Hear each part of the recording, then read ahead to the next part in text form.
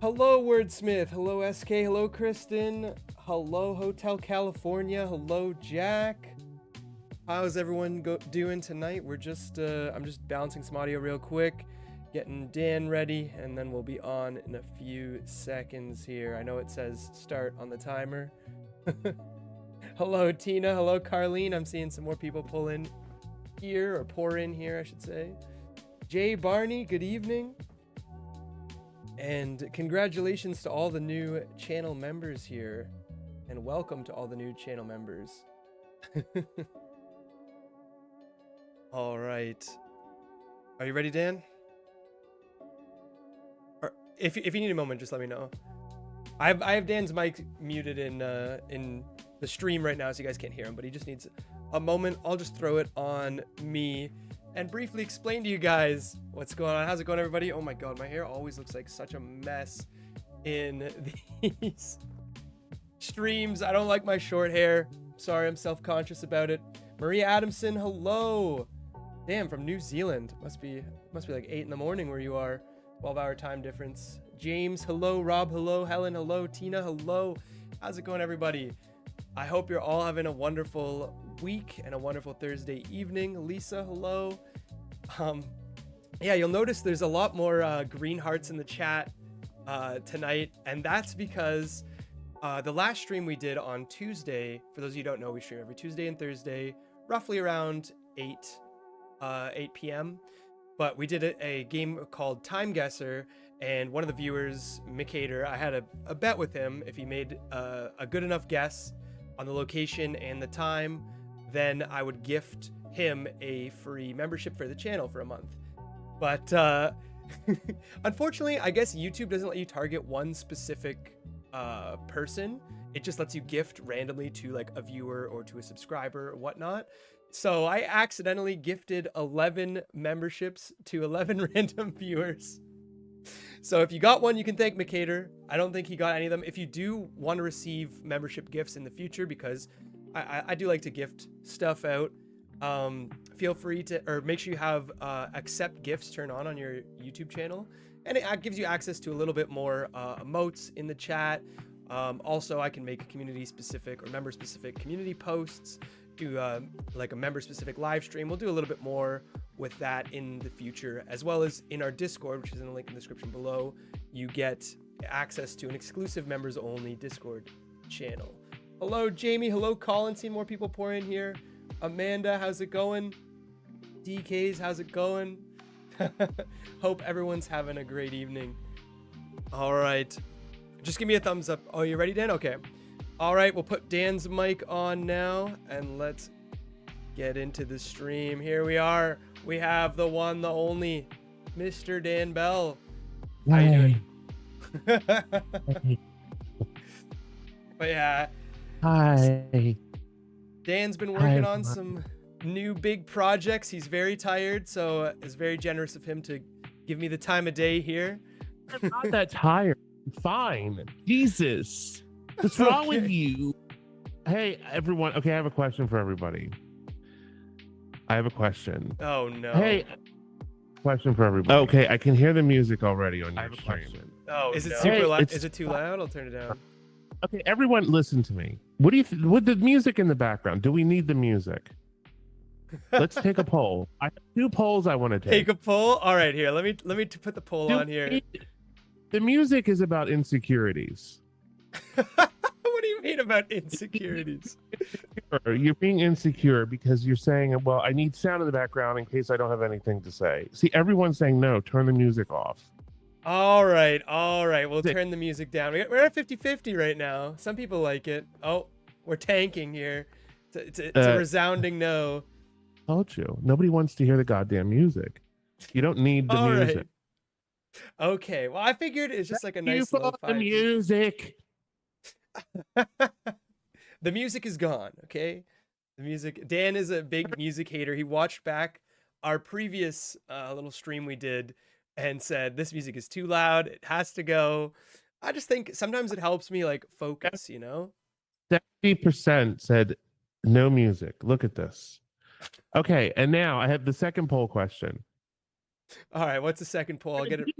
Do you know there's a Bevo family channel here on YouTube? There's a Bevo family channel. Yes. No. Um, everyone, what do you think about this? Changing its Bevo to Evangelista Live. Evangelista. I feel like that search engine optimization is too like it's too much like that. You're not gonna find that in the search algorithm. You Let me. you can't find its Bevo either. Yes, you can. You No, look it up. Evangelista Live is so good. It sounds so good. You're so lucky to have like a fucking great name like that. Evangelista. Like that's like the greatest last name anyone could possibly have. I'm a dumbbell. Bell. Bell is a cool. That's a cool last name. No, Evangelista is definitely. Hold on. Doc Slothington says if I search up Bevo, it comes up Look, something with a bull. look at the totals. Keep voting, people, on the Evangelista Live. All right. Well, everyone in here is very much. I think you're swaying them here. You should have had an impartial. No, listen. I'm telling you, it's Bevo. It reminds me of Devo, the group from the '80s, like Devo. Hey, they were pretty cool though. But you're not. So I was thinking. Hey, come on now. Give me some credit, you fucking asshole. Evangelista Live. Dan comes in here. This is our second show. Let's be real. This is my channel now. So I'm changing it to Evangelista Live. This is your show. To be fair, a majority of these people are probably here to No. Evangelista Live starring Dan Bell. That is perfect. Now that's catchy. People are saying Bevo is cooler than Devo. Bevo's easier to spell. Nobody knows how to spell Evangelista Live. Well, then you don't see the live, do you? You don't see the stream if you're illiterate. That's true. We don't want illiterates here. What if English is your second language? Bye. Bye. Oh my god. All right, we'll leave the vote up until the end of the stream, and we'll see what's going on here. So we have the whole stream. I want everyone to vote whether you like it's Bevo or Evangelista Live. I think Evangelista Live sounds great. I think it's a good name too. It's just tough. Like I'm torn because it's Bevo is just like short. Brandon, here's the thing. Concise. There's a Bevo family channel that's very popular. Well, we're gonna overtake them. Don't worry. No one has the name Evangelista Live. That's true. It doesn't even matter if they misspell it; it'll still come up. That's true. You think that would help with like the SEO? Because that's the biggest thing I'm worried about. Yes. It's like, I'm telling you, Evangelista Live, even if they misspell, it's still going to show up. Yeah, I just feel like because we do like a variety of content, I feel like for like I don't know, gaming or for hiking or for what they're calling this content? Okay. It's a variety of content. It's a variety. We're doing a handful of different things. No, I know. It's fabulous. You do a wonderful job. I love it. I love it. Everything here is fabulous. It's not the Beaver Family channel, Jam. It's I think there's a family called Bevo Family, but if you search up Bevo, I think the first thing to come up. But yeah, I mean. Oh, I'm sorry. Excuse me. I'm opening eBay stuff. Oh, okay. Dan's doing some exclusive sneak peeks here on camera. No, look, it's my my faster pussycat kill magnet. Oh my god. It's a movie. I was actually really good friends with the star of the movie, Tura Satana. Oh, it's a magnet of the movie poster. That's cool. Yeah, she was a good friend of mine. You've just been on a ramp. I swear, every time we do a new chat or a new FaceTime or anything, there's been more magnets on those lockers. Look at the lockers. You have a problem, Dan. And I said, do people actually collect magnets? And then I went on to Facebook, and there's like a group where people actually collect magnets, and they show off their magnet collection. And I'm like, this is sliding right into the 50s. I was gonna say, is it like a help group or something? Is it? It could be. Get me out of this addiction. Please help me. Because like today, like I was like, I'm not buying any magnets. And then as soon as I'm bored or have a moment, I go on my phone, I look on eBay, and I'm like, oh, I love these. And it's just that buy it now. I'm just buy now, buy it now, buy it now. And then the magnets come. They're not too expensive. Some of them I spent a lot of money on, but other ones, like the Keith Haring magnets and the Kenny Scharf magnets from the 80s, those are fucking cool. Um, those were expensive, but I just can't. I don't know. I can't stop. I just love magnets. No, I feel that. Do you have a favorite magnet that you have on the locker right now? Yeah, it's the one of your mom's anus. Oh my god. Okay. Fuck me for asking anything wholesome on this while I'm talking to you, you asshole.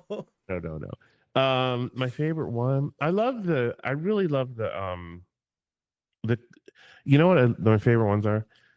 The Golden Girls as Andy Warhol portraits. Those are my favorites. What, they're just like all disheveled or unkept or No, whatever? they're Andy Warhol portraits, but they're the Golden Girls. Oh, interesting. He, Do you have any of those art pieces?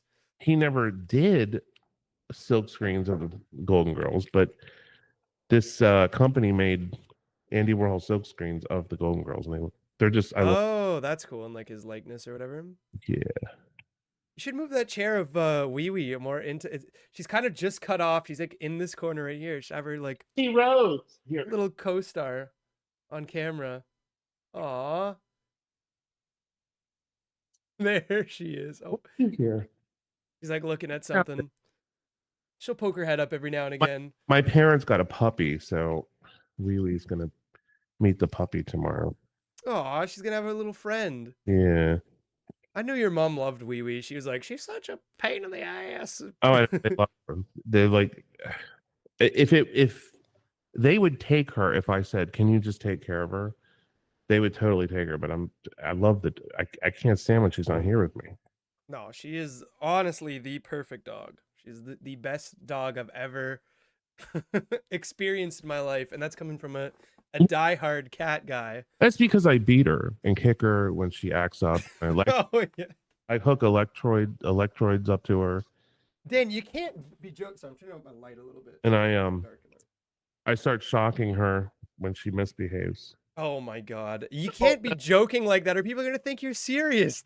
All the floors in my home are electrified. So if she pees on the floor, she's instantly zapped. He says as he's pointing his scissors at her. You hear that wheeze? It's a new use for heated flooring. I would never hurt Wee Wee. She's my lover. Oh my god, Dan.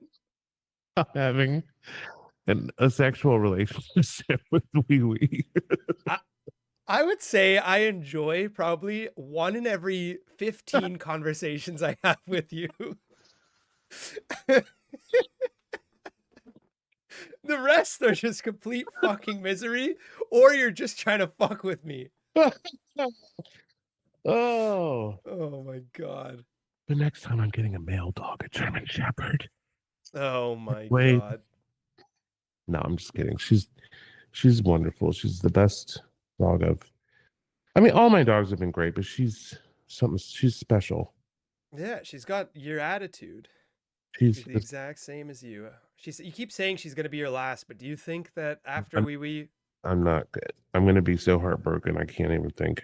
So I don't think it's ever gonna happen again. I just can't go through another dog death.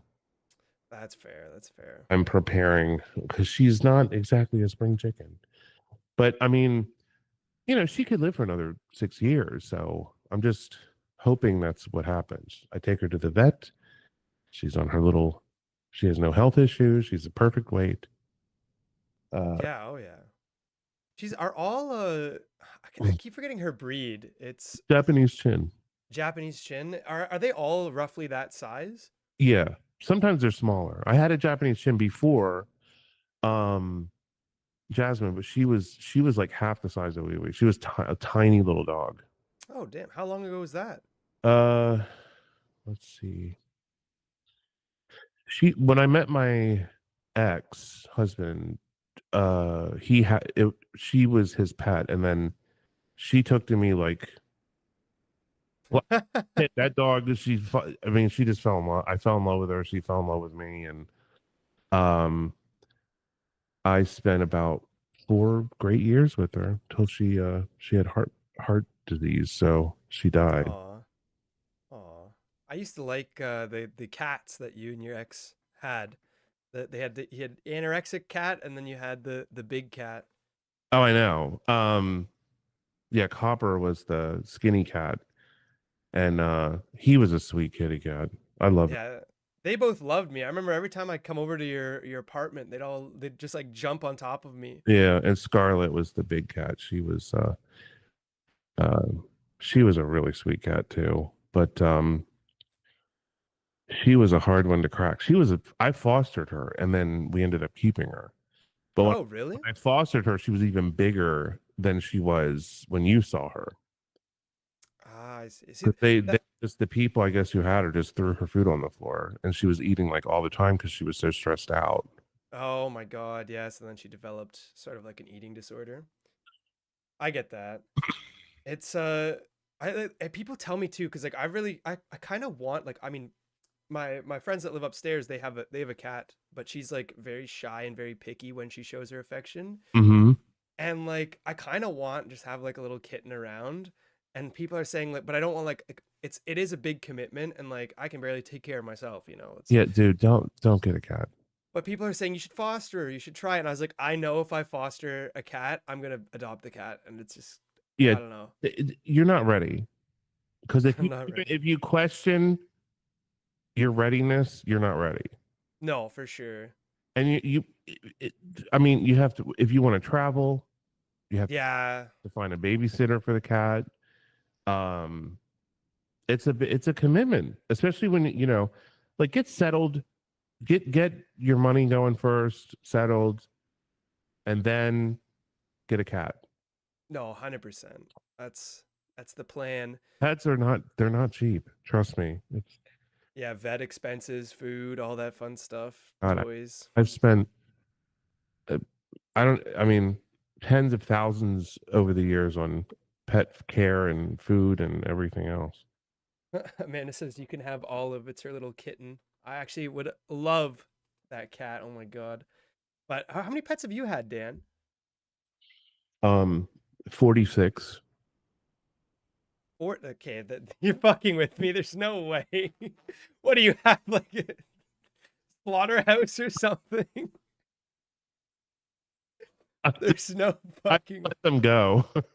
Yeah, you release them on the farm.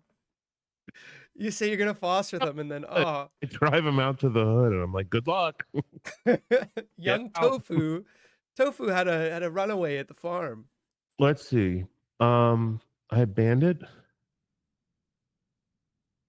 I had Bandit and see, it's hard because I had so many fosters. So Oh, I see. Yeah, because they would just come and it was like a revolving door kind of thing. Dice, Krusty Meow, Dice and Krusty Meow are gone. Um, let's see. Karma. What was John's dog? But I mean, I took care of her. She lived till she was 21, Oh my God, that's and old for a we dog. grew up with her. So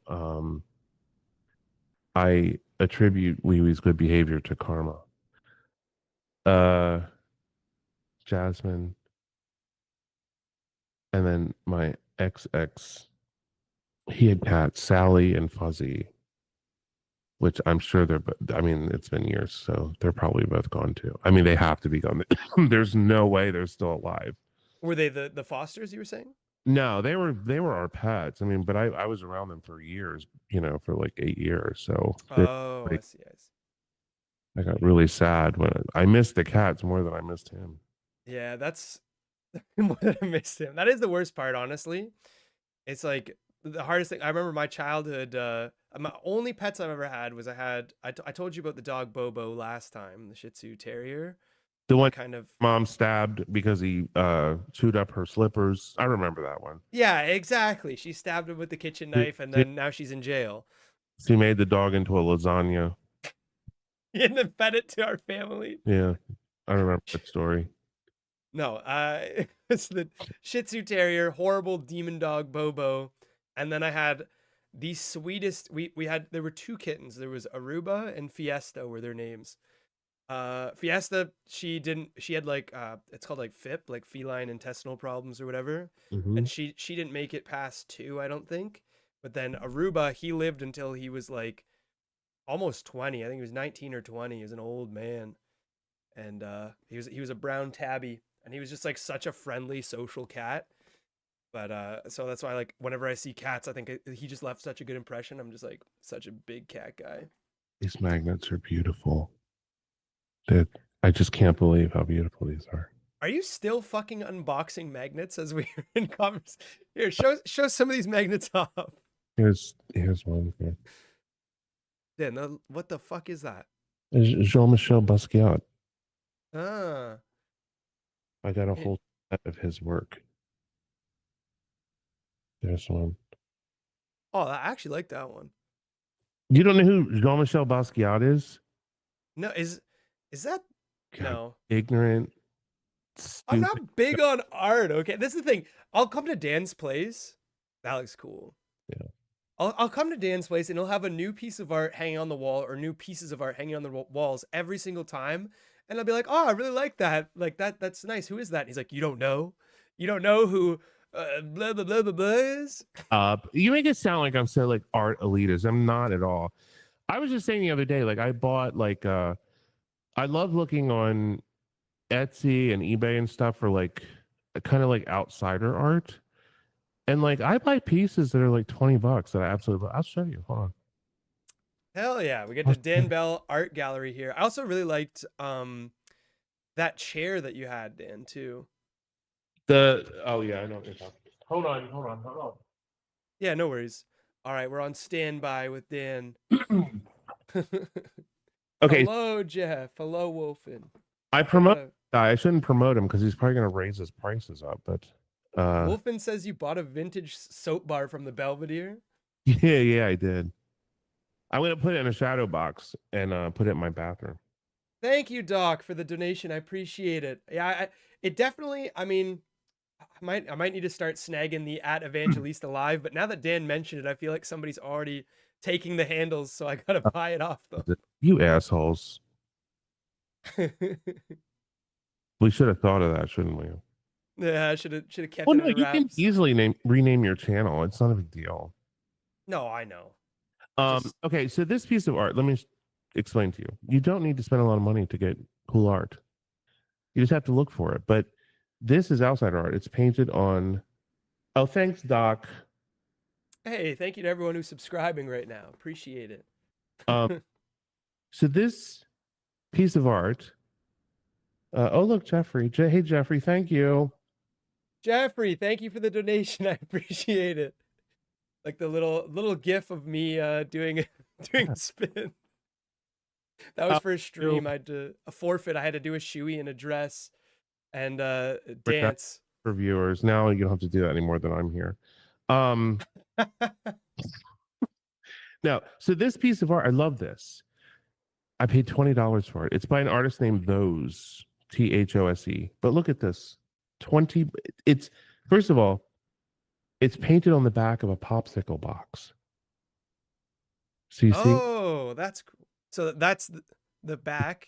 the back, and then this is the art. Look at this. Oh, that's awesome. What's the artist's name? Sorry. Those, Those. Oh, And he has a whole bunch of pieces on eBay. And nice. I mean, I ordered a frame for this, but it was $20. I mean, you can't go wrong with $20. That is awesome. I just love this. I thought this thing is beautiful, So you don't have to spend a lot of money on art. No, for sure. Jeffrey, thank you for becoming a silver member, my friend. Welcome to the family. I appreciate that. What does that mean? Silver member. What does that mean? So it's basically like kind of like Patreon in some sense, where it's like Patreon, you have your patrons and you have your different tiers. I just kept it simple. I only made 3 tiers and I kept them relatively. I had like 2 low. There's like a bronze, silver, and a gold. Uh-huh. And I think it's like The bronze is like $1.99 a month American because I don't really like wanted to make it Well, too expensive. I think this. what do you get for that though? So you get emotes you can use in chat. There's you get a special Do thread you in the eat Discord. them or does YouTube make them? So you make the tiers and then you set what the things are and then YouTube like you make the emotes. Like I have they're personalized emotes. Like some people are setting some in chat. Like Jamie just set one of me doing a shoey. Anne's just set one of me in a banana suit. See, I need to hire that Brittany girl. Nathan, thank you for the donation, my friend, and thank you to everyone tuning in tonight. I appreciate that. Thank you, Jeff and Nation and Nathan. Can you imagine? Like, oh, thanks, Nathan. That's awesome. Um, can you imagine? Like, if I was really on top of the like, I need someone to like do my social media. That would be so great because I'm so busy with all with all this other Yeah. shit that I'm doing. Um, but and I talked to Brittany Warwick, who's Dionne Warwick's niece, and Whitney's Oh. niece, and she is the one who like got Dionne Warwick like popular on Twitter. Like Oh, she did like all of his social media marketing and like her, influencing Dionne stuff. Warwick is her. Oh, my bad. So anyway, yeah, so I talked to her and I need to call her. I need to hire her. Because I think if I pay her every month and then she does my social media, like I could do things like memberships and all that stuff and have time to actually create stuff for it.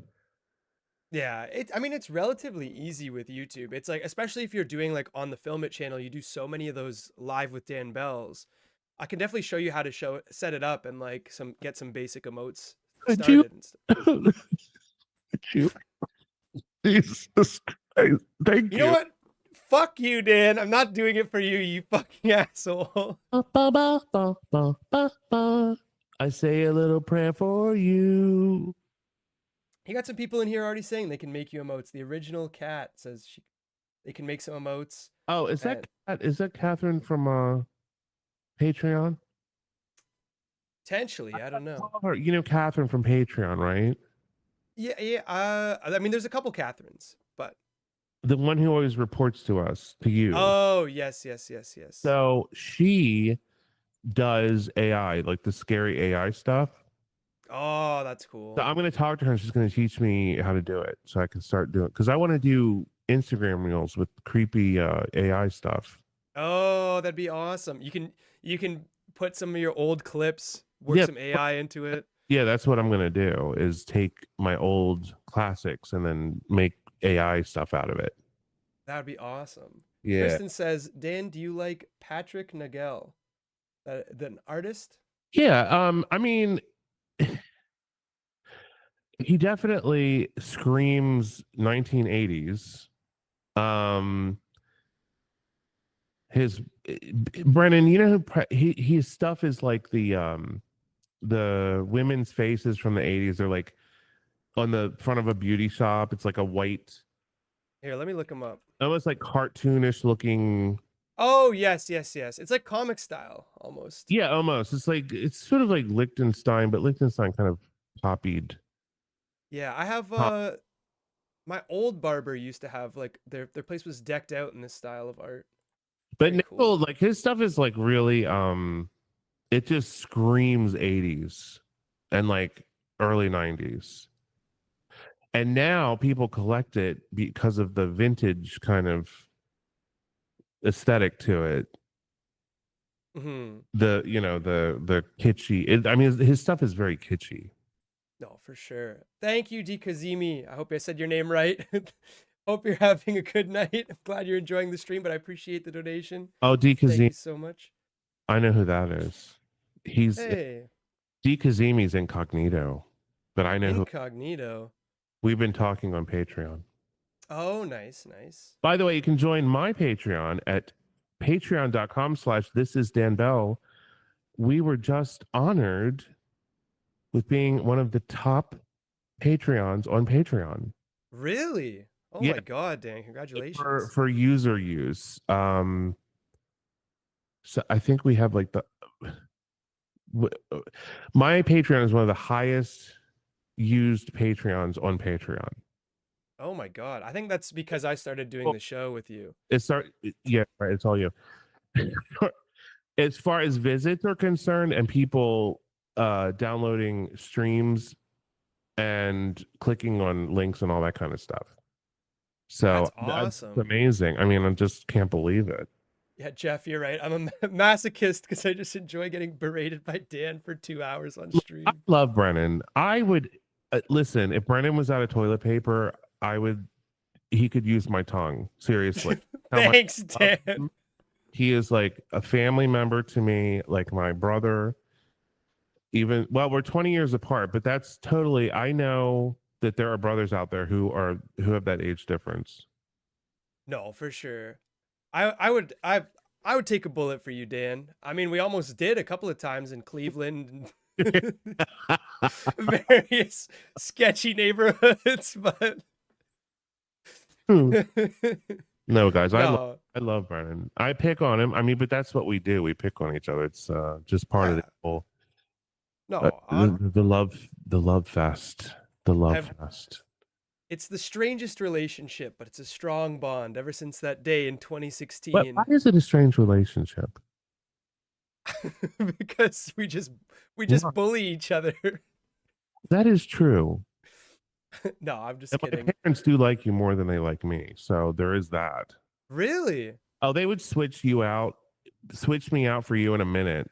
Well, that's because you're such a problem for them. You'd My you mother know, would be like, "Finally, I'll have grandchildren." oh my God. Thank you, Aflad. She's like, Appreciate the donation. He says public domain movie stream with Dan. I feel like we could do that "Oh, that at would some be point. fun." We just watch a movie, talk about it live. Fun. We gotta find. I think Aflad had a link to like public domain movies. I want to watch that German film, the one Champagne and Caviar, or Ah, Champagne and Caviar.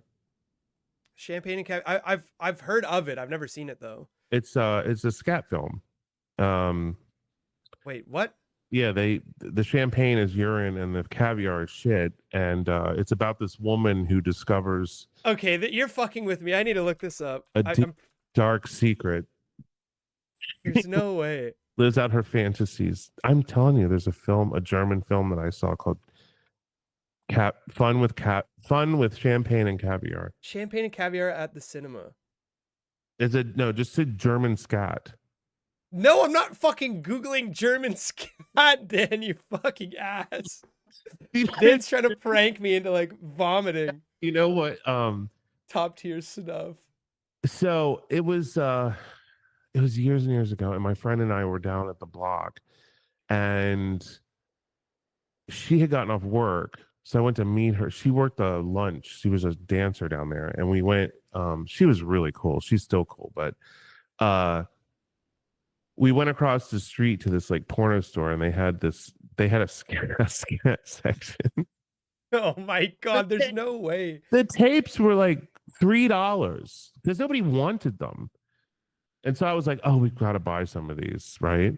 So Yeah. we bought like two or three of them and we went back to my house and we were drinking and watching the one which was called Fun with Champagne and Caviar. And we were laughing our asses off just at the title. But the movie was absolutely dreadful. I mean, I've never seen the people in it were so ugly. You rented a scat No, we film? bought it. It was like $3. Oh my God. We bought it. It was $3 and Also, Hyperion, I've never Hyperion, sold thank feet you. pictures. Thank you for the donation, but I've never sold feet pictures. I don't know what you're on about. That's not a service we offer here.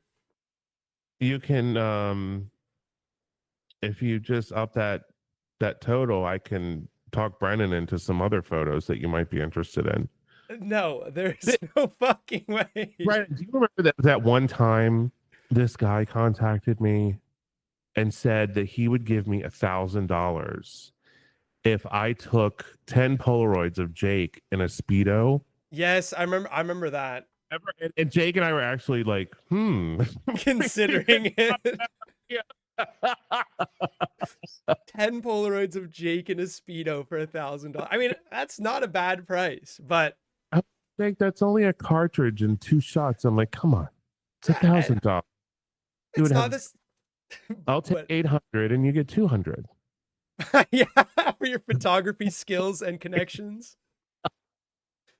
That'd I'll be sign each one for the such person. such a shaft. They'd be posted all over the internet the second they were. Oh, I know. I was like, can you imagine? Like, we sent us photos. Like, the guy would post them all over the fucking place.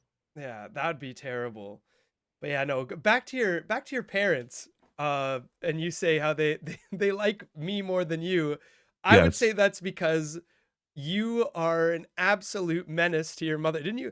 You said she was telling me stories. I went over to meet Dan's parents for the first time when we did our last road trip, and she was the stories she told me shook me to my fucking core. What are you talking about? She What's told you went into the mall, you'd go shopping in the mall with her when you were a teen, and you'd grab around her, you'd wrap your arms around her and say, when she was checking out at the cashier, you'd say, "This is my lover, my mother." She would scream and try and run out of the store. she would run? She would be like, don't you fucking touch me. Get away from me. You are not going to embarrass me again. And Oh my. like one time we were at a store and I was like, she was in line and like the lady behind us had this giant sausage in her cart. And I like picked it up and I was like, Mom, can you buy this for me? My, I'm like, what did I said, I was like, Uncle Eddie left me. And the cashier was like, this old lady just looked, she gave me a glance that could have turned any soul into ice. She looked at my mother like, and my mother's like, oh, I'm sorry. He's just kidding. And, and the cashier goes, he's not funny.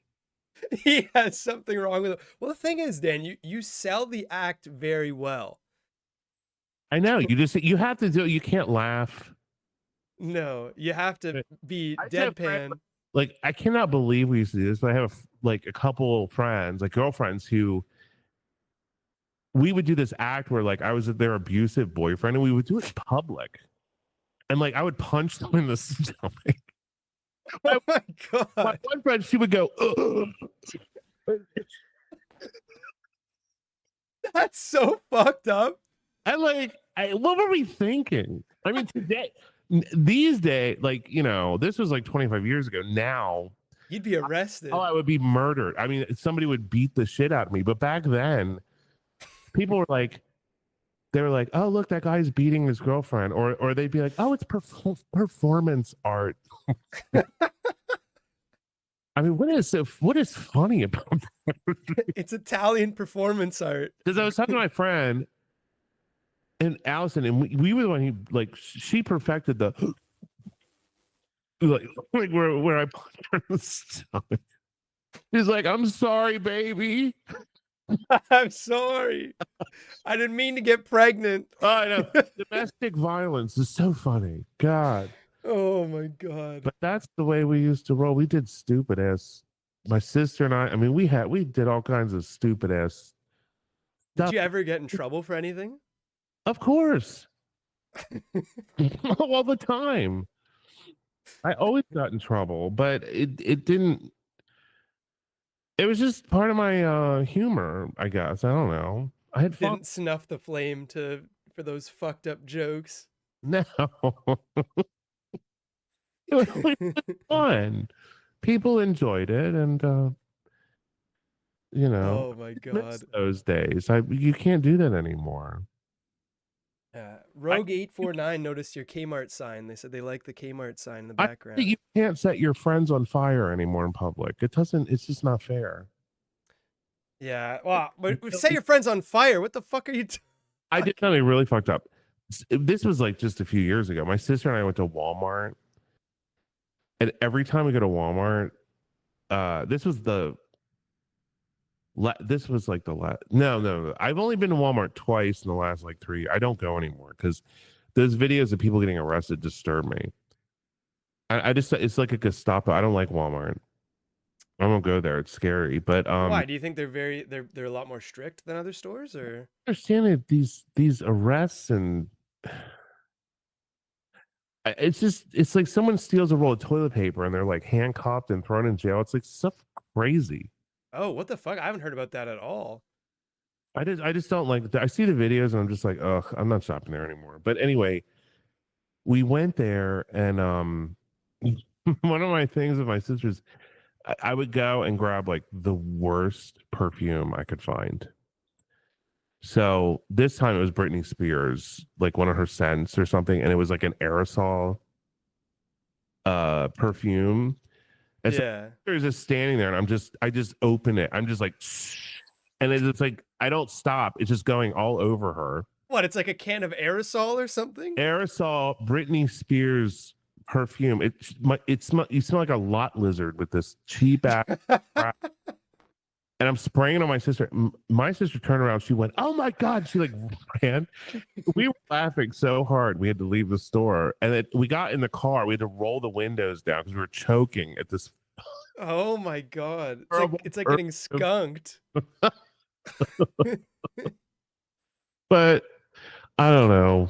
I've always been like juvenile about stuff like that. It's just fun. Whatever. Never grow up. Never Exactly. grow up. Exactly. Growing old is mandatory, growing up is You've optional. seen me act stupid in Walmart. You guys ran off that one time because I do Oh my I do the thing in Walmart where if I'm with people, I just run into stuff with the cart, but act like it's an accident. yes. Or you run into someone else's cart. Like, Or I just run into a display and it falls over, and I'm like, oh my god, what have I done? that was the worst. Oh my god. I remember it was like a You Christmas Coca-Cola display. Was it proper people or you? No, it was you and Jake. We were in New York or somewhere. I remember you running over a Christmas display. You knocked over it was like the Coca-Cola Santa Claus. It was a cardboard cutout. And you knocked him over and then he knocked like a couple Coke cans over and I was like, you were like, who put this here? And I was like, oh my fucking god, we need to leave. I remember that specifically. It's like a TikTok video, like a prank video without filming it. It's like I Dan don't. just does it for fun. Yeah, I just do it for fun. I don't want to film it.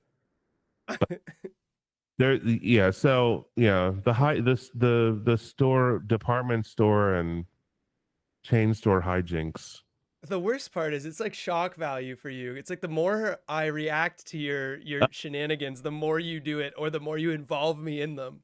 It's intoxicating. No. When you go and when the people go crazy, I'm like, oh, it just makes me want to do it even more. It's like traumatizing. Or we'll be like, I'll be like looking at like something in an aisle, and then I'll just feel like a giant like foam pillow or something flying at me, knock me into the shelf, and knock everything over. Fucking horrible. I'll look over, and you have like 3 of them in your hand, and you're just chucking them, making a big ass mess. Oh. Oh my god, that is so funny. Yeah, there has to be something wrong with you for sure. No, There is, trust me. I'm kidding. I'm kidding.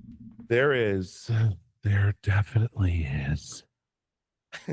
No, I just like to make people laugh and laugh at things they normally wouldn't laugh at.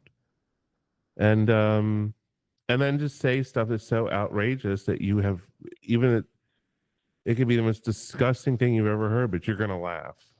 No, for sure. I mean, it's all satire. Like it's not done at anyone's expense or like to Yeah, be taken seriously. for fun. People are so goddamn uptight these days. You gotta have fun. No, for sure. Life is short. Don't be a dullard. Are you still staring at your magnets? No, I'm masturbating. I was just Oh, okay. Just my hand and caressing. I'm just pouring a little lotion on it. getting a quick tug in on stream, eh? Yeah, This is I'm promoting you're OnlyFans. you're watching Champagne and Caviar. Ah. He's got it on in the background. The weird thing is was it that movie? It was one of the movies that we got. It wasn't a scat film, but the woman who played Augustus Gloop's mother, Oh, and Willy Charlie Chocolate Wonka, Factory? was in the movie. Oh, what the? But it wasn't a scat film. It was it was like a softcore porn, like a I guess they're trying to make like a funny softcore goofy like movie where like the guy accidentally rips the woman's bra off while she's at lunch or something and she Oh, what runs, oh the? yeah, like stupid stuff like that. But that scat film was so it wasn't even it was just awful. It was this guy, they're trying to make it like erotic, but they don't speak English. And they know that it's only they're going to sell in the United States. So I wish I had it because the guy I would love to put it on the soundboard, but it's this guy. He goes into a room and it's like shot with like a video camera, and he takes a dump and then he's rolling around in it, but he's obviously disgusted by it because the look on his face is like, oh God, what am I doing? And then this bigger guy comes in and just starts kicking the shit out of the guy. Wait, is this real? Yeah. And the guy's rolling around on the floor. He's getting kicked and he's like, oh, oh, oh, What the fuck? and it's like, it goes on for like 45 minutes. I guess she really fell off after Willy Wonka and the Chocolate Factory. My God. We laughed. That fucking movie, I think we took shrooms. No, I. Oh my God, it's when Allison had that boyfriend. He was this fucking guy she dated was like a model. Um, he was this model guy. She met him on the train to DC. He was from New York. Oh, And fun. he was a Calvin Klein model. Oh my God. And he was so good looking, he was intimidating. And then You got nervous? Hey, when I Dan. first saw him, I was like, oh my God. I'm like, what the fuck? The guy, I'm like, I'm scared of him. But we became really good friends because he was just cool. And he used to come down and we would do shrooms with him all the time. He loves shrooms. And he would bring them down from New York and then we would do them here. One night he's like, what is champagne and caviar? I said, oh, put it on. Let's watch it. Oh no. On shrooms watching this. And we laughed so hard that There's no way you enjoyed that on that we were recreating it. I was rolling around on the floor and he was kicking me, and I was like, "Oh, man!"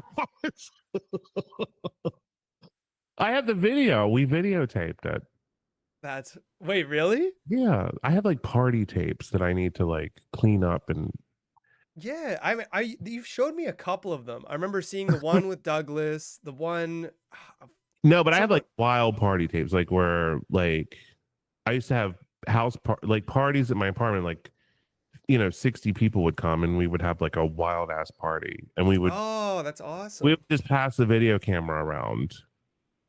You know that's a thing now. That's actually like people put that on as like background video when they're like just going about their day or like at a party or something. I'll They just put it on. license it. No, I'm going to release it on Patreon. I want people to see.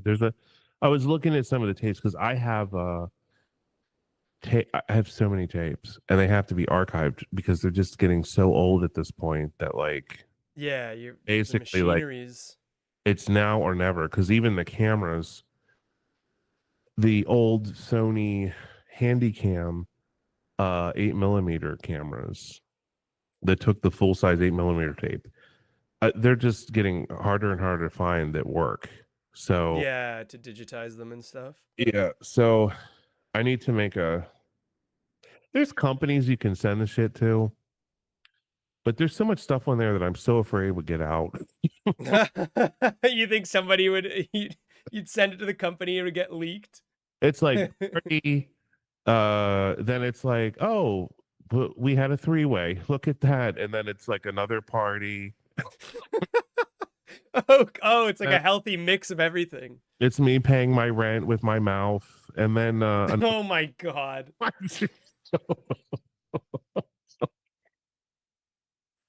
That's so fucked up. I fear those tapes because I don't remember. Like I watched them and I'm like, oh my God, like I cannot believe we did that kind of thing. But there's some cool stuff on there too. There's like early Urbex videos. Oh, that'd be so cool. I feel like all that, or the early life of Dan Bell. I feel like people would love that. There's one video that I shot on Howard Street, and Greg is in it. And we go into this old store, The door was open. We just walked in, and it was abandoned, but all the shelves were still up, and the old signs were still up on the wall.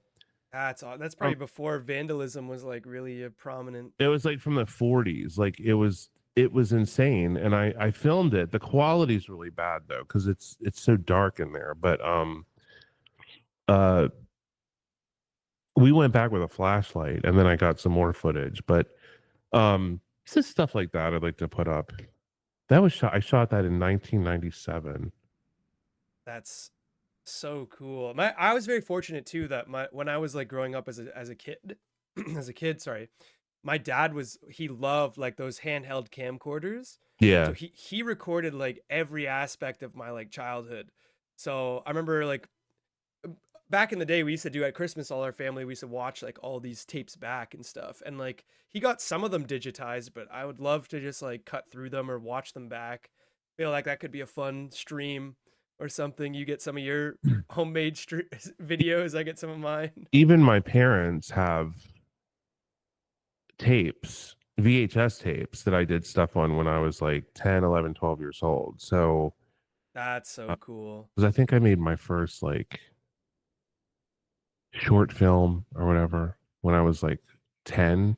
It was 10 because it was 87 when my dad got that video camera. He paid like $3,000 for this video camera, which Damn. where the hell did you get that money? We were so broke back then. I'm like, no wonder broke. He was buying a $3,000 video camera.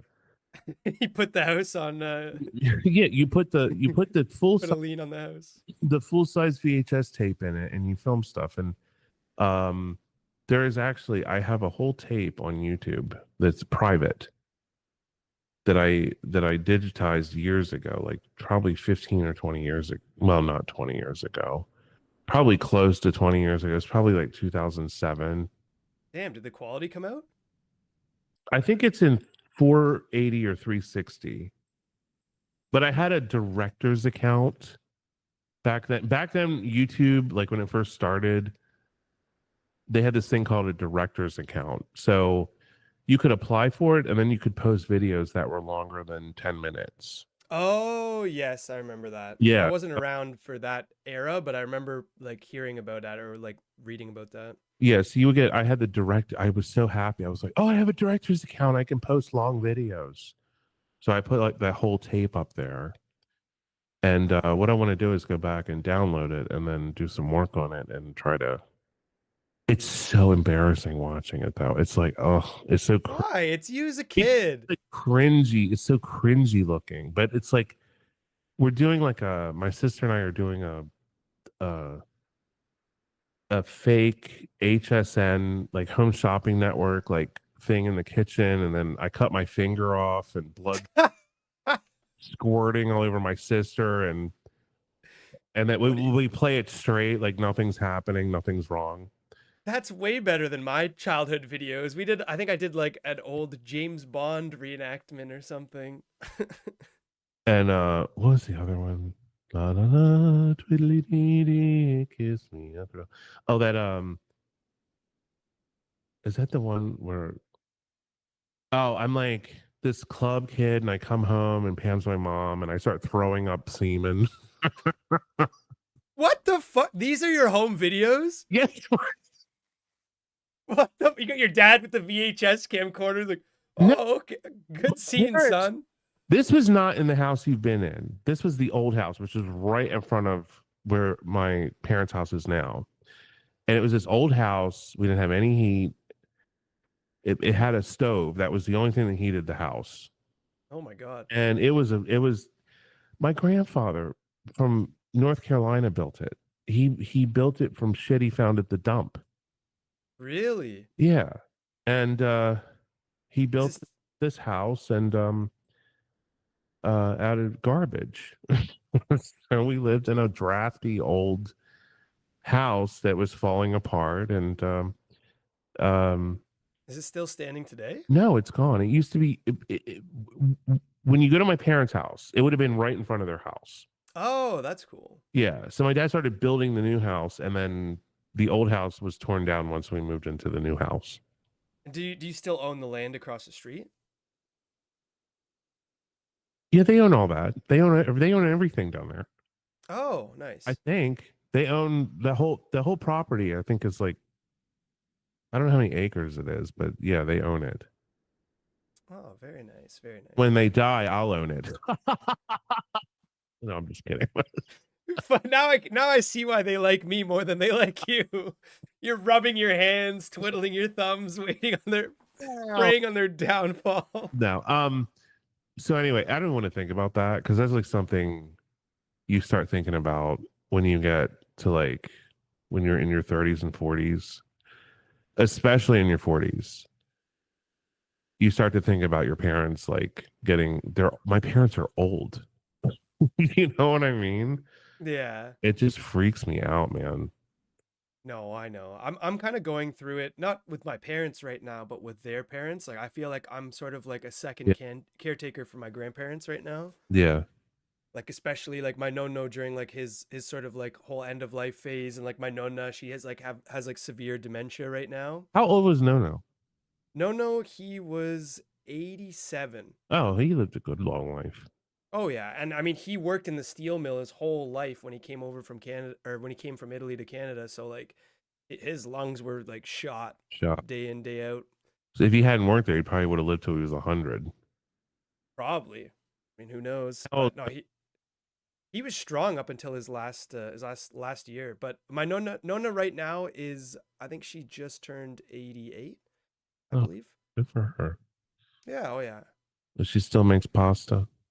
Yeah, oh yeah. She still makes mean fucking lasagna. Her lasagna is the best. I gotta come up to fucking Canada and go to dinner at Nona's house. She would honestly be thrilled to she loves cooking for anyone. She always asks me like, when are you coming over? When's this happening? Let's do it. Let's April. I'm coming up in April. Hell yeah. I'll just drive up and then I'll stay with you for a few days and we'll have dinner at Nona's. Yeah, I live like 10 minutes from my nonna's house, Perfect. so I'll buy it's all the food. We'll just take it over and I'll watch the magic of Italy. oh yeah. Just makes pasta. We actually just made 2 days ago we did our own sausages. Oh, I love that too. Does So she yeah. use the pig guts and all that stuff?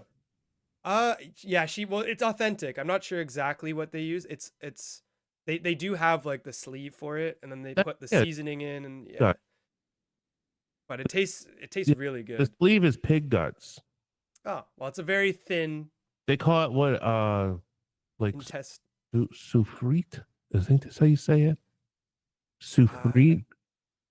that might actually be it. Yeah, it's something like pig intestines or something.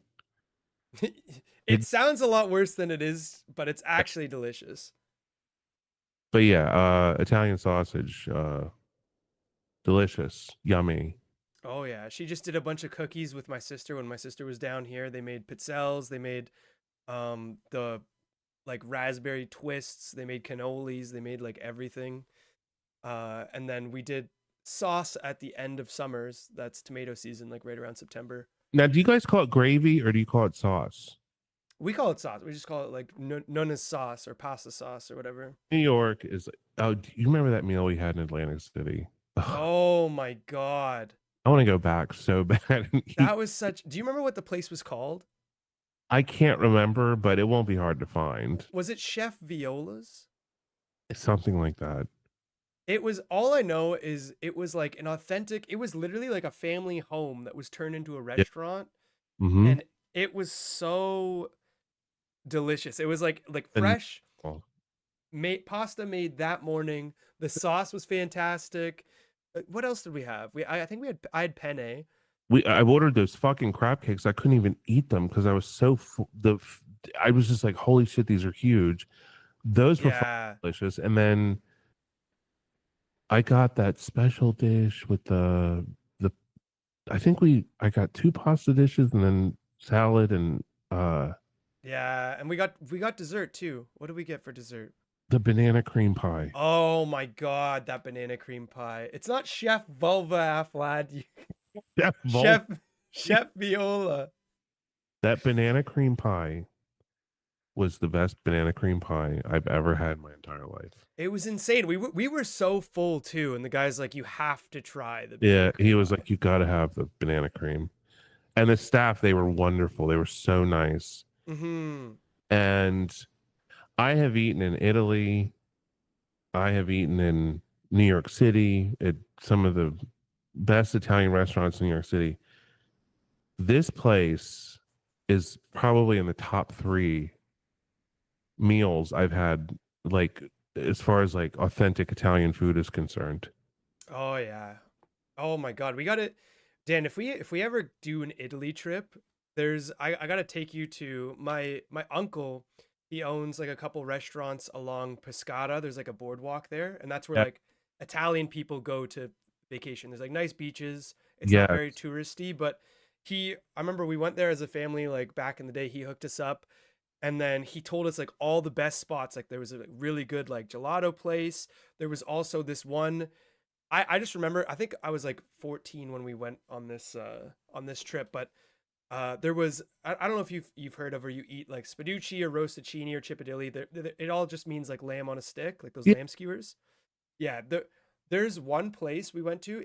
They are so fucking good, and it's right by my family's like hometown in Elliche. It's Yeah. like maybe like a 10-minute drive, and they're so good that the Pope goes there to order his like No. his yeah, it's like melt in your mouth, salted perfectly, the Uh, perfect amount of like lime juice, and it's just so fucking good, these skewers. I usually eat like when my nonna makes them, I usually eat about like 10 or so. I think I had like yeah. 40 that night. It was insane. Yeah. I don't know what is it about like Italy and France. Like I remember some of the best meals I've ever had in my life have been in Italy and France. Uh just even going over there when I was younger and had no money. You don't Hmm. have money to eat good food over there because everything's fucking good. But you can just like on the streets of Paris, for example, there are those panini sandwiches that they make Oh yeah. that are phenomenal, and they're like 3 or 4 euros, something like that. They're like so cheap. You get this giant panini with and everything's organic and fresh. Yes, that's a big thing. I think the a big difference is in like European countries in general, there's a lot less chains and like there's still like fast food and stuff, but there's a lot less of those chains. It's a lot more mom and pop shops Yeah, where like they either make good food or you die. that's why you Like don't see fat people over there. yeah, it's all like Typical American. I'm fat. Over there, no. the people they smoke, they drink, and they live till they're 110 years old because they eat good food and they get to go to the doctor for free. That's true. Yeah, the healthcare. But no, it's just I feel like a lot of those restaurants are like family owned and operated, and they really care about the quality because or else they don't get customers in the door. Oh, please. If you are serving shitty food over there, you're not going to be. I've never been. I remember we were in oh God, what city were we in? It was in Marseille. It was down in southern France. Oh, nice. I've never been down there. And we were at this it was a hostel, but it was in a castle. It was in an old chateau. It was this Oh, full shit. hostel, but it was fucking freezing in there. It was so cold. I was like my teeth were chattering. Um but we went the guys who worked there, he was a chef, and he said, if you buy food, I'll make you guys like a really good dinner.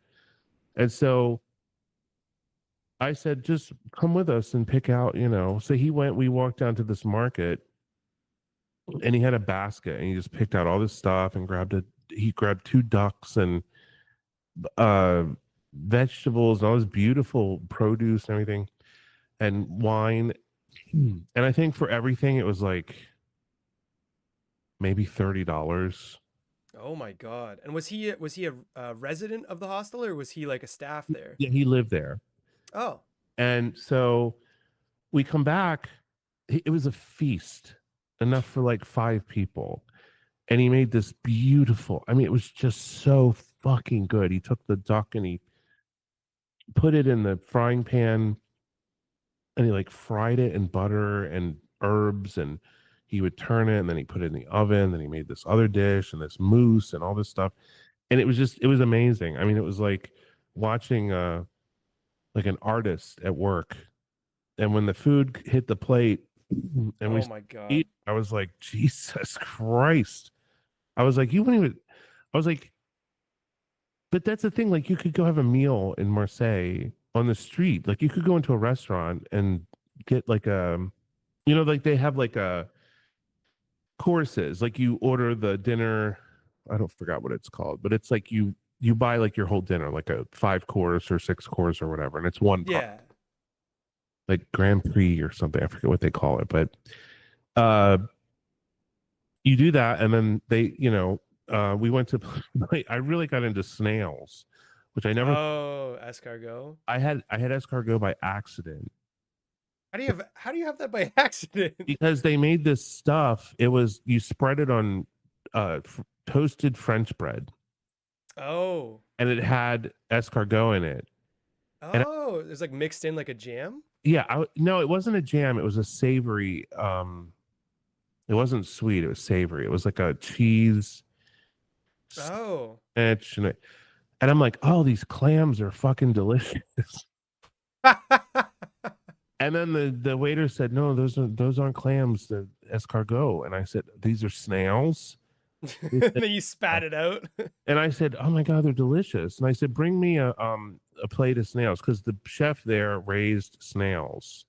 Oh, it's like homegrown. Yeah, so he went and got. I guess he has a snail thing out back, and he brought the snails in and cooked them and brought them out. And I was like, holy shit, these are delicious. Uh, Damn.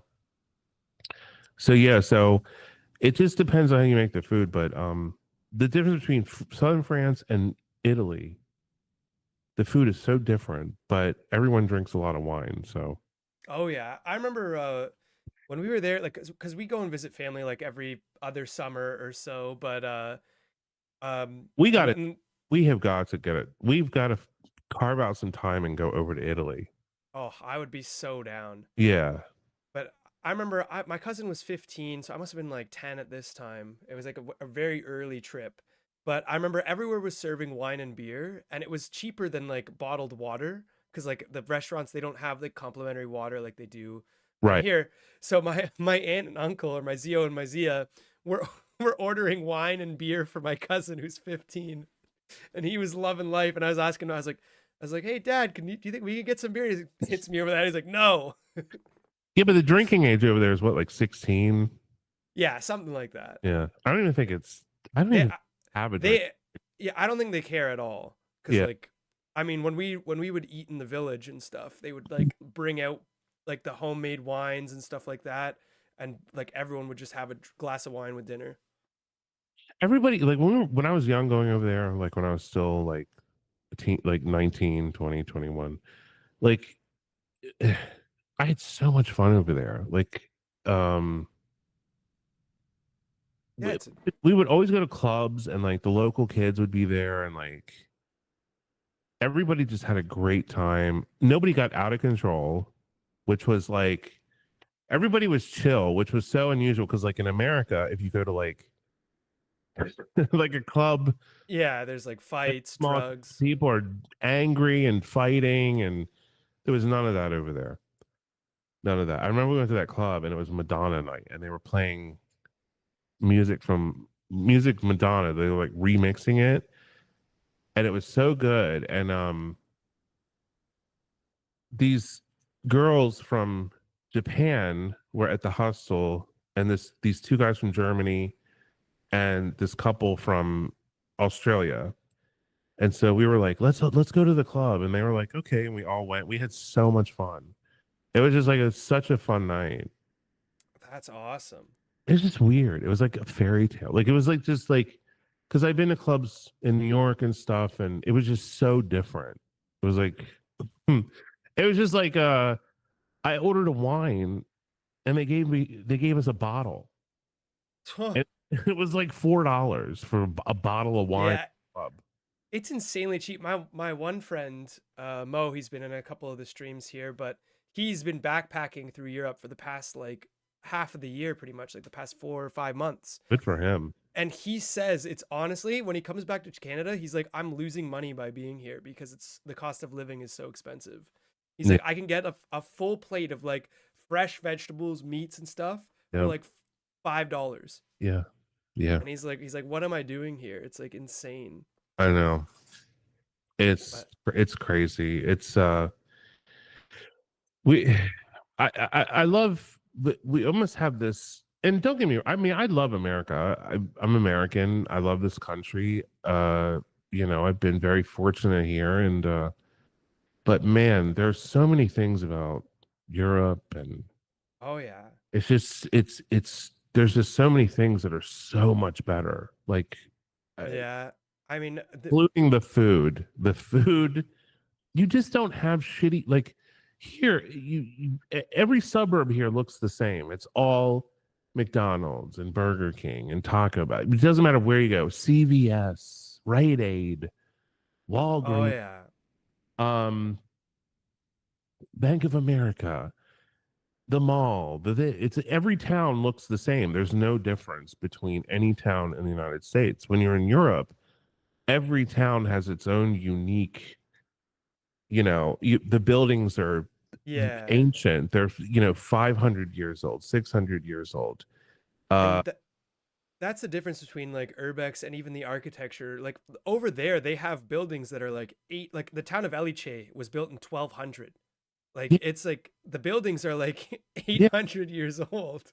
We were we So were we were in that one hostel in I think it was in Chenonceau, and I think I can't remember which town we were in because we stayed at a lot of different places on that one trip. Because we got a rail pass, so we were going all over the fucking country. And we stayed at this one hostel, and like down the road, there was a Roman ruin. It was like an amphitheater. And we were walking in the morning, and I said, "What is that?" And it was a ruin. It was a Roman era ruin that was like, it was ancient. yeah, And just on the side of the road. yeah, just in a field. And we like That's walked over to it, and we're like, "Man, this is just crazy." yeah. We don't have that sort of No, age no, no, to no, not at here. all.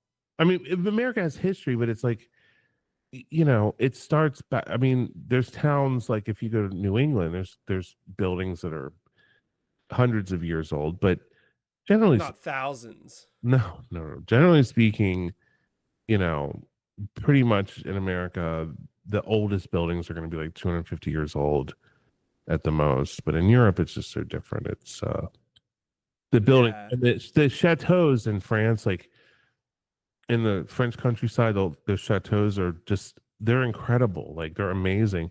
And you can go like there's abandoned houses that are just fully furnished. On the side of the road. I experienced so much of that in Italy. Hello, everyone that's just joining the chat. I'm seeing a lot of people say hello to us.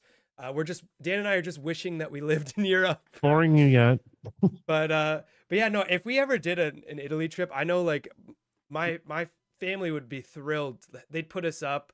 I think I told you a bit about my Zio's farm where he grows his own wine, cheese. He makes wine, cheese, bread, and he has a bunch of animals, and he will sell the wine, cheese, and bread at the market. That's literally what it is. He has an industrial uh bread oven on the bottom floor of his house, and it's a full on like kitchen. I'm there. Yeah, it's and then like I remember like they have it's right on top of a hill that overlooks like a whole other vineyard. Yeah, And I remember they'd put like picnic tables alongside like the lookout, and you'd be eating with like 10 or 20 people because people would come over just to eat. I love. Um, and you just like see this beautiful sunset and just have like the most fresh food you could have. Yeah, It would be, oh my God, it'd be so much fun. love stuff like that. I haven't traveled in a long time to Europe because I just I You haven't had your passport in a while too. Yeah, I lost my passport. I couldn't find it, and I didn't, I didn't reorder it.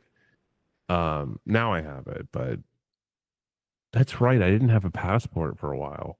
I mean, I have one. I just had to I had to order a copy or a reissue of it or whatever because I lost it. I don't know where it went. Yeah. Now that I'm organized, I know exactly where it is. No, for sure. Also, I don't know if you're into this sort of stuff, but because the town of Eliche, it's like a medieval town or whatever, they have once a year every summer people come from like all over Europe. They do it's a medieval festa. It's kind of like a Renaissance festival, but it's the whole city that's involved, and they set up stations. There's like a cheesemaker, there's like people that are like old hecklers that'll come around and heckle you, like they dress up. They have like voice coaches telling them how to act. You Oh, can that's sit in, there's like fun. an old courthouse, which is like, you know, those old outdoor courthouses where it was just like outdoor seating in like a semicircle. Yeah. They do like live judgments. They'll have like a jousting, like a live execution in the town square. I remember there was a coin minter, like a guy that pressed the coins and stuff, and you could buy like pure silver coins that he'd hand press for you and stuff like that. There's a lot of cool shit. Oh, I love that. They had like a whole festival, and my Zio, he was the cheesemaker. That sounds like I mean, it just sounds like so much fun. Hmm. I used to have I used to we went to we used to go to this club in Paris called Queen. And I think if I remember I don't know if it's still open or not, but if I remember correctly, it was right near the Champs-Élysées. And we used to go there and we, they had the best music. And I would be like, what is this music? Where can I buy this music? And I would go and buy the record store. The DJ at this place met me the next day and took me to the record store and like picked out all these records for me. And then the guy who owned the record store gave me a really good deal because I was with the DJ. That's awesome. I feel like you meet so many cool characters while you're out traveling. I was so happy. And then we went back to his apartment and he was spinning the records. And I was just like, oh, that's that song. I fucking love that song. And um, it, Yeah, it could be Eurobeat. he lived in this building. It was like beating it. It was like weird because like he started playing music and then all these people just sort of sauntered in and poured wine and started hanging out. And Oh, what the hell? it was really fun. Um, They just heard him playing a set and they just came in. yeah, everybody just kind of came up and they're like, "Oh, he's playing music," uh, and I saw we went to see Air, the band Air, uh, over there. We saw them play somewhere, and then their album came out in the U.S. and but they played this song. Oh, it's so chill, and I don't know what the song is called, but it's by a French band called Air, and they play that this song is like it starts out with rain, and it's like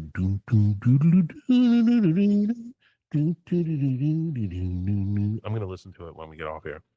Um, Yeah, you got to send it to me too. it's so good, and then they have this other song, it's like sexy boy.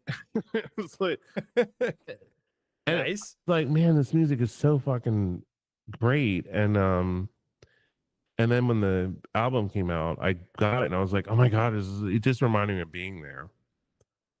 But I don't know how the fuck we funded all those trips. I waited tables and just kept saving money so we could go over to Europe. Yeah. And I mean, those trips like that, like if you're hostel jumping and stuff like that, the most expensive thing about those trips is the flight. Once you're in Europe, then Yeah, everything's cheap. and back then it was much more expensive to fly to Europe than it is now.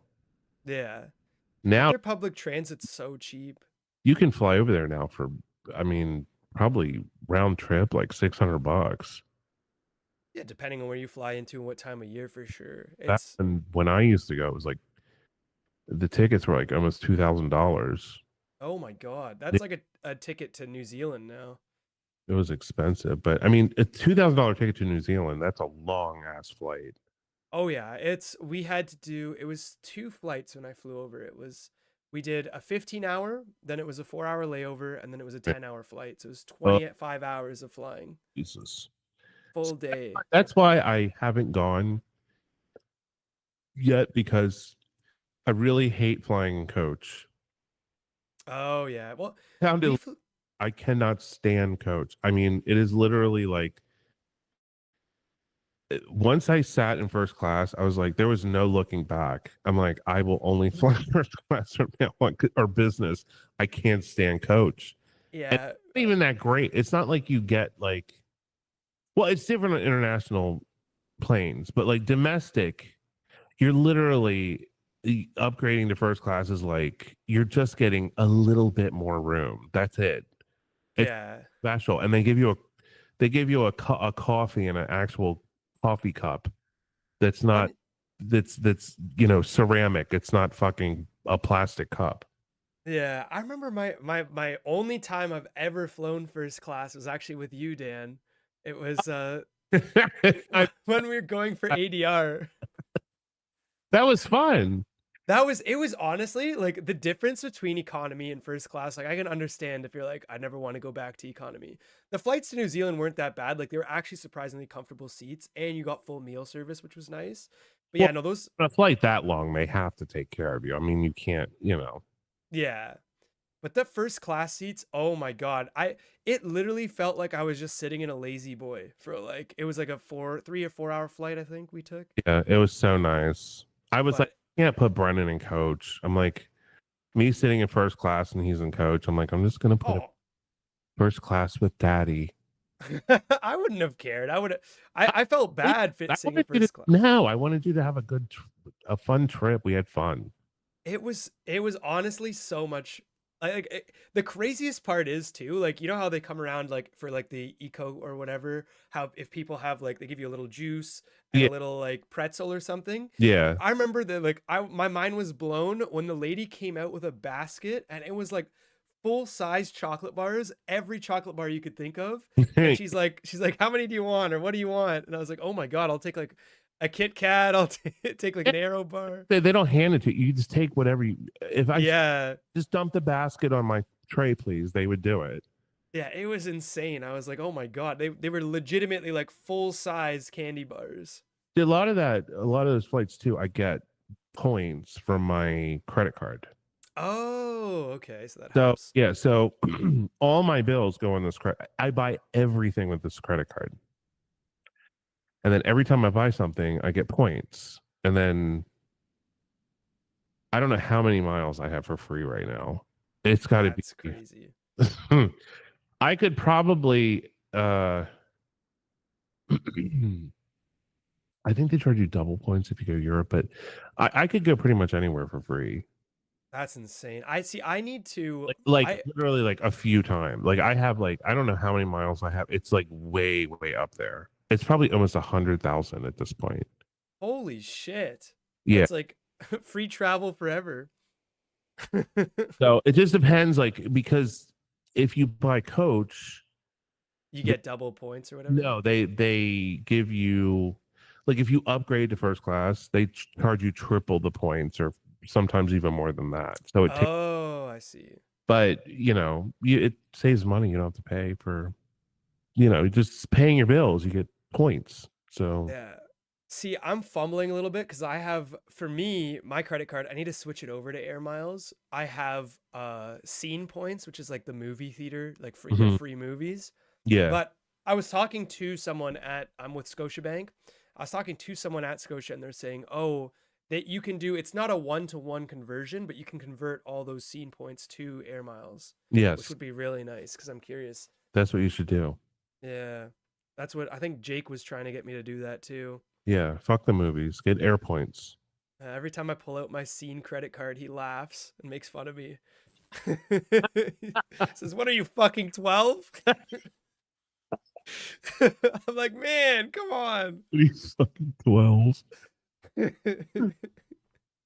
Who's in the room? Oh, Who do we have here? we got a ton of people. We got Autumn. Got I got Honeycomb Arts here. Hey, Honeycomb. Wolf and EXE, hello. These are all patrons. oh, Autumn Bramble, hello, Autumn. Nice. Getting some Dan hellos. Is a mod. Aflad is here. Stone Creek, Bobby D, Peepers, Jeffrey Solomon, or Solomon. Is that how you say it? Solomone? Recruitment theme. Brennan's friends making fun of him. I say Salomon, I think. Yeah. I've Cobalt. talked to him before. He's a cool guy. Daphne, thank you for becoming a channel member. I really appreciate that, and welcome to the family. Hope you enjoy your time as a as a channel Daphne, member. if you're not a patron, fuck you. Don't listen to him, Daphne. Dan loves everyone. It's okay, Daphne, because I take a big piece out of this channel now. Out of the Yeah, that's the Evangelista Live channel. that's why Dan's trying to change all the branding and everything because he has a stake in it now. That's the only reason he's It's agreed. it's like, oh, here's Doubletree by Hilton. You know, it's Evangelista Yeah. Live. See? Evangelista Live by Dan Bell. You need me. Is that thing still up to vote? Yes, the poll. Let me see. Look at the poll. Let's see where we're at. We are at, it's actually a pretty tight race. There's 230 votes. It's 51% for Evangelista Live, 49% for It's Bevo. Wow. It is neck and neck. I'll leave it up Vote, there. Vote. Should Brennan keep Bevo live or Bevo? It's Bevo or Evangelista Live. I just think Evangelista Live is tough. Afflat says Dan Angelista podcast. But yeah, that's another thing that that members get as well is the green hearts you're seeing beside people's names when they comment. You can make it any icon you want, or you can go to like YouTube's icons. And the way they do it, it's not by tier where you get a different icon like Patreon. It's by time subscribed or time being a channel member. So like your first week is like the bright green heart I have it set to, and then like first month is set to a dark green heart. 2 months is like an orange heart, and then there's like time intervals that you can set. I think after 2 months it goes like 6 months, then a year, then 2 years, then 3. But yeah, so it kind of gives people the incentive to, if they want like a different colored heart, to stay on for a bit longer. But yeah, green, it's when you're just starting out, when you're just a channel member, you're the green heart. Jamie's got her orange heart. I think there's a couple people with orange hearts. But yeah, that's another incentive or thing. But yeah, Dan, I also had a little something prepared. Oh, sorry. Whoa, you have an earthquake? I don't know what happened. No, my foot hit the. This is just like a folding table, so. Oh, I see. I see. My office to have a working look to it. Studio look. Working. It does look very nice. I can see your packages. It looks like you're in the process of working here. I can see into your one cabinet, all the printer paper and packaging and such. Is the cabinet open? Oh yes. I'm thinking about getting another cabinet. I could actually use another one and putting it over here where because when I got this new machine, I put this cabinet here because the machine weighs. I think this printer is so heavy. It's like unbelievable. I know. Yeah, Jeff, I'm sorry, man. I can't change the heart color like on demand, or else I would, because I know you've been a long time patron as well. I appreciate it. Yeah, sorry, what were you saying, Dan? Jeffrey, he said, too bad the patron time as a patron member doesn't count towards the heart color. But I'm sorry. You have a Patreon account, Brennan? Yeah, I've had for Uncharted Travel. I've had one. Do you actually have do you have followers on there? Yeah. I mean, I've been very bad at keeping up with it. I try and do little updates here and there, but because I've been so inactive on the actual Uncharted Travel channel. So you're basically just stealing money from people, is what you're. No. They come over with these promises, and then you don't keep the promises, and they're just paying you, and you snatch their money away and do nothing in return. Don't make me feel bad. I hope you feel good about that. No, I swear to God, every month on Patreon, I panic every day. I'm like, oh God, I got to put something up. I got, which is why I've been, they said my Patreon is one of the most visited, most used Patreons on Patreon. That's crazy. I mean, you post a lot on your Patreon, to be fair. Like I've Yeah, I go just live. I go live a lot. I post podcast. We do the podcast, of course. I post. There's a huge archive of stuff. I mean, video. There's at least 100 or more videos. There's yeah, I was browsing through it. I need to start replying to some of your comments or saying hi to people because I just became a patron myself. yeah. Come And over and beg for them to join your Patreon as well. no, no. I was looking at some like you have your old Go Go Motel up there. You have a lot of your old works Daphne, and thank stuff. you, honey. I really appreciate that. Yeah, Dan has a great Patreon for anyone who hasn't checked it out. DK 555 says the poll is tied now. Oh my God. Well, that's see, I feel like it's tough because I feel like they're both good names. It's you know But no, I do get your point. I absolutely do get your point. And now that I'm thinking about it, it does sound really pompous, the which Evangelista Live. is why I like it. Of course. Evangelist Alive. If you can't spell it, you won't see it. That's a great tagline for it. If you can't spell it, you won't see it. That's the douchiest tagline I think I've ever heard in my life. Maybe if I was if I was you, Dan, if I had your personality, that would be good. You can't spell my name, you don't deserve my presence. Hey, you know what, guys? I did this show last week on Thursday. I still haven't gotten paid yet.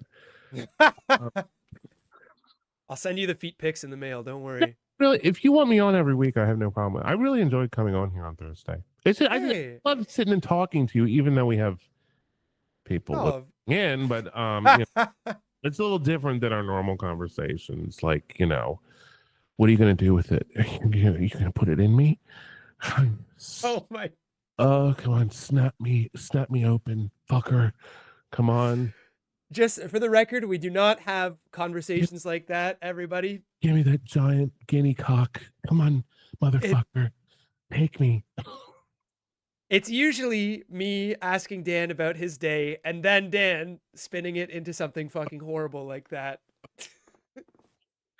You fucking asshole. People are gonna think that we like FaceTime. You just had this nice spiel about how like I'm like a brother to you, and now you're like, yeah, we masturbate on FaceTime. Did you see the zucchini, Brennan?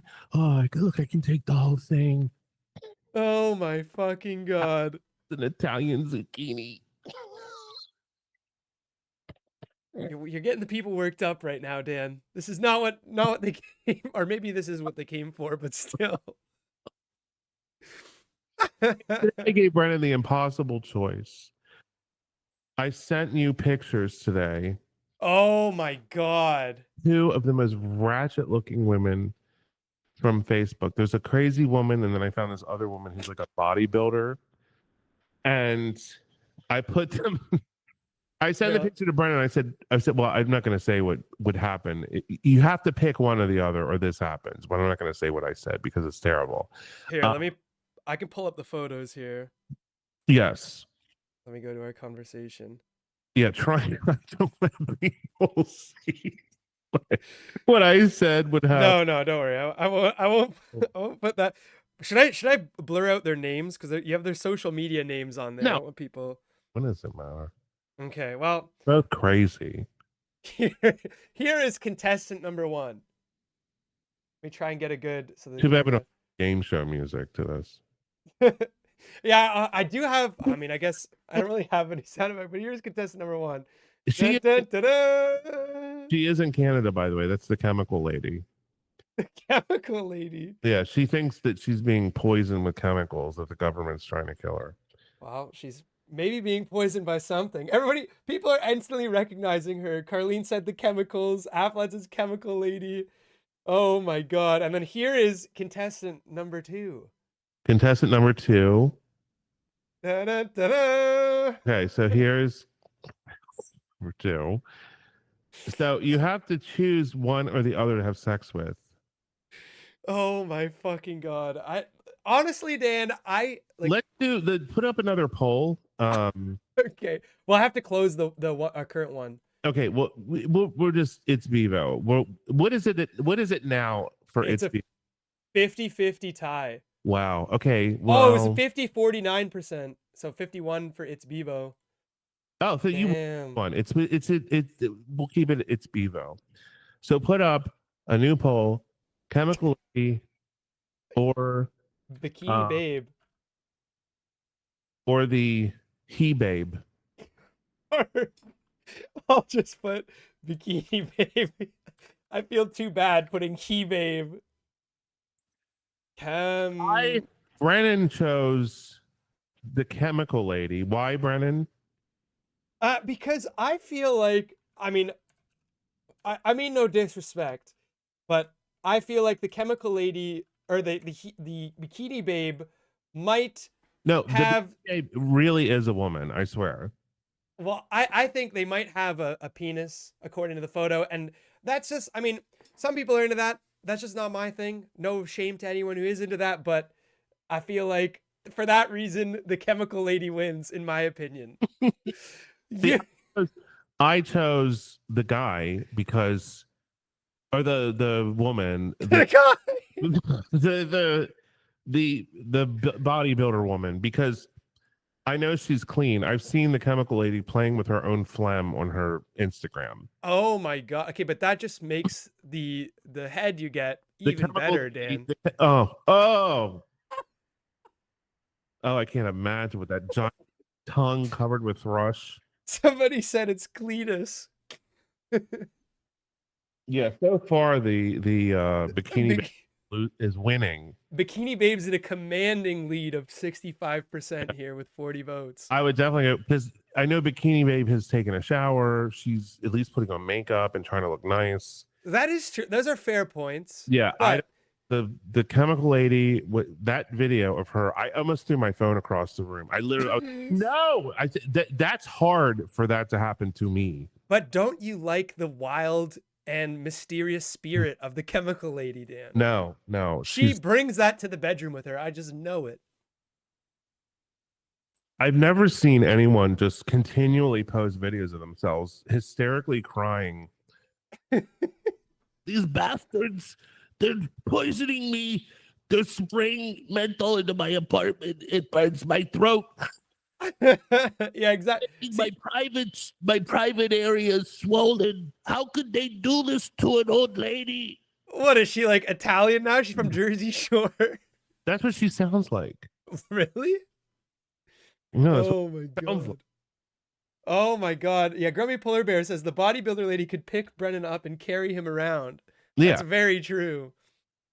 Now, okay, Brennan, if the bodybuilder lady had a vagina, how would that affect your decision? It's tough. It's very tough. I mean, I would say no to either. If I had to pick No, one, you have to pick one. You can't say no. okay. That's no fun. Now that we've all things considered, it might be the bodybuilder. Yeah, there's no way that chemical lady is going to smell really bad. Oh my god. She yeah, she did a video the other day where she had tin foil around her head. She had tin foil around her head. Yeah, I mean, I'm not surprised, to be fair. I mean, I feel bad for her, but like, she has a family or something that's like, Mom, you need to get the fuck off of Instagram. But the best part about her channel is the concern Karens in the comments. And like one guy already found out where she lived, called the local police to do a welfare check on her. It's like, dude, do you have No way. like, are you fucking insane? Yeah, that's crazy. I have to save her. It's like, dude, she doesn't want to be saved. Here, wait, Dan. I have something prepared for you now here. Okay. Okay, so we have 3 contestants. I need to get some game show music. I have like audience like laughing and clapping that I can play. I have some sound effects. I have game show music. Would you be able to cast it through the Google Meet? Let's see. Let me see window. Hold on. Because I have a little something prepared We're gonna play the classic, the age-old game. Can you hear that? No, sadly. Oh shit. That's okay. I'll prepare it for next time. We'll do this session, or we'll do this once a session. But let me see if you can see my screen here. I'm gonna share this. There we go. No. Wait, how do I? Okay. I hate the fly lady. There we go. Okay. Don't look at any of the contestants up at the top. She's pointing like, "Don't you look at me taking a shit." This is the fly lady here. So we're playing the age-old game of fuck, marry, and kill. Okay. We'll kill her. I don't know. Wait till you see some of the other contestants. Oh no. So first up, we have the fly lady in her very nice and very fashionable haircut. Look at that charming smile. She's definitely been to haircuttery. Her homophobic pointing finger pointing right at you. A black person. Next up on the docket, let's see if you recognize this person.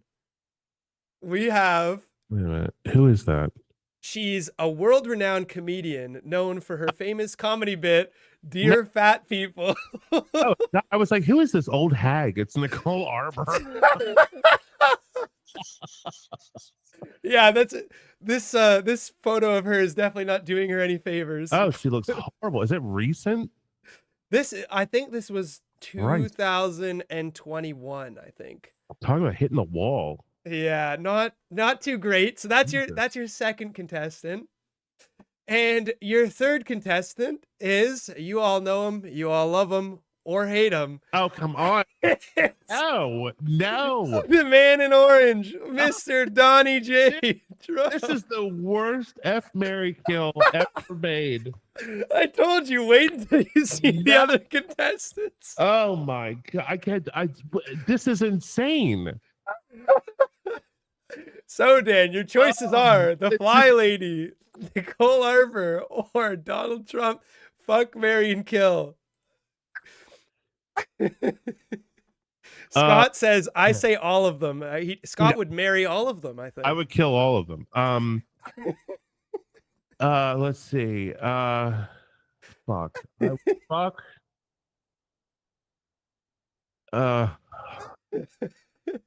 Here, I'll flick through them for you. Okay, this is what I'll do. I'll fuck Nicole Arbor. All right. I'll kill the fly lady. No way, you kill the fly lady. Trump. And the reason I'll marry Trump is I'm going to soften him up and make him be a little bit nicer to marginalized people. You think you can fix him, is what you're saying. Yeah. I don't want to blow him or anything. I mean, that I just can't handle that. I just cannot. I can't deal with that. I don't know how Melania. Well, he doesn't do her anymore. I mean, there's no way. But there's this. I couldn't marry Nicole Arbor. I would beat her every day. Oh my! I cannot believe you chose to kill the fly lady. That is insane. All right, woman. You guys, I have a history with the fly lady. So from the old days, if you go to the Patreon and listen to the new podcast, you can hear about the whole history. All right, Dan. I got one more lineup for you here. But yeah, Nicole Arbor and you had a very long history for a long time, honestly. I hate her. She's disgrace. I just thought it would be really funny that to throw her into the mix. The thing with her is because I'm fat, she thinks that's why I don't like her, and it has nothing to do with that. No. The reason I don't like her is because, number one, she's a big phony. But number two, she called the police. You hear that? Yeah, there's sirens. They're coming. Number two, she calls herself a comedian and she's not funny. Yeah, I mean, there's nothing funny about her. She's not funny. But it doesn't, she's fallen off the map. She's a no talent. That's what happens when you have no talent. You fall off the map. She got fired after that, after her Dear Fat People set. She got dropped by her agency, from what I read. But see how she calls that comedy. There's nothing. It's just not funny. I mean, I could understand there are ways to do self-deprecating kind of jokes and stuff about yourself, like how I will make fun of myself and weight and everything. But Dear Fat People is legit not funny. I don't Yeah. find it offensive at all. It's stupid and corny and not funny at all. I remember because that was her retort to you. She's like, "That's why you're offended," because you came at her, like you just made a comment saying like, literally all of her audience is canned laughter, and she did not like being called out. This Nicole Arbor, she posted a video of her doing a stand up, and I use stand up loosely. She's doing stand up. The jokes are so bad and they fall flat. She added in a laugh track, Yeah, and she didn't even use like if I were doing that, if I said, "Oh God, no one's laughing," I'm going to add a laugh track. I would go and search for the most obscure laugh track I could find, so nobody would recognize it. These are literally like the Apple like sound effect library you get with Final Cut Pro. yeah. It's like, Like you clearly. the same laughing, everyone uses it, and she has that in her in her video where she's doing stand up and playing a fucking tape of people laughing. It's just unbelievable to me. Yeah, she did not like you calling her out on that, but that But she was. went she went insane, and then her audience of 57-year-old perverts came after me. You're just fat. That's why you don't want. I'm like, dude, she's never gonna fuck you. She will never fuck you. Honeycomb Heart says, "I feel like you played the same laugh track on the podcast you were talking about her." Oh, we did that podcast years ago. It's on Patreon, but it was me and Section 8. We just ragged on Nicole Arbor for like 2 hours. That's It was so so funny. much fun. It was Do like you still talk to Section 8? I haven't spoken to him in a while. He's just he's just I met him like a few weeks before I started doing the podcast, and I asked him if he would be on the podcast with me. And he came over to my apartment and we did the podcast together, and we just lost touch. I mean, I could call, text him and say, "Hey." I'm Yeah, sure I'm sure he'd come over and do a podcast. he was a very, very fun voice. He felt very natural on the podcast. He was. That's why I picked him. He was great. Mm-hmm. All right, Dan. We have another trio for you. Are you ready? Yes. All right, cue the game music. Ba-dum-bum-ba-ba. Our first contestant, you've already seen him in the last round. We have Mr. Donald Trump. Wait a minute. So my choices this time are Donald Trump, Nicole Arbor, and who? No. Nicole Arbor is not in this mix. It's starting off with Donald Trump. Okay. So this is another fuck, marry, kill. We got Donald Trump, and now we're going for his political friend, Mr. Joe Biden. God almighty. And to round off the political trio, we have Bernie Sanders. For God's sakes, what is wrong with you? Oh man, Three of the most unsexy people imaginable. you have to choose. So you gave me some good options this afternoon when you sent me those two bombshell women. Okay. I would definitely marry Bernie. He does seem like the most homey for sure. I mean, he would at least be a good husband, I think. You couldn't kill Bernie. I don't want to smell his breath in the morning, but Look at those mittens. Biden and Trump. I have to fuck one and kill one. Yeah.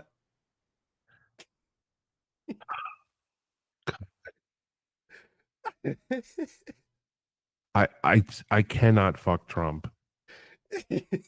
I'm gonna have to fuck zombie Joe Biden. So Trump's getting the axe this time around. God, and kill Trump. Kill Trump, fuck Biden, and marry Bernie. Marry Bernie. I would think if we were running the first trio, I think I'd pick the exact same as you, honestly. But like, I don't have as much attachment to the Fly Lady as you do. I would marry Nicole Arbor because you could probably whip her into shape. I don't know. I haven't seen too much of her, but she's just seems like very annoying. She's so gross. I don't know if you could live with her. I mean, I don't know if you could live with Yeah, I any of these know why three people. here. I don't get the thing with her. Like people think she's sexy. I just don't find her sexy at all. Uh, Yeah, I don't know. It'd be a tie between these two to marry. I feel like the Fly Lady. I mean, she'd be horrible, but at she's least you know the house would be clean. yeah, and Because she'd cook for you, and then you'd have to listen to her praying and doing live streams.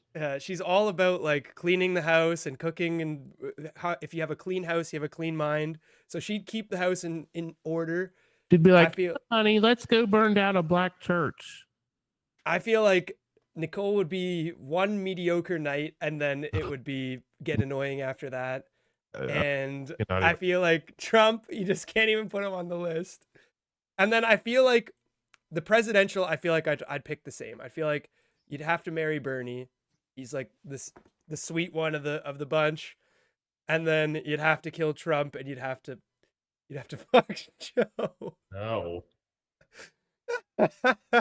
this sticker. I hate this sticker on this thing. See this yellow sticker? It's bothering me. Oh, you should just get a piece of black tape to put over top of it. Yeah, that's what I'll do. Because it does look like it's very cast on there. Oh, it's so annoying. But those are our picks. I hope you guys enjoyed those. Let me know what you would pick in those situations. You need a sound effects library, like I know. audience laughter and you know. Well, I mean, I can't really show it on Oh, we need to do F Mary Kill on the next podcast. the cord is too low, but I have a stream deck that I play my sound effects on. I'm super down. That was I mean, it's a fun little segment.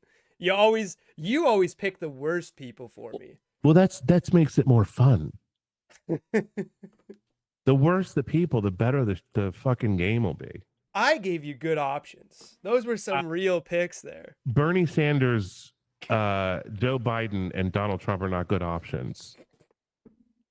I don't know. What are you talking about? And the Fly Lady and Nicole Arbor and Trump. Are you? That's a good option. You're fucking Jesus. No, they're good. I don't know what you're talking about. The Fly Lady she's definitely got a dumpy for sure. Nicole Arbor, I mean, look at her. She's a Can 10 you out of 10. imagine the mess the Fly Lady makes in the toilet in the morning? I mean, my God, the stench that comes out of that toilet. Oh my god. So she goes and grabs like a sponge and starts cleaning the skid marks off the toilet bowl. Oh my god. Oh, gonna vomit. Can't stand that woman. I really can't. I just don't understand. It's like a cult. If you go and read about her, it's like these women who follow her, like so fucking nuts. Yeah. Of course, you have to be if you read a book about polishing your fucking kitchen sink and you're reading it like it's the gospel. Like you seriously have problems. Yeah, I mean, Can you imagine worrying about that every day? I have to polish my sink. I was like, what are you thinking? I honestly, I think a lot of her stuff is it's just to sell her book, like a lot of her philosophy or whatever.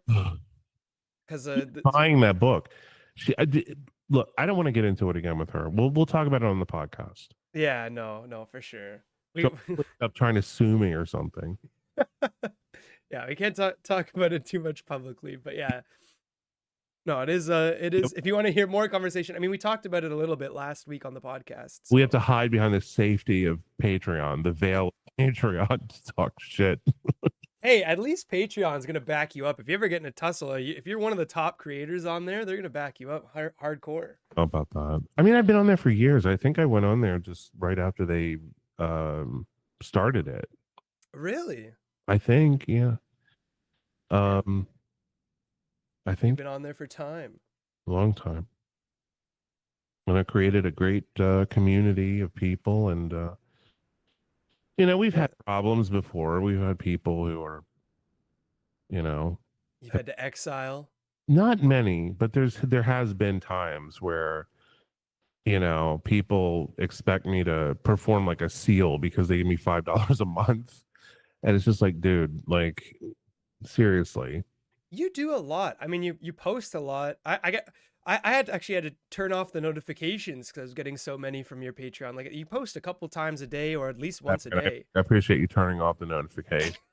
I was Thanks wondering if you'd catch that in there. for telling me. I really appreciate I had to mute you actually. it. I had to ban the page. No, I'm just kidding. I didn't do that. But I was noticing a lot of notifications from your Patreon, and it made me feel like a big piece of shit because I haven't posted on there in a while. I really need to. But yeah. How many patrons do you have? Let me check actually on the Uncharted Travel Patreon. I don't think I have like ever since they opened the free tier. I know I got a lot of notifications about people joining the free tier. I hate the free. Let me switch for the free tier. I don't think I have. I think I have like one or two things on there, but I don't really keep much because just to get people in the door. But let me see. I think I have like 28 actual like paying patrons. Who So cares? not like a ton, but Who cares? Keep giving every month generously. Thank you. oh my god. Brennan's like, what do you want from me? I'm trying my best. Okay. I wanted to put some of the clips from our road trip on Patreon. You should have should. done I should do that. And then eventually I need to cut that prison video into something for the main channel. In March. I'm serious. I really want to go shoot creeps and monsters in the Pine Barrens. Yes, yes.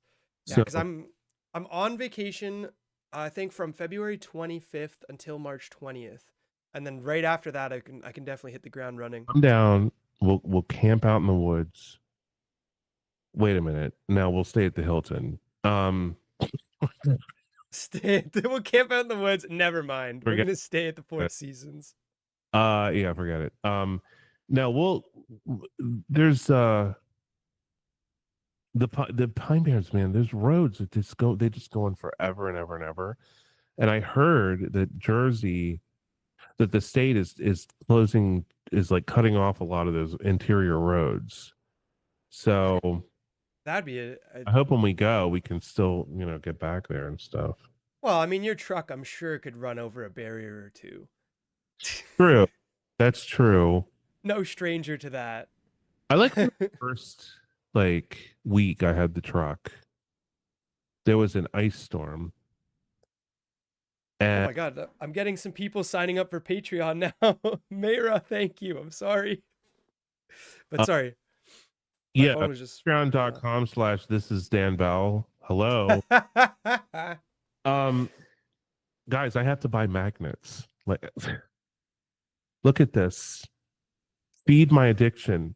Yeah, Dan needs his magnet addiction. I had my one of my mods here, Fragshot, he changed his Patreon name to Cumshot and bought the tier for the name at the end of the video. So at the end of every video I had to put Cumshot.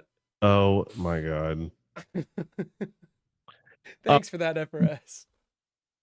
No, I'm sorry, Jeff. wait, what was I talking about? You were talking about the Pine Barrens. Sorry.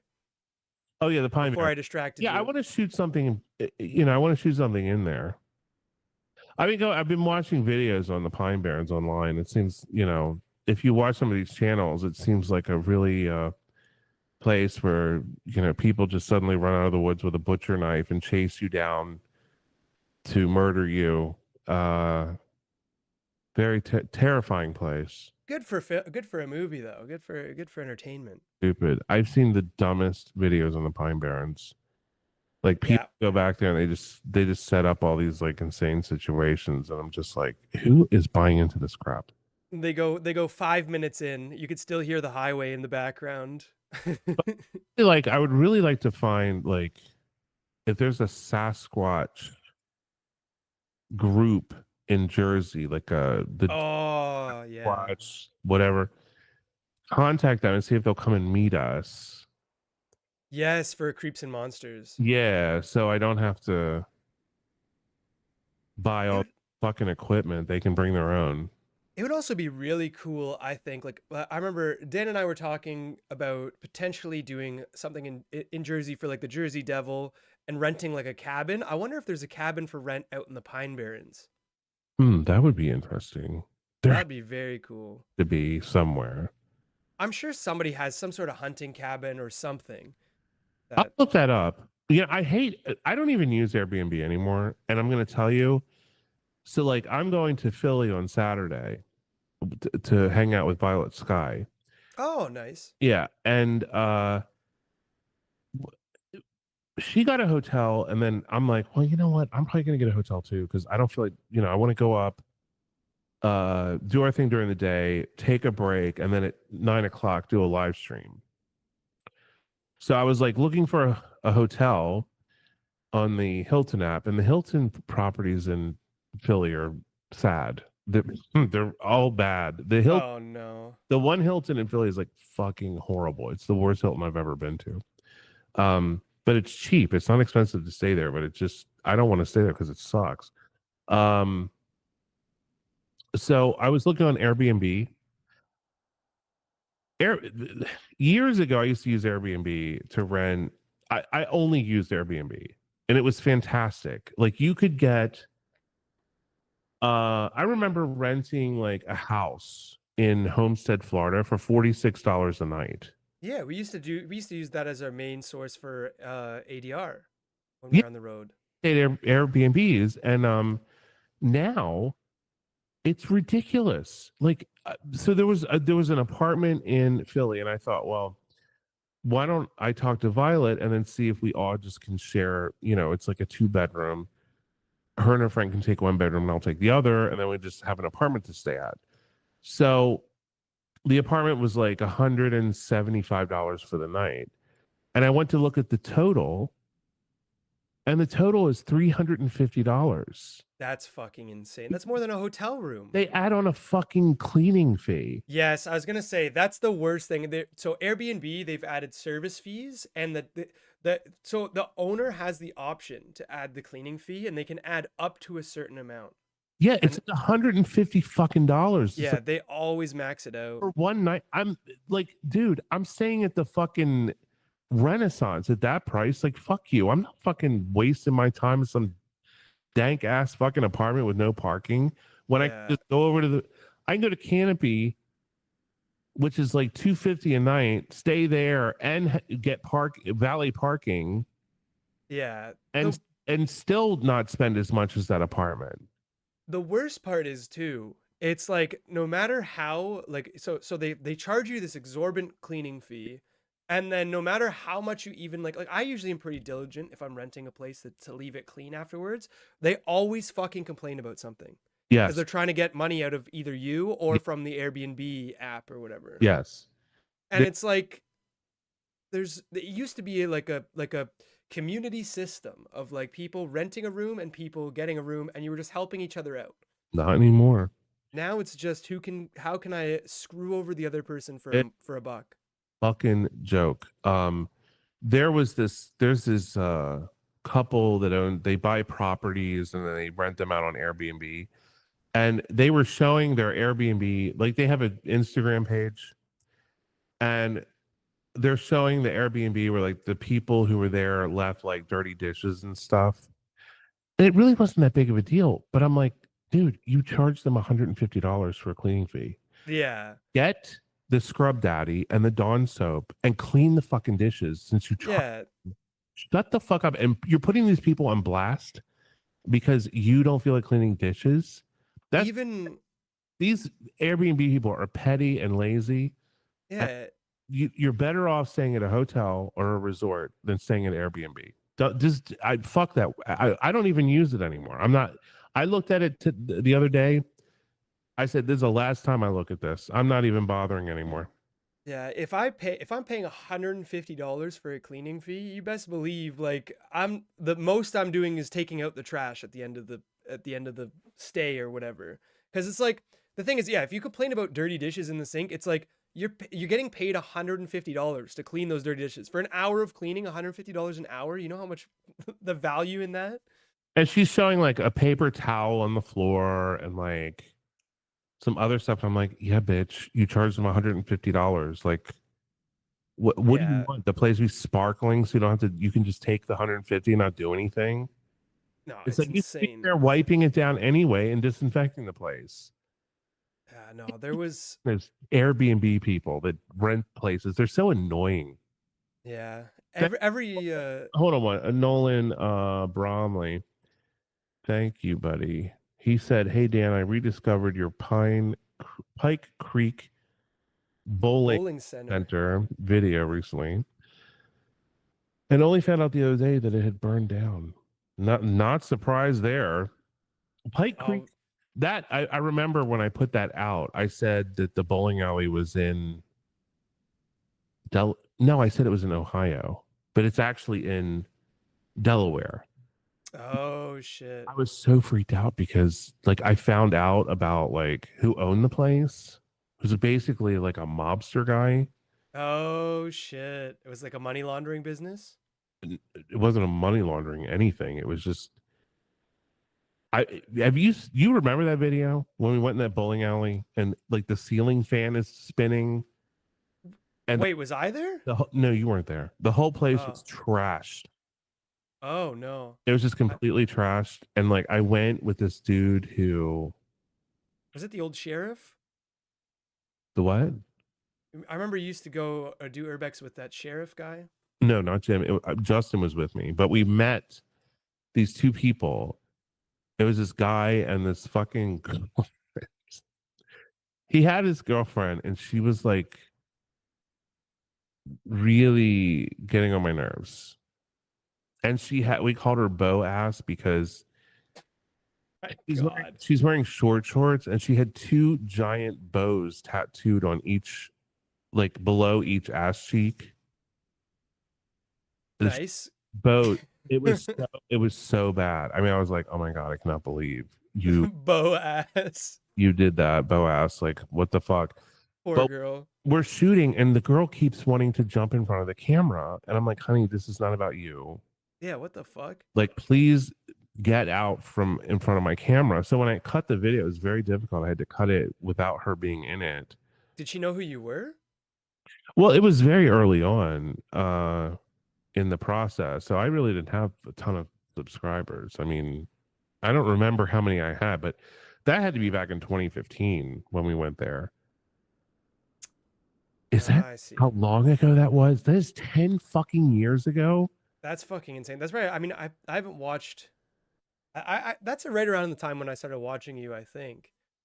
But I haven't watched like a lot of your early urbex videos. I remember I watched a lot of you used to do like the old Baltimore houses and stuff. Just think, Brennan, back when you started watching the things we do today, if we had done them back then, I'd be in jail. So sad. Anyway, So sad. but the thing I remember most about that bowling alley Oh my God. was I believe that Justin and I went back after we took those two, or they left or something. We went back because I was like, I need more shots. Either that or they left and then we stayed and I shot, but we were leaving. And I had parked my car next to the bowling alley, and it was summer, so there was like a little there was a hill and then like a wooded area. Okay. And we're in the car and we see these two homeless like wino kind of people at the top of the hill standing next to each other staring at us. Oh, what the And hell? we pulled forward, these fucking bums come out of the woods and they're coming towards the car and they're like winos. I felt like I was in like a horror movie. Oh, what the? Yeah, Justin, Joe is saying in chat that you said you did a cutting room floor and you said it was protected by a homeless guy. Is that yeah, those the same guys? right. So the guy who owned the place was paying homeless bums to watch the place. Oh my And God. that they were off in some crack circle somewhere. So That's just like Gatorland in Florida. They hired homeless to take care or guard people off. yeah, they didn't know that we were there. So when we were leaving, they started coming out of the woods. Justin's like, no, Dan, we got to get out of here. Go. I'm like, I'm gonna run their asses over if they come near the car. I'm running them. I said I'm just gonna back over them, and I went back. I just backed out, and they're like coming forest, like, and I'm like, oh my God. And I said, uh, the guy was like screaming something, and I rolled the window down and I said, go fuck yourselves. And I gave him the finger. They Classic Dan Bell they fashion. went crazy. Oh my I god. was like howling, laughing, and speeding off across the parking lot to get out of there. But um, I got really paranoid about that video. I think the guy we went with Did he contacted tell you me. the history or No, no? he contacted me and said, "Don't release that video." Oh my god. He's like, "Don't release it.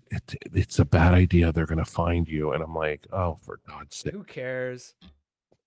I think he was just doing it because he was like jealous or something. I don't know. It was just weird. Like you're telling me not to put a video out. It's kind of strange. Like maybe he didn't get good footage or something. I was like, "What does that have to do with you?" Do you know what I mean? Like, Yeah. seems strange, but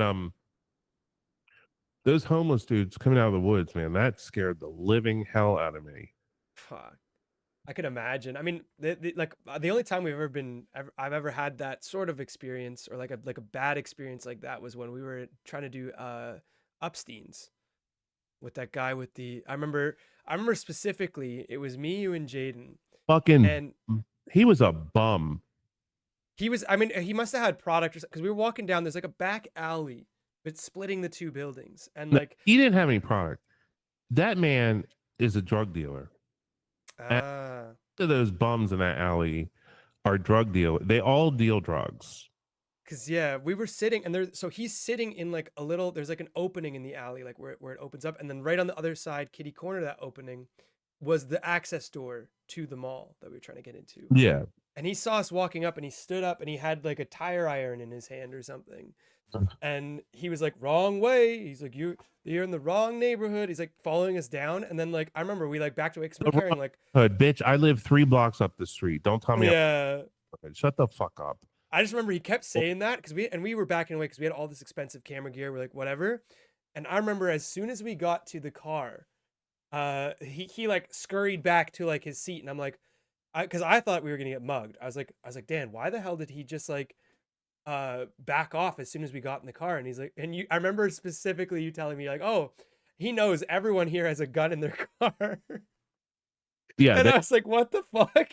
Yeah, he wouldn't yeah, he's not playing that game. Because once Yeah. he knows like bad idea. But he was patrolling that place, and then I found out from a cop what was going on, and the city now put a fence up. That empty lot there used to be the Greyhound station. Oh. We actually shot a scene in Go-Go Motel there, and like they had those seats with the TV screen. It had a box TV, and you would put quarters in it, and it would turn on so you could watch television while you waited for your bus. They Nice. so old school, like they were like That's so cool old, though. yeah. And I mean, those things were 30 years old back in 2003 when we were filming. I'm surprised it's getting trashed or stolen. Yeah, you don't see those anymore. But they tore that down, and then the bums took over behind that building where the Dunkin' Donuts used to be. And they were a pretty formidable bunch of guys, but they were doing some fucking shit in that building. I think they had dogs because I think the proper people did a video in there and the dogs chased them out. The dogs were nice. The dogs didn't attack anybody. They were actually quite skittish. I think I heard that from someone who went in there. But you know, I went in there. I had wanted to go in that building for years, and I lived up the street. And one night I was drunk, and I'm like, I'm gonna walk down there and get into that fucking building. You're just on a I mission. don't care how the fuck I do. I'm getting into the building. So I walk down there. It's like 4 o'clock in the morning. I'm drunk. I'm stumbling over the sidewalk with a camera. And I get there, and the back door is just kind of open. Somebody had been pulling on it, trying to open it. So I grabbed it and put my foot on the wall, and poof, it opened. And Got it open real quick. I was like, oh shit. And I just went in and shut the door. And I'm like, no one's been in this place for decades. Yeah, you were the first one, and that's always such a good feeling when you're the first one into like a location. It was, I don't, I mean, I was pretty lit, so I was brave. Had I been sober, that was a creepy place. I mean, it was huge. It was a huge fucking place. And, but that's one of the coolest explorations I've ever done as far as retail is concerned, like Dead Mall series kind of stuff. Yeah, that mall. That and Rolling Acres was really cool, but uh, Oh, I wish I could have got to do Rolling Acres. it was such a mess when I went. But see, the thing is, I kind of owe that mall to like Yeah, you got a lot of press from that how I video. noticed. Yeah, so like it was that mall that really got me on the map, or not me, but the series. Yeah. Like people are like, "Oh, this is a series," and then they started following because they knew more videos were coming. And but I remember going out there, and I only had maybe 25 minutes in the mall, maybe 30 minutes. I used every piece of footage I had. I used it because the cops Yeah, the police showed up. found me and escorted me out. I thought, I'm like, oh, I'm gonna get a ticket, or they didn't. I cannot believe they didn't give me a ticket. Yeah, I remember you saying the lady was very nice and she's like, "Oh, finish up your shots." Yeah, the cops were great. They were like, "Did you get down there?" And I was like, "Well, not really." And they're like, "Well, we'll let you get a shot down the corridor if you want." I said, "Thank you. I really appreciate it." And then, uh, I guess someone knew I was coming because someone wrote Dan Bell is a pig on the wall. Oh my god. They spray painted, or no, it didn't say pig. It said Dan Bell is something. I can't remember what it was. And told the cop, I said, "That's me. There's somebody spray painted my name on the wall." And she's like, huh? Like what? You know, going in there was really when I first walked in, that's where I got fucked because I think it was Target used to be there. The people who own that, it's a Yeah, for us. it was a storage place. They had a camera installed in the corridor, so they saw me come in through the hole in the wall. Yeah, I remember. And I think a lot of the storage guy, I remember you saying he was just like a prick and called the cops on everybody. A douchebag. I went out and he was like, you know the rules. I said, shut the fuck up. Yeah, I think the police were more concerned not of people breaking into the mall, but people because it was a safety hazard. Like the floors were very were iffy, but also I remember reading about there was a copper thief that got electrocuted and died. Oh, there's a few deaths there. Yeah, like stealing copper when the mall was. The Craigslist killers buried one of their victims behind the mall. Oh, really? Yeah. Yeah, they buried one or two of their victims right behind the mall in the woods. Was it abandoned at the time? Yeah. Yeah. Oh Yeah. shit. The thing about that place when I first walked in were I heard frogs. And I'm looking down this corridor and it was really I just couldn't believe what I was seeing. There was a fog bank in the food court. Because it was really warm outside, and then the inside was very wet, and I guess it was a cold spot. So there was Oh, so it's like a swamp this almost. layer of fog just hanging in the food court. That's so cool. And the frogs singing. And I'm like, where are the frogs? They were in the elevator pit. It was filled with water and turned into its own like ecosystem. That's crazy. Yeah, so all these frogs are living in there and they're just singing in the mall. So you're just hearing these frogs singing um That's so surreal. I love shit like that. And he's and talking about Rolling Acres, Brittany. Rolling Acres. And walking upstairs was so scary because all the rails were gone. And there was this sort of algae or mold growing on the floor. and it had a little sheet of water over it. It was Uh, like walking on glass that had been covered with Crisco oil. With so I was like, if you walked and hit this fast enough, you could fall over the edge and really either die or get extremely hurt. oh yeah, because the algae buildup, especially when it's just stagnant like that, the algae builds up relatively quickly, and that shit is slippery. Doesn't matter what shoes you have on. But at the time that I shot that, there were the photos by Seth Lawless. He had shot a little bit of video, but it wasn't like a tour of the place. And then Yeah. there was another video of a kid riding his bike, Yes. Yes. but he had like a camera on his bike and it was terrible. And so when I went, no one had ever shot like a Like a walkthrough. proper walkthrough of this mall because really at the time malls weren't even on the map. I mean, Also, Urbex wasn't really on the map too much. yeah, well, not online. I mean, people were urbexing for years, taking Yeah, pictures. it was all photos. Yeah, as far as going and doing videos and then using your real identity. Yeah, putting Uh, your name on there. was that was I mean, Adam the Woo started that, I think. He was the first to put his full name on Where the or show his first name. face and put his name and everything. And I said, I'm like, I'm not doing these fucking things anonymously. I want the I want the clout. yeah. So so I'm like, I'm killing myself. I'm going into these dangerous situations. I want the clout. But yeah, so when I filmed Rolling Acres, that came out and that was like an instant kind of hit. And it was the first time anyone had filmed that mall. So people were just absolutely like blown away by that video. It was so interesting. I mean, I remember like when I was first starting, it was around the time that I was starting Urbex too, and I was looking for everything I could on Rolling Acres.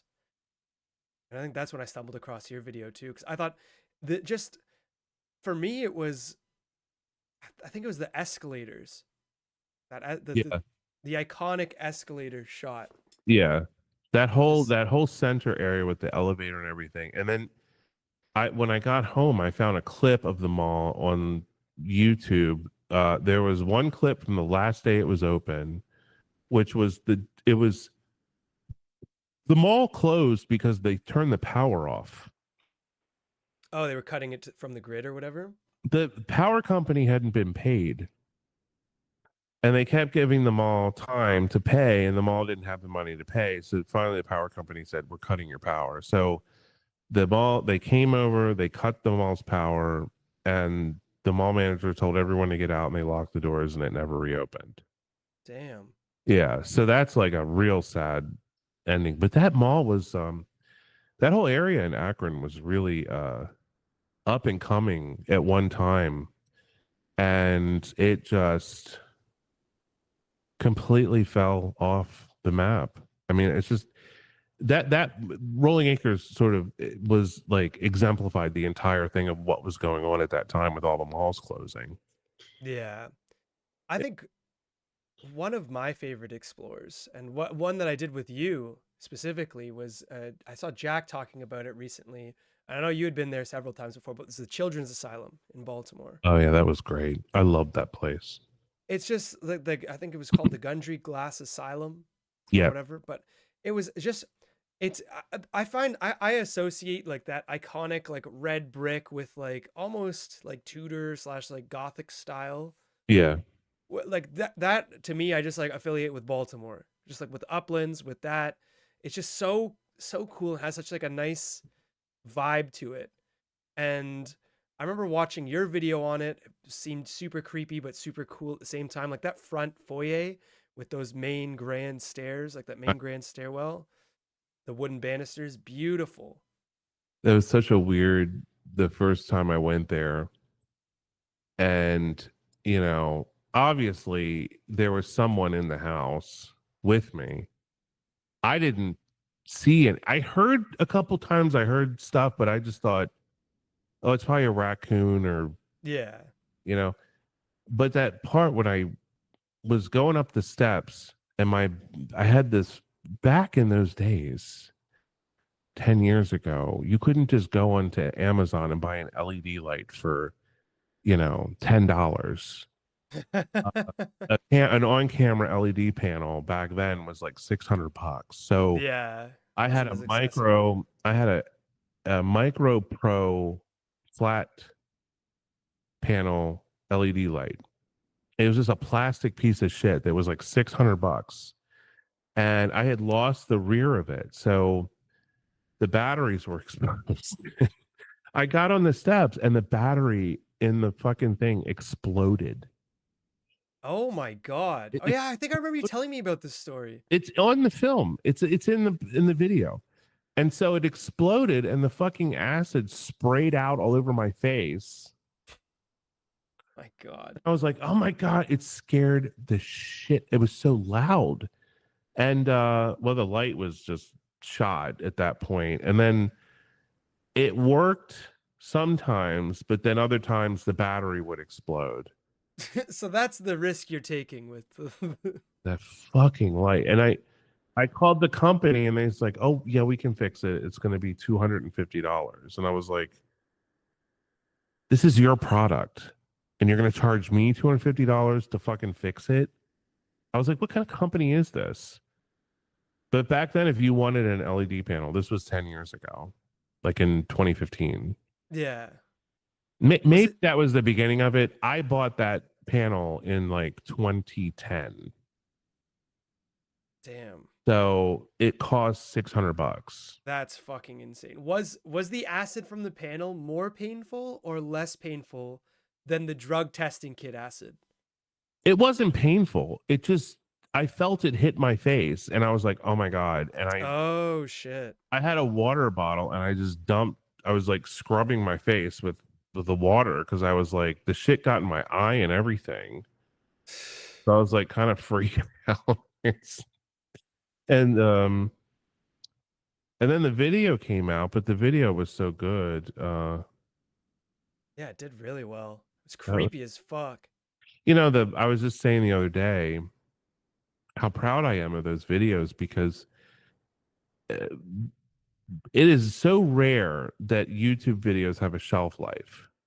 Yeah, that one's always held up. Even my children's asylum video still does really good. Yeah, Hunter, thank you so much for the donation. I appreciate it, my friend. Hope you're having a wonderful evening.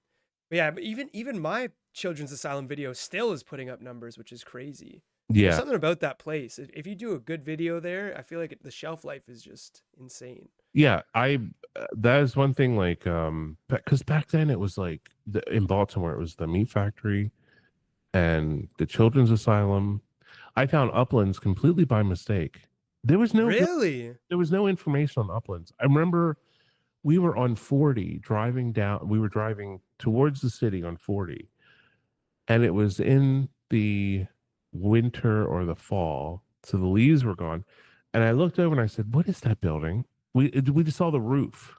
Oh, just the decrepit like shingles and stuff. Yeah, I was Sorry, like, Nolan. I'll get to your question in a sec.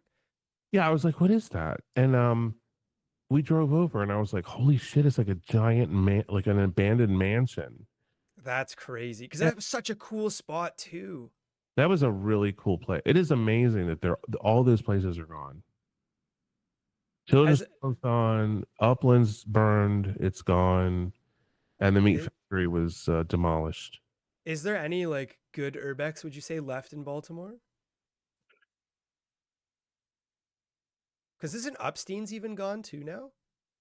No, no, no, that's not gone. They're talking about turning that into apartments, Oh, which would be kind of cool, I think. You know, and what was there was also that one place that they do haunted houses there Hey, Hunter, what's up, Hunter?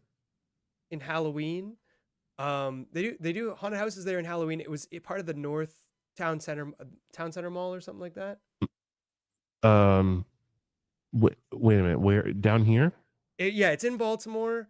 I forget the name of it, but they offered you to go in and film it. It was like an Uh, old oh, department store. it was the I don't know what it's called. It was the East Point Mall. I thought it started with a W. It was that outdoor mall that we shot the Oh, Baltimore. oh, you're talking about Old Town. Old Town. Yeah, Old Town Mall. There's a couple haunts contacted me and they're like, "Hey, would you do a video here to promote us?" And they're like, "We'll let you in for free." And I'm like, "Dude, like, I do this for a living, so I don't do promotions for free." Yeah. Well, I remember the building they were gonna let you in though was really cool.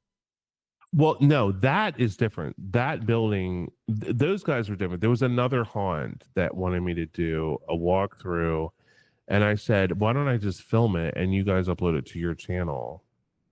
And Ah. I said, "But it's really not something I do. I don't really film haunts." And like Yeah. that's like a Jacob the carpetbagger kind of thing. I don't do that kind of stuff. And so the guys who owned, I met them. We were scouting for a building to film Trapped and Terrified in, Mm. and we found that building over that apartment building over there, which is now called the Marlena. But they had people living there for a while, and now it's empty again. So I don't know. They redid the whole place. Oh shit. Uh, so we found this building, and we met this dude who ran the social club on the corner. And we asked him about the building, and he's like, "Oh, if you go around back, you can get right in the back." And he took us to the alleyway and walked us back there. And I said, "This is perfect." I said, "Because it got this hole in the wall. There's another abandoned place." I said, "Come through the hole, go walk through here, and then go into the building." I said, "It's so creepy." Yeah, it's a good Yeah. entry. But anyway, so we're out there, and he's like, "Do you know?" I said, "Well, I'm trying to get into places in Old Town Mall." And he's like, "Hey, the guys that live right next door to this place bought the old Kaufman's, and they're going to turn it into a haunted house attraction or whatever." Oh, Kaufman's, that's what it was. Yeah. I So was thinking. that's how I met those guys. And then they helped us film Trapped and Terrified. So they let us set up in their backyard. And that's when we were, Oh, that's cool. yeah, that's when we filmed the whole, oh God, we were filming there for, I think it was 2 nights or something. Oh my God, Yeah. really? It was cold. The first night with, um, it was 3 nights. The first 2 nights was me walking around the house. And then the third night was Prince, who was in Prince Arabian, who was in Gogo Motel. He came out and played the drug dealer, and then we, but I couldn't get the sound right. Because I wanted to record it right there, and Yeah, I remember you saying. he came up the steps, and I'm like, when I closed that door in that little bathroom, you couldn't hear it good enough. So the guys next door came up with a sledgehammer, and we we made this giant hole in the wall. You don't see it; it's up on the top. Oh. As Prince walks up and he's talking, it just echoed right into the bathroom. So it sounded absolutely perfect. Because I said, if I do too much in post, they're going to know. Yeah. It's going to give it away. So I have to really be careful. Um, but I wouldn't do a video like that now. Damn. It was fun when I did it. Yeah, it's sort of like a one-off thing. Yeah, it was a total one off. But it was very well done. Never planned not to tell people, but I was like, can I make like a video that scares the living shit out of everyone? And I Yeah. I remember it came out and like people in my family were calling, "You have got to stop doing this.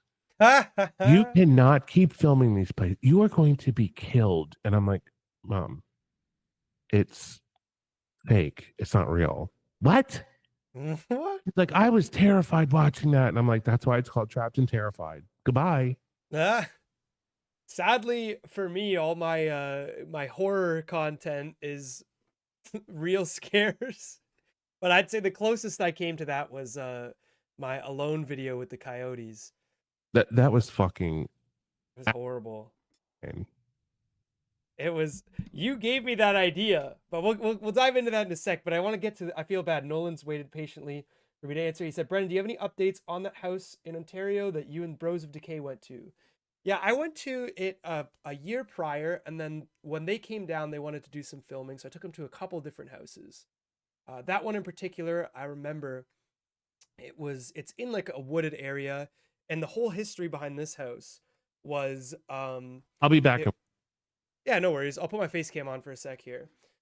It was basically there was a land dispute, and I guess the property line where one of the houses was built intersected with like a neighboring property line. So technically they owned like half the house, and they went into legal battle. They went into had legal troubles, and the family that lived in the house on the hill actually ended up having to get like become evicted. So they vacated the house, and then the neighboring property bought up the rest of the land and didn't sell.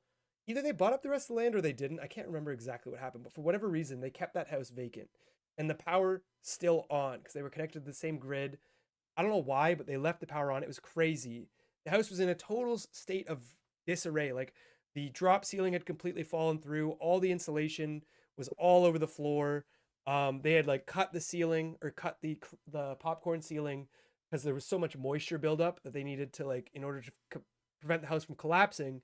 They needed to cut the vapor barrier and the uh, insulation, which is very common.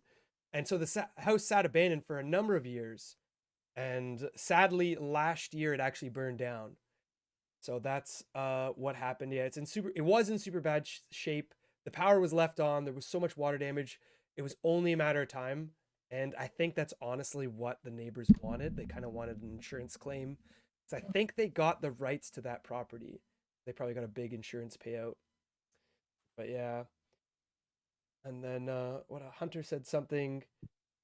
What did Hunter had a question too? Hunter said, Oh, is the Neon Dreams Mall open again, or is that a different one? That's what they had said. Sorry, I'm just trying to catch up. Neon Dreams Mall. Oh, that's Fredericktown. It's not open. It's partially open. Oh, nice. I didn't know. I didn't even know they had partially opened it. They reopened the movie theater. Ah, The new company came in with a movie theater, and that's rare. yeah, very rare. They reopened it, and then they've walled off the mall. Ah, okay.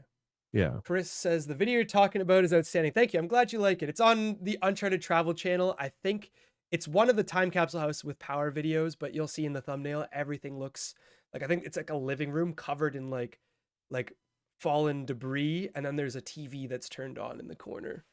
But yeah, we'll go back to the coyote video. I think that the coyote video for me was what Rolling Acres Mall was for you. Like it was kind of like the video that sort of that there was like the flaming coals and it breathed life into the channel, like it ignited the fire, started up that whole audience. But it was like I remember it was right after we had finished filming Close for Storm with Jake. I was crashing on your couch for like a week and I told you about this idea I had. I was like, I'm gonna go to this like abandoned prison in the middle of nowhere and I'm gonna bring some camping gear. I'm gonna talk about like the camping gear that I'm bringing, and I'm gonna bring a friend just to like help me shoot. And you're like, why would you bring a friend? You're like, first off, axe the camping gear idea, axe the friend, just go alone. And I was like, do you think that's a good idea going alone? And you're like, yeah, just do it. I explore by myself all the time. And I was like, I've done a couple solo explores, but never an overnight solo explore. And I wasn't thinking at all. Just grabbed a $20 tent from Treasure Hunt, shitty little sleeping bag out of the closet, some beans just to like tie myself over, and definitely ran into some problems to say the least. But look, great video. It was a great video. I remember showing it to you for the first time. You're like, oh my God, if I knew that was going to happen, I never would have told you to go alone. I was like, you dumb. Why didn't you bring an extra battery, you fucking idiot? Yeah.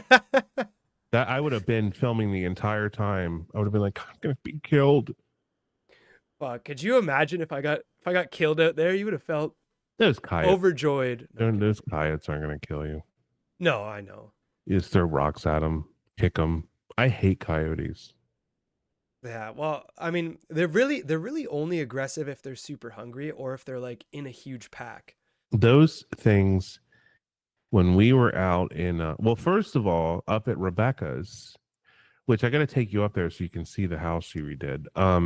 That village she lives in now, it's beautiful. She's like the director of it. It's a historic site. But we were out there at night and we heard the coyotes are over across the street up on this hill and they're howling and I'm like, "Oh my god, it's so creepy." But down in Texarkana or in Falk, Arkansas, I'll never forget that night that Colin and Peyton, Colin from Paranormal Files and Peyton drove from Austin, Texas to come see me in Texarkana. And so we went out to the swamp. And on the way, I wasn't even speeding. And this fucking like deep south sheriff pulled us over. He was like an old man. It was like Sheriff Buford T. Justice. He came to Puberty he was justice. asking me all these questions. He's like, "What y'all doing out here?" And I'm like, "We're going to film. We're doing a video about the Falk Monster. Y'all shouldn't be going out in that swamp after dark." And he just kept. I'm like, "Dude, are you gonna write me a ticket?" Or I was like, Gonna give me a lecture for 2 he's one of hours. those cops that would like have you come out of the car and he'd like beat you with a baton. You know what I mean? He was Yeah, scary. He was fucking scary. But just that monotone, like lifeless voice and stare that he'd give you. a lot of the noises out in Falk, a lot of the noises we heard were coyotes. But man, did they sound creepy at night. I remember we heard them at Rebecca's house when we went to her house for dinner. Remember? It was like 7 o'clock at night, and they Did were, you go to the house in the yeah, village the or the some? historical house. Okay, yeah, yeah. Okay, then you know what I'm talking about. Yeah, that was creepy as hell. That's Mhm. that's kind of what I heard when they were like in the prison, like around me. But it sounded like, honestly, I'd never heard that before. So I thought it was like, I was like, what the fuck are these, like jackals? Like, what the hell is going on? No, there's coyotes, man. They just sound creepy at night. Yeah, when they go like "Woo," or Yeah, whatever, like they do that, they kind of throw their voice. It sounds fucked. and when they Thank all start howling at the same time, and then it's like a one chorus, and it lasts for 5 minutes. It's just like oof. One, Yeah. I was after I did shot that video in Falcon. Those were two really good videos. Uh, Mr. Pancake said they just did an episode. Expedition X just did an episode on the Falk Monster. mm, is that a TV show or is that I'm not too sure. Is that a TV show, Mr. Pancake? And yeah, you know what we're talking about then, Catherine. He's in a coyote infested area, she said. TV? Al- Josh Gates. I can't stand him. He's so annoying. oh, I see. Why you have some beef with him? I don't know him. I just find him irritating. Fair. I like when they went to like they were in the Andes or something and they found a he's like, I see something up on the crest, and then they go up there and find a Bigfoot footprint. And I'm like, yeah, Of course. sure. Of course. Allison says, "Can we say happy birthday to Luca?" Happy birthday, Luca. Hope you're having a wonderful day. Your birthday's very close to mine. I'm February 7th. I know So, Luca. you know who Luca is? Yeah, she lives on the second floor, and she lives downstairs from me. Or no, she lives upstairs from me. I think I've seen her before. Where is this a bit? I can't even tell. She always tells me if I hear something late at night, some kind of trouble, some kind of fight. She's like, just don't ask me what it was. Just don't ask me what it was. Is this a fucking poem or a song? Ask me what it was. My name is Luca. Oh. I live on the second floor. Stairs from you. I think you've seen me before. If you hear something late at night, some kind of trouble, some kind of fight, just don't ask me what it was. Just don't ask me what it was. Just don't ask me what it was. So there's Dan's rendition of Happy Birthday for Luca. Yeah. Anyway, so listen, I'm just kidding. we those two episodes that I don't know how I ended up down there. How did I end up down there? In Falk? No, we were in Jeremy Walker came with me and he was played producer and he did a really when you have someone who does a good job producing, you produce good work. And he did a great fucking job producing. I couldn't believe this young guy and he's like, I'm gonna find that dude. I'm gonna find his house so the guy Ed Walters who took those Polaroids of the UFOs in Gulf Breeze, Florida. Oh. He found his address. And like the guy is living under an assumed name and he found his fucking address. No way. That's so cool. We went to his house. Did he mind? Like, But no, I went and I rang the doorbell and the lady came on his wife came on the speaker and I said, "Hey, I'm a big fan of Ed's and I would really like him to sign my book." Uh and she's like, "Well, I think I gave her my phone number or something." And then we went back again and she's like, "You have to leave." And we were like, "Oh, okay." He didn't want to talk to us. Um, no. but we tried. And we had so much fun down there because I had a meetup at this bar in Gulf Breeze. About 15 or 20 people showed up. We had a really good time. It was like this horrible storm that night. It was we were going to all meet at the park at the Southside Park, which is where Soundside or Southside. I think it's Soundside. People would go there back during the flap in the 80s and 90s and look for UFOs. And there were all kinds of stories about this park about people seeing aliens in the woods and seeing a Cadillac driving through the park with the driver had no face. Oh, what the hell? Just like creepy stuff. And when I was a kid, I read that fucking book. I just was obsessed with UFO books when I was a kid. And by the way, I've got to put that footage up on Patreon. Dan Elliott, my friend Dan Elliott and I, Dan and I have been friends for 30 years. We met when we were really young. We went down to the Eastern Shore a couple weeks ago on a Friday night, and because I had read on Reddit, it was Reddit. I think it was Reddit that people had been seeing strange lights in the sky Oh, do you think it was the drones? near Y River Park, the Y River. So I was like, that's not too far. Let's try, let's go down there. They weren't drones. We saw the lights. I don't know what they were. How long ago was this? This was a couple weeks ago. I have footage of it on my phone, but it's so shitty. It's not like Oh, you can't make out what it is? it's just a light hovering over some trees. It's not a star. It's not a drone. A light comes out of the light What the hell? and then floats up and disappears. And while we were filming, a truck stopped. We were on the side of a road. We pulled over on this back country road and the truck came up and stopped. And he's like, "Do you guys know what that is?" And he's like, "I've been watching that for a couple miles." I said, "I don't know." He's like, "I've never seen anything like that before." He's like, "Is it a star?" And I said, "No, we checked.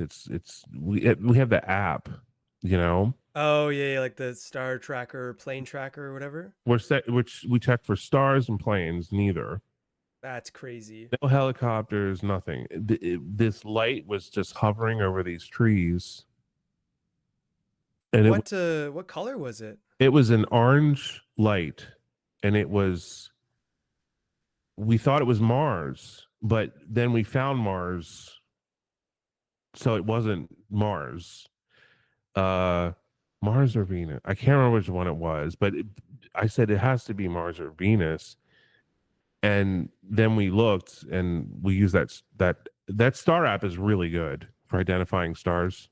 Yeah. My buddy has it. Yeah, it's fucking great. But we found Mars or Venus. And I'm like, there it is. I'm like, that's not what we're seeing.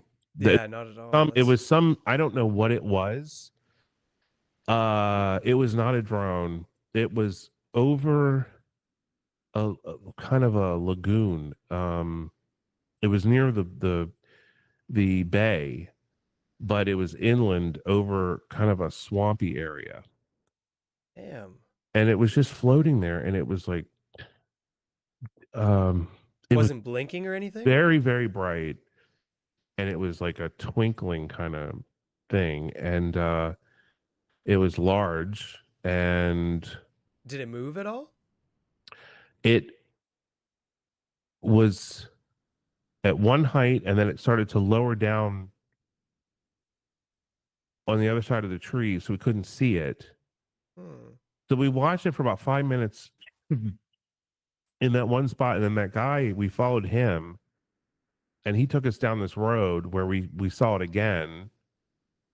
And when we saw it again, we really were baffled because I'm like, what is that? Like, it's not moving. Yeah. And Mr. Pancake says, was it swamp gas? But it sounds like it's like up in the no, sky. no. This is not swamp gas. It was a fucking cold night. I mean, I'm talking like down in the 20s.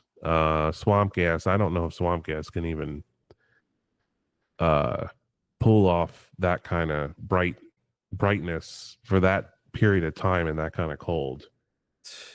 Um That, it was just really weird. I don't know what it was. That guy that. the guy said, I lived down here for 40 years. He's like, I've never seen anything like that before. Oh, so he was a local, this guy. Yeah, he was a chicken farmer. Oh, so did he live like in like close to where the lights were coming from? His God farm damn, was about 4 miles away. that's insane. So he said that he said he heard one of the guys that works at his farm said that he saw something weird when he was coming to work at like 4:45 in the morning along that road that leads back. You follow it all the way down to Wye River. And he said he saw this light, and that it was floating over the trees, and it was just moving just a little bit. And then it stopped and it hovered. And then the man said that the thing went down and then it went straight up in the sky until it was gone. And I said, what possible thing could that be? Like, Yeah, that's insane. you know what I mean? And that was one of the mornings where it was like 6 degrees. So Fuck. I see. I never see shit like that. That's not, like I wish I was in the States when the drone phenomena was going on. Apparently, there was people claiming that there was some like in my general vicinity, but I never saw anything. that I weirdest thing I've ever experienced. The drone damn. thing.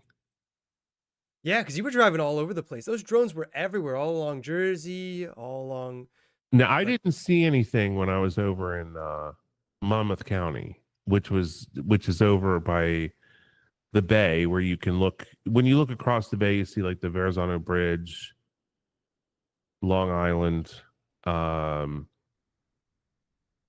and then Monmouth is in the bay, and then when you drive all the way out, you hit the seashore. mhm.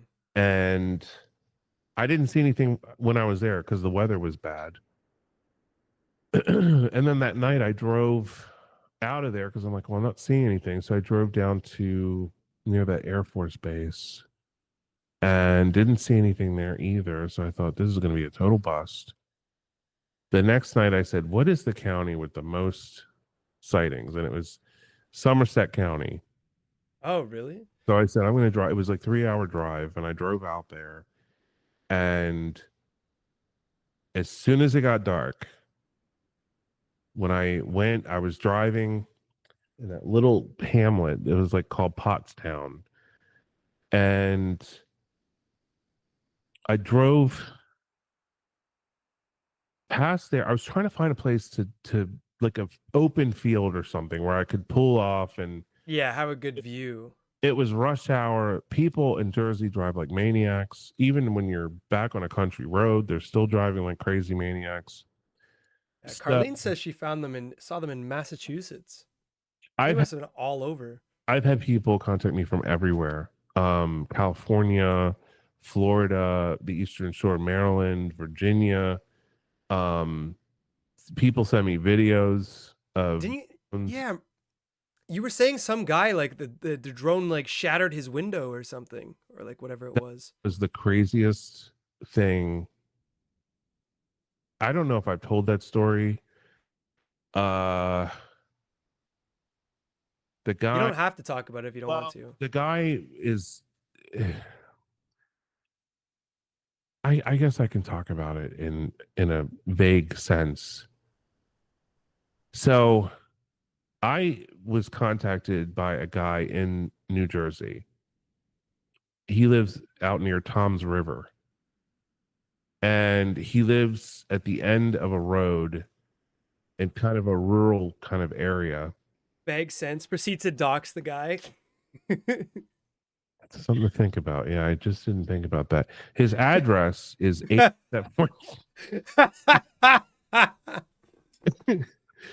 uh, well, it's vague. Tom's River. I mean, it could be No, for sure, for sure. it's fucking Jersey. It's like one of the most populated states in the country.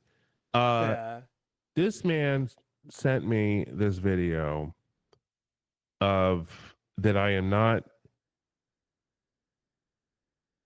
at liberty to publish.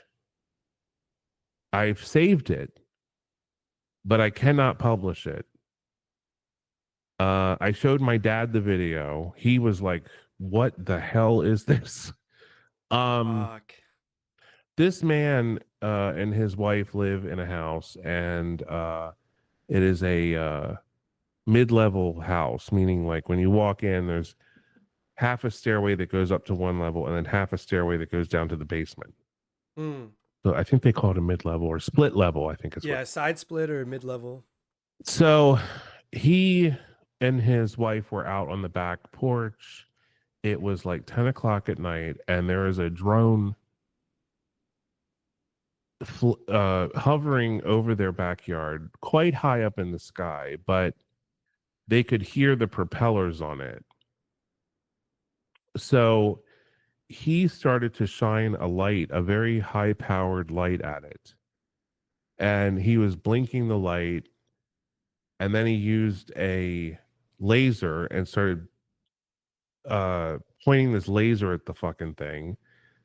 And he said that it started to come down, and then they realized how big it was. And he's like, I think we should go in the house. So they went in the house. They were looking out the window. This thing was gone. So fast forward to he said they went to bed around 11:30. At 12:30, 1 o'clock, I think the video said 12:37. So 12:37 at night, they thought a helicopter was landing in their backyard. It was not a helicopter. It was a My drone. God. This thing lowered down to their window. The level of their window, this enormous drone, and the wind coming off of it blew their deck furniture into their sliding glass door and broke the sliding glass door. Oh my God. His wife was screaming. He filmed from near the door of the bedroom. He was afraid the window was going to break. So he filmed this scene, and it looks like something out of a fucking UFO horror movie. Yeah, that is fucking insane. Literally shattered their window.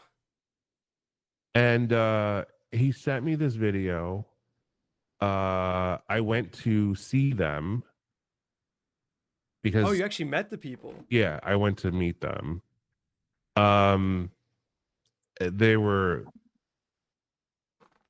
basically some government officials showed up at their home at 3 o'clock in the morning because they called the police, and Jeez.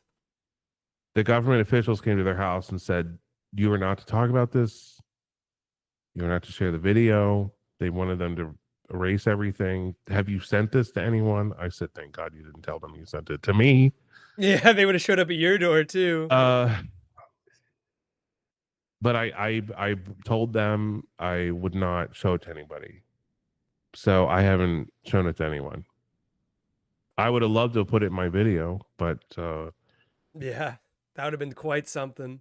I wondered if I told him. I said, "Could it have been like a drone that was like flown by somebody, maybe like a large?" Because I mean, like when we were filming Clothes for Storm, like Yeah, yeah. that drone he had was big. Yeah, it was roughly the size of like a medium-sized dog. Yeah, it was a big drone, and you know there are drones even bigger than that that carry cameras Oh yeah. and they have lights on them. Uh, could it have been somebody fucking with them? There's no way with an industrial size like it that thing had enough power to blow their lawn They furniture put over. on furniture, or they showed me pictures, and they were terrified. The craziest thing to me is like it has to be like government like doing something because or else they would have intercepted those things and destroyed those things so quickly.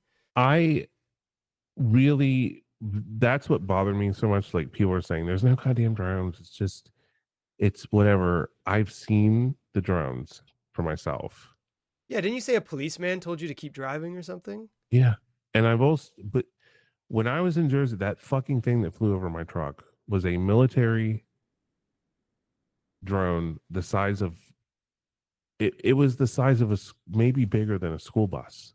Yeah, people were sending a video they had gotten from like I'd seen like glider plane images or something. They were saying the size of like an SUV or a school bus, like fuck, The crazy. thing was huge. It was huge. I didn't really say in the video how big it was because I knew people wouldn't believe me. So I just was like, you know, Unbelievable. didn't realize that every fucking channel, douche channel, would go out there and make a fucking drone video. If I had known, I would have never made a video about the drones. I don't watch those channels, so I didn't want to like go out there. If I had known, I would have made a drone video. Yeah, thank you for subscribing, by the way. But yeah, no, because I remember you calling me and you're like, can you come down here? Like, we gotta film these drones. Like, they're going, and like because the news was just starting to break out about these things, and I was like, fuck, like because I had some family stuff going on, but I can't. I'm not. I promise those people I wouldn't show it. I have it. Maybe in 5 years I'll release it, but not right now. yeah, it was given to Dan in confidence. I haven't even seen the video to be fair, but So Dan is. it is on a drive. It is not in my emails. It's not on my phone. It is locked away in an archive. So I have it. I will probably release it down the road, but Don't say that publicly, or they might show up at your door. and I keep thinking, I'm like, could it be? Could they have faked it? I don't. Were these That's a. people? Were they bullshitting me? You know that, but because But they no, they wouldn't have. They would have told you to release it if they they. got me to their house. Do you know what? Yeah, They were real excited to meet me, and they pictures and everything. So but like that's a bit extreme. Sabotaging your own sliding door and telling you not to release the footage. I feel like those are two strong arguments for saying for its legitimacy. Like yeah. that is a big. Or the sliding glass door could have broke, and they just made up the story. I don't. I just don't. It's one of these things where the video that he shot, I could recreate it. Yeah, but I feel like if he was looking for clout, he'd tell you not to release it. Or he'd tell you to release it, It sorry. does not even make it even better, though. Do you know what I mean? I guess, yeah. Like the mystery around it. I guess it's tough. It's tough to say because obviously with everything on on the internet, you have to take it with a grain of salt. Like you, Um, there's so much fake stuff out there that you 'Cause really have to. they contacted me. You know what I mean? Like, there's so many people they could have contacted, but they contacted me because I think I was talking about it a lot because I was like, to me, it's just fascinating. Mhm. And then the whole excuse that Trump gave was so stupid, and it's like we're still not getting the truth about the whole situation. Yeah, Not by any means. The FAA is running nighttime research, and I'm like, what? yeah. It doesn't make any because like It, the thing is, it can't be a foreign threat because look at how fast they intercepted those spy balloons. I what I saw out there, there is no way that they could be from a foreign entity unless they had a big boat somewhere or some. Yeah, There's just no way. There's no you way. need a lot of power to something That the size of a school fucking bus. thing that flew over my fucking truck was huge. That's insane.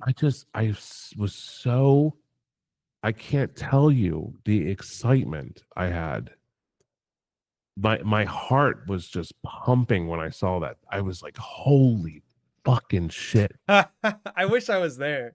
I was like, I just couldn't believe it. I was like, it's real. That's a fucking drone. That's a military drone. And but I Or just a weather machine, you know. there's no this was no weather machine. This was like a $30 million piece of military equipment. Fuck. It flew down into a valley. I drove down, saw it again in some when I drove into some woods. I saw it again, and it's just trying to catch up to it. But the thing was moving, man.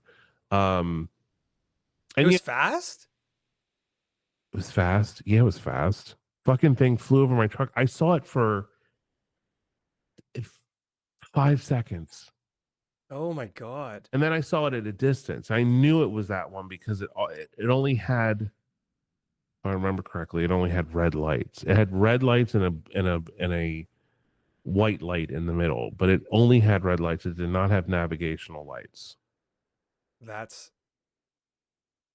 fuck. I wish I saw these. I saw videos of them and they're very cool, but I feel like seeing it in person would be so surreal. I got contacted by a TV show, and I'm not gonna say which one, but they're like, we'd like to use your footage and then have you come in for an interview. And then we'd like to meet you in Jersey and then do like a 2 or 3 night shoot of you looking for drones. And I was like, That'd be pretty cool. I was, hell no. I'm not, What if they would have paid you? What if they would have met your well, price? they were going to pay me. I don't want to do it. I don't want to do that. What if they were going to pay you a lot? I don't want to be on some fucking dumb UFO show. You know what? That's not the audience you want. Not my brand. No, I'm not doing it. I know some people would just die to be on TV. I have no interest in that. That's fair. That's fair. But they've It's been, interesting though. I finally responded because the woman, the producer, keeps fucking emailing me over and over and over again. And then somehow, I don't know how they found out who my management was. Then they contacted my management.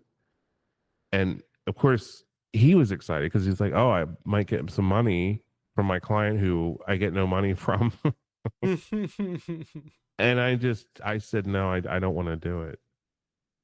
They were like, he was like, why? I was like, because I don't want to be on a fucking UFO show. That's fair. Around, it's so stupid. Yeah, that's like it's kind of very out of pocket for your brand for what you do kind of thing. I was like, But UFO show. I'm like, I need to be on my 600-pound life. That's who needs to call me.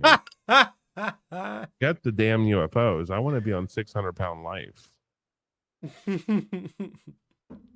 I want to be driven in the back of a minivan to the Houston Fat Hospital so that doctor can come in and Oh my god. need to start eating 800 calories a day. I don't know why you're not doing this. You're going to die. You're going to die for your better health. If you don't listen to me, there's nothing I can do to help you. You need to stop eating. Oh my god. Doctor, it's all fluids. It's all water weight, I Water swear. weight. I could just pee it out overnight. Why? Somebody asked if Wee Wee was your manager. She'd probably do a better job than the guy I am now. No, I'm just kidding. The guy I am now is good, but I signed with him like 3 years ago. Um it just he just yields professional offers. That's it. Ah, I see. But I don't like going around like, oh, my manager. But it just he just yields professional offers. So Yeah, like if somebody wants to contact you or send you a contract or he is something. good with negotiating, Hmm. which I don't want to do that. I don't want to negotiate my price No, or whatever. He can do it. for sure. You feel like an asshole, like, well, I want this. But they weren't going to offer me that much money. They were going to pay for lodging and gas and all that stuff. I don't feel like going. I just don't want to do it. I don't feel like going up there for 3 or 4 days and doing on camera. I just don't want to do it. I don't feel comfortable right now. I'm too fat. I don't want to be on camera. Aw. I get out of the truck. They're like, oh, can someone run to the van and get the wide lens? Oh my god. Uh, Mr. Bell, We we we brought, gotta get the 16 out. yeah, Mr. Bell, we brought our CinemaScope system. It's a 70 millimeter. We're going to shoot the whole thing with that. Great. Oh my god. Mr. Bell, we put aside $200 for you for gas, $200 per night for your hotel, and $4,800 for food and cigarettes. Oh my god. Stop selling yourself short, Dan. Thank you, ma'am. I really appreciate it. I'll do it. You'd Thank be great on camera. You're a handsome Italian boy. No, You asked if I've ever had any pets. I'm I going in did. for an exam, physical soon, and my doctor was talking about Ozempic, and he really wants me to do it because he said it will lead to healthy lifestyle choices. And then Yeah. I was like, that sounds like a good idea. My friend's been doing it, and he's lost 90 pounds so far. Yeah, the results are almost instantaneous. He's lost 90 pounds, but he goes to the gym, and I do need a kickstart. It's really hard. I mean, it's I, hard to at this stage of my life. It's really hard to lose weight. I think Ozempic would definitely be beneficial. The only thing I've heard is just like when you are on Ozempic, this like when you, if you you'll lose a lot of weight, but if you go off Ozempic, then you like it comes back kind of thing. That's not Because like true. My friend went off of it. She hasn't gained. She told me she gained 5 pounds, but she's eating really healthy and going to the gym. oh, that's awesome. So yeah, it's good to get in that sort of like mental state. If you are inactive and taking Ozempic, you'll lose weight, but when you stop taking it, you'll gain the weight back. Yeah, if you if you You if you're have to active. pick up fitness and eating healthy eating habits while you're doing it. So that's why I'm going to do it. Because Hmm. I know we have something coming up in 2027 that I need to be fit for. So we'll talk, Hell yeah. we'll talk about that later. Later time. But yes, I have a manager. Thank you. No, he's not a manager. He's a good friend. No, he's not that either. I don't he is just he represents me. Like my attorney. I have an attorney who represents me. Who yields contracts and stuff like that. And then cease and desist and so yeah, so I have a lawyer reps me, and then the manager, well, I hate to call him a manager. We're at a period where I'm just not taking anything because I got my print business. I've got Patreon. I work. Yeah, your plate is full I want to start making videos again. I don't want to do a show on New York. about UFOs. I just no. And there's Yeah. nothing more awful than watching a ghost show or a Bigfoot show where the people on the show are morbidly obese. I don't want to see that. No, for sure. If thank you for agreeing with me. You're morbidly obese. No, I'm I kidding. can't stand shows, especially ghost shows where the hosts are like 400 pounds and they're like, "Did you hear that?" And I'm like, "What? A calorie counter? Oh my god. Well, I don't think that would be you. Did I Like hear?" though the thing is those people suck because they also don't have any personality. A, you're not that target weight, and B, you actually are entertaining. Like those people, they don't have anything. They're just like they sit. What? What are you laughing at? Wait, I can't hear you. Just, Oh, there we go. What? can you imagine? It would be the thing. We're out looking for drones, and I'm just eating 7-Eleven the whole time. What? Oh, for the show? Yeah, I'm just like constantly eating during the show. Do Was that? You take a sip of your cafe con leche?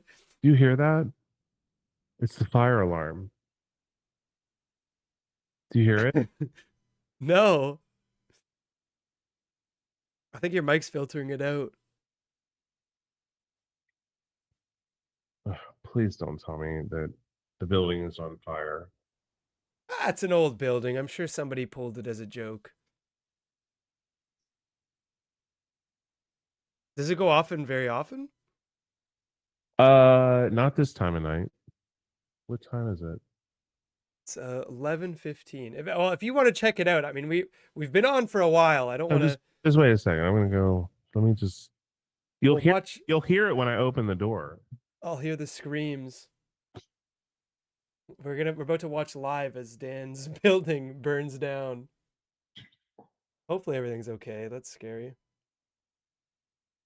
Yeah, because it is awfully late for a false alarm. Who knows? Try to listen in here.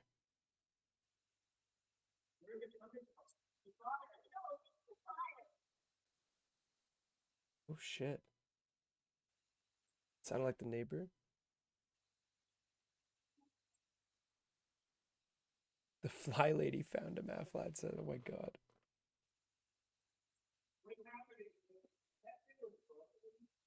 I'll boost Dan up.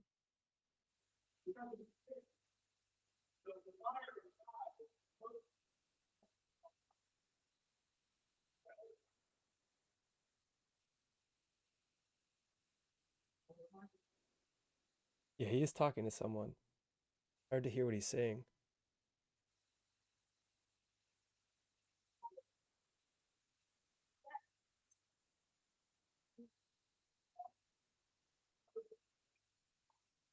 I don't know, there's like a lady that he's talking to.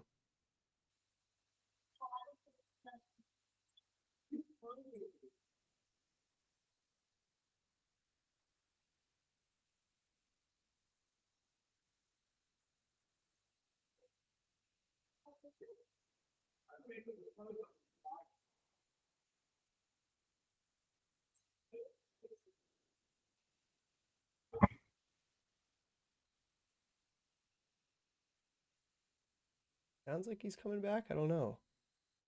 Mysterious drone footage, mysterious fires. Jeez. Yeah. I hope everything's okay. I don't know. It's very hard to make out what they're saying. We also can't hear the fire alarm, so I don't know what's going on. Now's a good time to put on the music that we had on in the background that Dan hated. No, I'm just kidding. But I hope there's not a fire.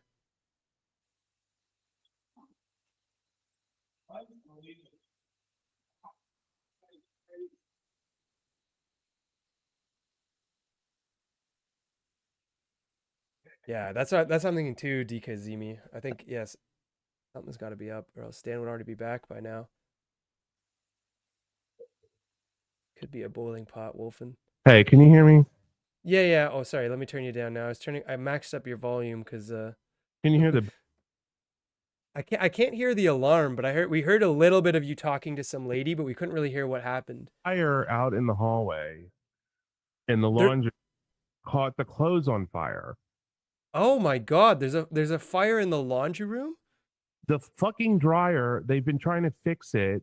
So what happened is oh, finally trying to Oh, is it like backlogged with lint and stuff? no, it's fucking it's not spinning.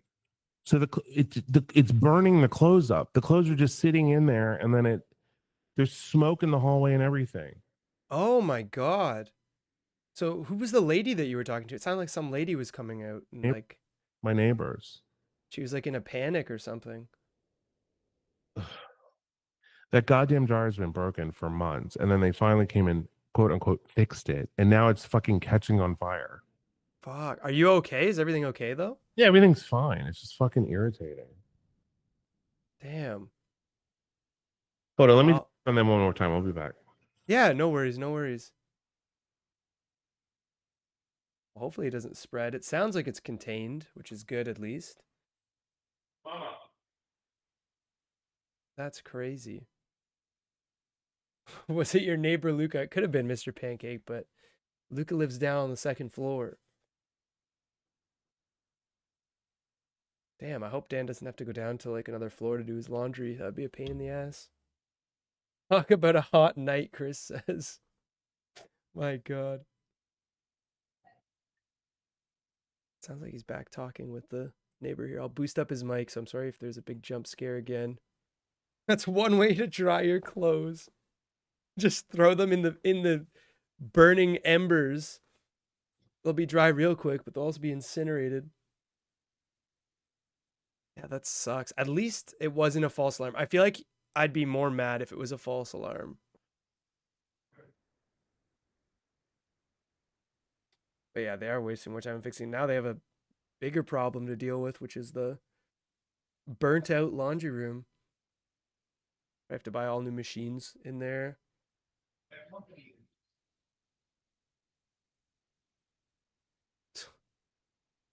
Damn. The stream is lit as fuck. Yeah.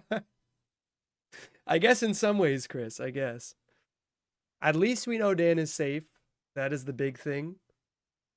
All these fire puns. I just hope it's contained and not spreading. Dan said he was saying there was a fire truck outside. So they're probably going to deal with the situation.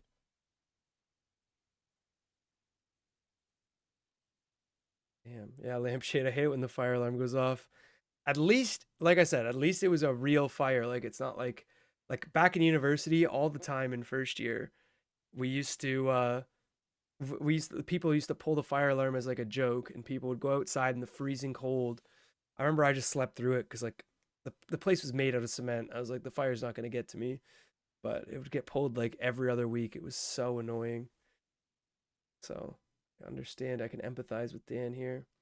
The fly lady sabotaging the dryer. Clean living, y'all. Yeah, she found Dan. She's burning out his place. Yeah, no. At least he came back to check in on us. Now he's probably just making sure that there's someone out there dealing with it. So I wouldn't want to just sit in my room if there was like a fire in the hallway. Fire drill in my college apartment at like 2 a.m. once. Oh my God, that terrible time to pick a fire drill, Max. That's brutal. Yeah, I agree, Daphne. They fixed the dryer and it was just I guess they fit, quote unquote fixed it, but it just I think he said it wasn't spinning, so the clothes just sat there and just burned. Usually most of the dryers they cause fires because there's lint buildup and then the lint catches on fire.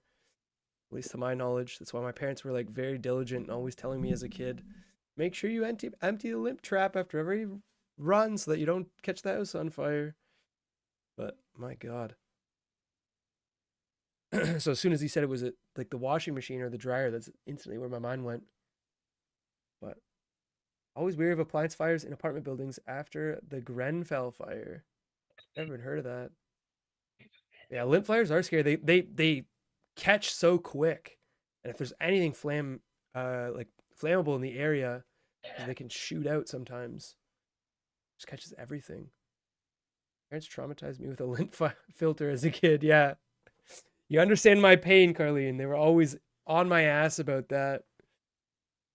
Make sure you empty the lint trap or your house is gonna catch on fire. Even still, my dad comes by and he'll like check on my dryers, make sure that this house isn't about to catch fire. Not belly button Flint, Joseph. It's the wrong kind. Oh, sounds like they're talking more.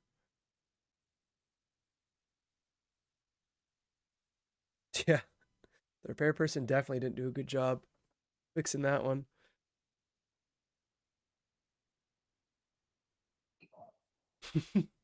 Thank you, Hannah. I appreciate that. She says, this has been such a good live. Everyone liked the stream. If you have been enjoying it, please feel free to give us a like. Let us know we're doing a good job. If you do have Discord, we have a Discord link in the description below. I always ping whenever I go live, so you'll never miss a stream.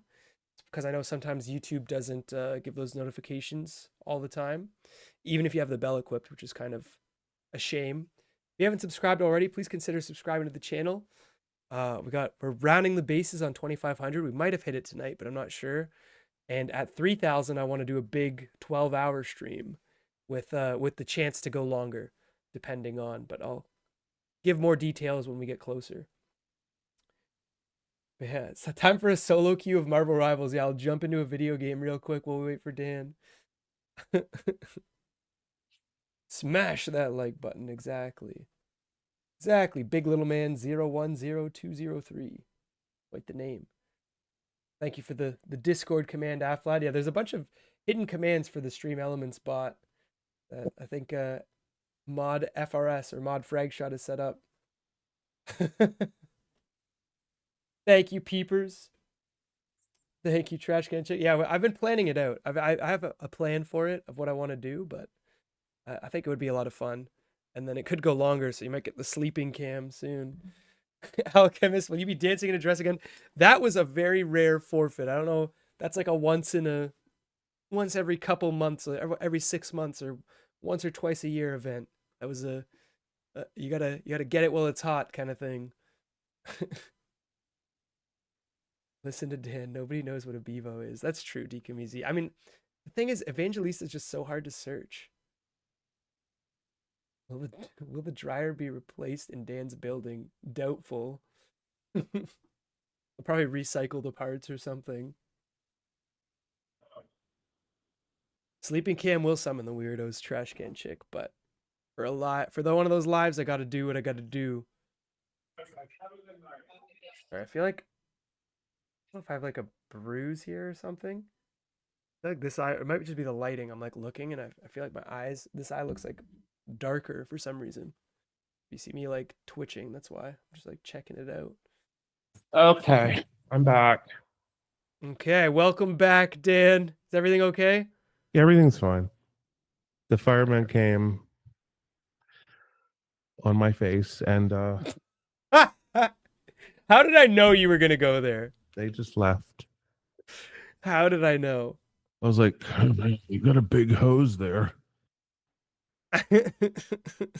No, the my neighbor, she's so adorable. I think she's Indian. She's from India. She's so cute. I mean, it's like this cute little girl, but she had her clothes in the dryer. This dryer has been fucked for like forever. It stopped spinning. It doesn't spin. So the clothes just sit there and burn. Right. So the hallway like filled with smoke. And yeah, it's just ridiculous. And the dryer is like some company. It's like some stupid company with an app. Oh, see, You know? it's like a business. Like you pay for the. Yeah, you got to like scan the thing on the dryer and to start it. It's so stupid. That's fucking brutal. Well, hopefully they reimburse her for her clothes. That's brutal. Yeah, her clothes are fucked. They stink. I mean, it's like, what are you gonna do? I can't. There's just some. I know the building wanted to like hand off maintenance of washers and dryers, but they really should have just kept the goddamn had their own washer and dryers in here and did it that way. Yeah, how long ago did they make that change? I have no idea, but the one good thing about this building, I was just talking to them about it. Um, there was a fire in Baltimore called the Great Fire, and it happened in 1904, I think. It Oh fuck. it burned down almost more than half of the city. Oh my god. Yeah, well, I guess everything was made out of flammable material back then. So it decimated downtown. I mean, it burned everything. So when they built the Belvedere, they made it fireproof, meaning that if a fire starts in a room, it doesn't spread to other rooms. Oh, yes, So the yes. building is it's like concrete. It's all concrete. Yeah, I was gonna say they either use concrete or asbestos. Yeah, so it's totally fireproof, so you don't have to worry about they were like, well, Like what if a fire breaks out next door? And I'm like, I'll just put my hands on the wall and warm my hands. I'll be like, God, I hope they got out. I hear screaming. fucking terrible. Some woman was trying to hand me her baby. I just tried to hand it to me out the window. I dropped it. Oh my god. Have you ever dropped a pumpkin from 10, 10 stories? That sound is so disturbing. Oh my god, Drop dude. it, baby. It didn't land on its head at least. At least she's not crying anymore. Oh my fucking god. She stopped crying. She didn't die an orphan. Oh my god. She didn't die an orphan. Jesus Christ. Oh, that's so bad. Didn't die an orphan. Oh my God. Man, it stinks. That fucking smell is awful. I have the window open, but man, it stinks. Shit. That's right. I couldn't believe it. I was like, usually when that thing goes off, it's like nothing, but I open the door and there's like smoke, and I'm like, holy shit. Time to get out. Time to get out. Good. I'm not the worst one, Chris. It was just a joke. It was just a joke. I know. Can you believe Brennan made a joke about killing a baby? Dan, it looks like some of the smoke So made it into your room. degraded too. It's disgusting. Talking about actually the baby from Gogo Motel is in that lamp right behind me. Wait, really? Yeah, if you look at the picture to the right of the Kmart sign, I guess that's how you guys are seeing it. Yeah, I can see it. It's hard to make out, but I can see it. I put it under that Japanese lamp thing. I remember seeing it when I was there last, and I thought it was fucking weird. I was like, I didn't recognize it as the baby from Go Motel, though. Yeah, people are usually horrified when they see that thing. They're like, "What the fuck is that?" I just think it's very on brand for you now. It just doesn't phase me anymore. I'm thinking. Well, I'm discussing it right now, but for Patreon, it's only going to be for Patreon, but we're basically going to do hopefully May or June, probably June. We want to do it's going to be an event here at the Belvedere.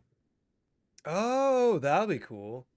So it's going to be you have to buy a ticket because I'm not paying for everything. Oh, you're gonna So rent out like the ballrooms they have there? what I'm going to do is rent out the 13th floor Ooh. and then bar and cash bar, and there'll be like hors d'oeuvres, food kind of thing. And then we're going to do that I'm going to bring people down to tour my apartment as it's an extension of my brand.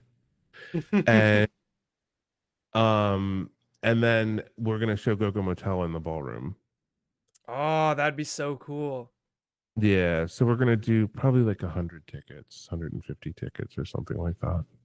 Damn, that'll be awesome. Well, I'll see if you get me a solid date. I'll make sure I'm available too if you want me there. Yeah, I need you here. I need you. I need you. I need you to be here with me. You guys can I'm all s- see the couch that I sleep on when I stay at Dan's place.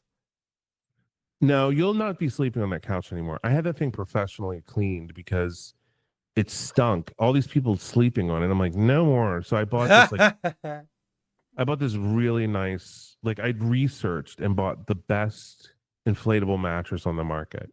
Ooh, Like it's nice, from nice. Sweden. That's how good. It's like really good.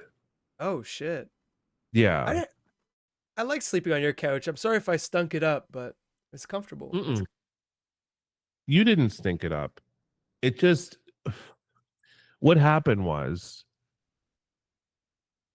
I think just when like people sleep on it, like Dice would always want to get up on it. Oh yeah. He started peeing on the couch. Oh no. And I didn't know because I never sit on it. So a friend came, Yeah. sat down and said, Dan, this couch smells like piss. And I was like, what? And I went and smelled it and I said, oh my God. I'm like, the fucking dog has been peeing on the couch.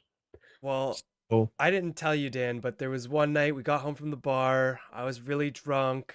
Woke up the next morning. It could have been my piss, could have been Dice's piss, could have been anyone's piss. But there was a lot of piss all over the cushion there. well, And I sat on the couch during an orgy and I farted and this I giant glob of semen came out. It turned So into a that's what was coming out of the cushions when I was very, sleeping on it. very crusty stain. No, but so what I did was I took the covers. I didn't want to throw I love that couch. I didn't want to throw it away. So I took the cushions off and then the covers on the cushions come off. Oh. So I soaked them in water before I washed them. The water turned orange. Oh my God. And I cannot believe this. I was like, I cannot believe this fucking dog.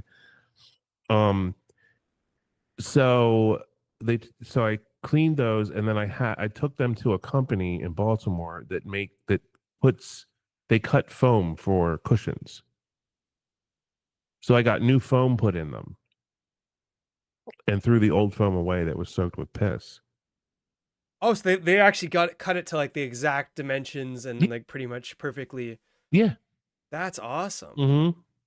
Is it just as comfortable? Like, was it just as nice as the previous? Yeah, it's the same. It's the same. Oh. So they put a protectant thing inside, and then I bought a wet vac. I rented a wet vac, and then I wet vacked the underneath the cushions, and now the couch smells fresh and clean. So there's no pee on it anymore. Oh shit. Yeah, 'cause I didn't want to. I was just so upset. I didn't know he was pissing on the couch. I had no idea. Yeah. I mean, it's a beautiful couch too.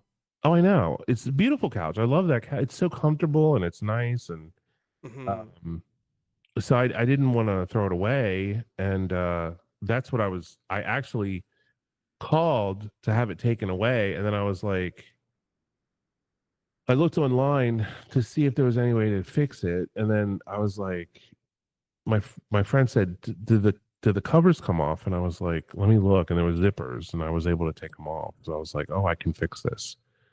So I was able to completely have the thing cleaned, so it's perfect now. Well, that's awesome. I can't Because wait to. the cushions stay up. I don't even allow Mama to sit on the couch, but I never use the living room area anyway. I never watch TV, so um, unless I'm like watching a movie or something. But I'm pretty much a Yeah. non TV. I hate television, so That's crazy to me, especially because of how like into like film involved you are. no. I watch films. Like I'll watch films on the Mm. but I want to get a bigger TV. I don't. The TV's too small. I want like a giant, like Really? Is it? I thought it's like you have like a 50 inch or a 60 inch. I think it's 50. I think maybe it. I don't know how big it is. Maybe it's 50. But I went to Best Buy. Is that what Best Buy? And they have a TV that's like 85 inches, and Holy fuck. it's so low profile, so it doesn't look trashy. Because I don't. You ever go to someone's house and they have like the like it's a small living room with a fucking TV that's the size of a movie theater. Yeah, and it's got a giant frame and it's just It really in the way of the Yeah, space. it looks awful. So, but my living room is giant, is huge. So this TV would be fine in the living room. So I Would you keep it on the same wall or would you put it on where you used to have your old desk? no, I would just put it on the credenza on the same wall. Oh. So it's like out of the way. Um, because my sister and her husband bought like this giant television, and I'm so jealous because we watched Alien. What is that movie called? Alien. Oh, Capital J has a 125-inch screen. Yeah, I just saw that. That's fucking crazy. 125 inches. I can't even comprehend. That's literally like a projector screen at that point. Um, Exiles TV, Alien Romulus. It's the most recent one where they have like the woke cast, and the aliens are afraid to come near them because they might have guns. It's like the stupidest fucking alien. Why can't they make a good alien movie? Terrible film. It was the dumbest movie I've ever seen. The only great thing about that movie was the dude who played the robot. He stole the show. They should just make a whole movie with him. He was fucking amazing. Uh, I don't know his name.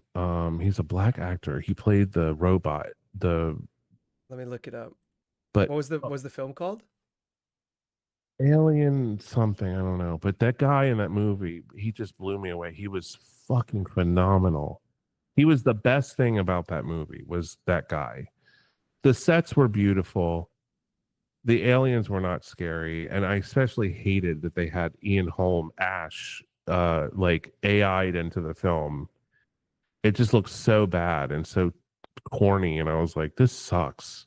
Is the robot named Rook? Rook, yeah. Let me see.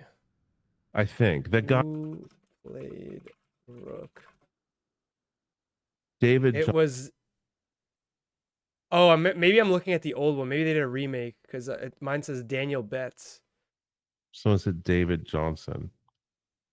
Anyway, Could he be. was incredible. That's a guy that You uh, want to have? you want to look out for in the future because the guy is just a brilliant performer. He's just sometimes I see actors and I'm just like, man, you are a master of your craft. He's one of those people. Oh yeah. Like he could do anything, but he was really fucking scary in that movie. I mean, he was really scary. I remember you talking about like some of those like masters of their craft that working for The Wire. Like I feel like The Wire worked because the actors were so good as well. The casting was great. Right. Andy was his name in the movie. But the movie, I didn't like it. I just thought it was stupid. I hated the cast. Just he was the only reason that the show held up. In there, and I'm like, I hope they all die. I hate every one of them. Stupid fucking kids in the movie. That was like I just watched I don't know if you have you seen that Nope? It's called Nope. It's like an alien sort of like horror. The new the guy who made Get Out, right? I think so, yeah. Yeah, I have seen that. I want to see it. I just watched I saw The Substance. Demi is phenomenal in it. And I saw The Last Showgirl, which was just Yeah. For me, I I liked I liked Nope. I didn't like there was a couple characters I didn't like. I really didn't like they had this like director that was just like a depressed, depraved director for no reason. They really didn't give him much context as to why he was how he was or what he was looking for. Mhm. There was clues and cues and stuff like to understand his character without giving anything away, but it seemed like he wasn't a great fit. I really like they had this really cool abduction scene. I love the abduction scene, but Okay, don't I just feel like the latter half of the movie kind of felt a bit like the writing was just a bit off. I don't know, but dragging. otherwise I like the movie. Did it drag? So was what a drag? Did it drag? Like, was it Oh, slow? it's not that it dragged, it's just that they failed to explain a lot of things. Like they devise this plan and they don't really explain the plan. Oh, and I just watched, I'd never seen it before, but 10 Cloverfield Lane. Oh, I haven't seen that, but I've heard really He's good things. John Goodman is phenomenal in this movie. He is so scary in this movie. And the movie is just, there's a scene. It's basically about this girl who he takes into his fallout shelter, and there's apparently like a nuclear war or something going on. It ends up being aliens, but Oh, yes, yes, yes. Sorry, I have seen that movie, and that it keeps you guessing he the whole is time. fucking amazing in that movie. He was so good. Yeah, Like, because it because it's just one of those things where I'm just like, ugh, John Goodman's in it. It's just Dan from fucking Roseanne. Do you know what I mean? Like, yeah, but he was fucking phenomenal. He was so scary as a character in that movie. the scene where he shoots the dude, the guy.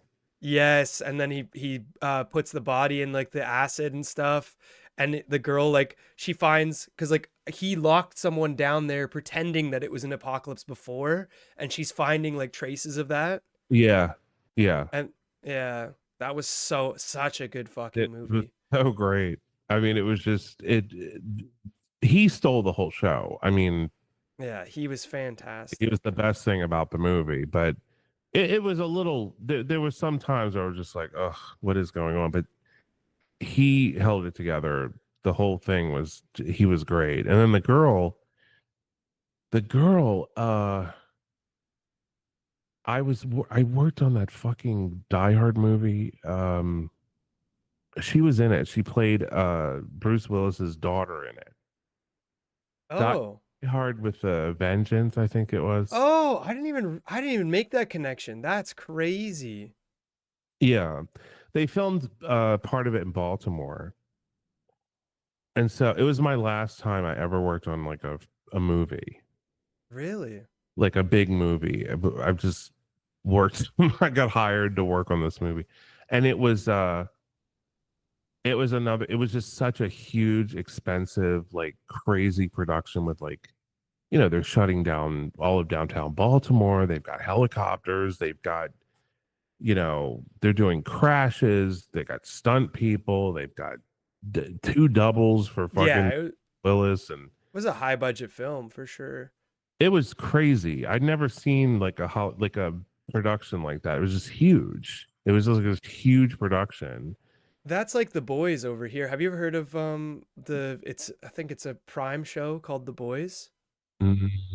They have a fucking ridiculous budget. I remember I did 4 days on The Boys Mhm. and Is it was like, sorry, Wait, is that the one with that Scientologist bitch? What is her name? no, no, that's Handmaid's Tale. Oh. That's Elizabeth Moss, I think her name is. I don't know. She was fucking nightmare to work with, but The Boys was that's the one. It's like if superheroes and capitalism combined, like it's like these superheroes for hire pretty much. And they're like a corporation. But I remember there was one day where we were literally waiting around for like 4 hours because pyrotechnics were setting up something for a shot. Mhm. And I think all in all, the shot ended up costing like close to $500,000 because like with people's wages, I think it was like $200,000 in pyrotechnics, and then like with everyone's wages because we were sitting around for 4 hours, and the scene is the main one of the main superheroes, Homelander. I don't even know if it's been released yet, but um he's all it is he walks away from a building that explodes. And I remember we were sitting around for 4 hours, and then finally they were like, "Cameras up, we're rolling, we're live." And then it was like like literally not even a 2 minute shot. And I was like, "What the fuck?" We like they had 200 people sit idle and spent this much money for one 15-minute like money shot. It's crazy. Oh yeah. So I'll tell you the worst film I've ever worked on. And it was an indie film. I don't know the name. I cannot remember the name of the movie. It didn't do very well. It starred this woman I cannot remember her name. What the hell was that bitch's name? She was fucking horrible. She was hot for like a minute back in like 1995, and I cannot remember her name.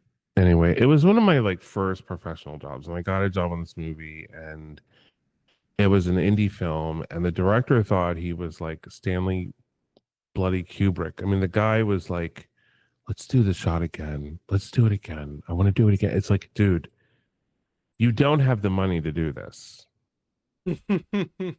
Shooting on 16, you don't have the money to do this. That's just an inexperienced director. He was an idiot. The guy thought he was like some brilliant. He got he was an artist, and they did an interview with him in Art Forum magazine, which I don't even know if it's still around. And I read it, and he's like, my next mountain to conquer is film. I'm going to do a film. Oh my god. He wrote a script and he couldn't get any funding for it. And then some rich dude he was fucking paid for the movie. Brutal, yeah. So the movie had like, I think like a $2 million budget. And we went to New York. They filmed it in New York City. And I was there for 3 weeks, and I got paid like probably like $9,000, which at that time was I felt like I was fucking rich. Do you know what I On mean? top of the world, yeah. I was like $9,000. I couldn't believe it. Even though I was working 20 hours a day, and Yeah, oh yeah. 4 hours of sleep, and going right back to that fucking building with that set in it. Um he wanted to do a scene where the character is walking down the street, and he wanted to shoot it all in one take. Okay. How long was the scene? The dialogue was like 6 pages long. Okay. So he wanted the actors, it's this woman and this guy. The guy is an actor. Now I saw him in a movie recently. So he must have made it. Not in a big part, but he's still working as an actor. Yeah, he's not The out. other woman, I don't know what the fuck. I can't even remember. I have to look it up because I cannot remember her name. But the director guy was Keith something. Do you know what the film was called? I don't remember. Fuck. We went to I was in New York, and I saw it playing at a theater, and I said, "Oh, I said I worked on this movie, so let's go watch it." We watched the first half an hour. It was so fucking boring. No. It was just it was horrible, and I said I can't. I couldn't. I said let's go. I said I can't watch this. This sucks. Bobby asked if it was a porno. No. It was an art film. It was supposed to be an art film, like an indie art kind of thing. And he tried to get into like Sundance, and he tried to get into Canes and stuff. no, not Cannes. He tried to get Sundance, and he tried to get into the other one, the other big one at the time. I can't remember, but Toronto. I think it was Toronto. TIFF? Yeah, TIFF is a big one. So he played some Film Pass, and then it got distribution, and it only played in New York in like 3 theaters. And I saw the first half an hour, and it was awful. It was really bad, but No. that scene on the street, I didn't see it in the film, but I didn't see the whole thing. But there's a scene on the street where they're walking. He had no permits, which is fine because it's an indie film. It's, Yeah, as long as you don't have firearms, usually you're fine. right. He had no permits, and at that time in New York, they really didn't patrol. Like now, if you film in New York with like a camera like that looks like a film camera, or you're making a movie, the cops are going to stop you and ask for your permit. Yeah. Back then, they didn't care really. Especially if it's an indie, you don't have any money anyway. But we went out to shoot this scene. It was a cold day, and they had a steady cam and they didn't hire a steady cam operator. Oh my god. So I was watching four queers trying to fucking work this steady cam. And it was the funniest. They could not balance it to save their life. No, like even to set it up or just like while they were shooting. They couldn't balance that fucking thing. And then they're asking me if I said, I don't know what, I've never worked with Steadicam before. Um, they had one of the ones with an arm on it and the vest. Oh, wait, oh, they had like the easy rig. Yeah, it was like one of the early Like rig. the over the head, droop the camera down. Yeah. So Yeah. they're doing the scene and they can't stop people from looking at the camera. Just people walking by. It was like so awkward because they would be like they would either cross the street or they'd walk past the camera and look right at the camera or look at the people, the actors, or what. Yeah. Shot this fucking thing over every. The magazine runs out in 16 minutes. Oh my god. And this was he was trying to do it all in one take, this guy. Yeah, and they're going through magazines like a fat person goes to a box of donuts. And I'm like, they're gonna run out of fucking film.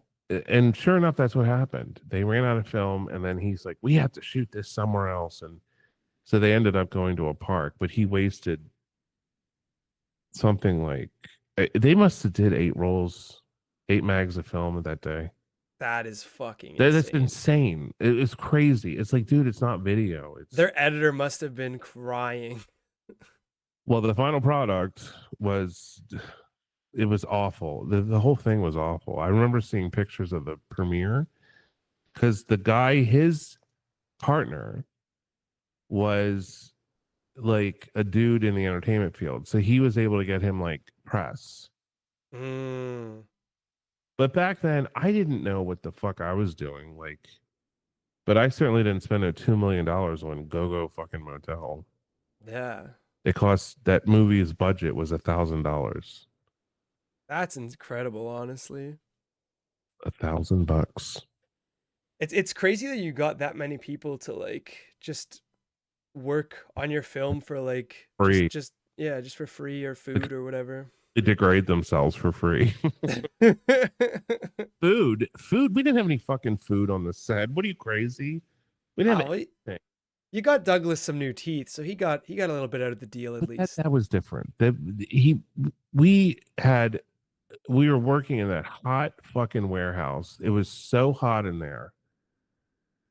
We you just everybody was shiny in the movie. They're all shiny because everybody's sweating and oily and That just adds to the ambient, the charm. They're yeah, fitting the aesthetic of the place. it did. But that Die Hard film was the last thing I ever worked on, and they didn't put my name in the credits because I was non-union. Oh shit! So your name Yeah. is oh, well, I mean probably for better that your name isn't attached to it. To be honest, Mm. At do that they? at that time, I said I have to get a real job.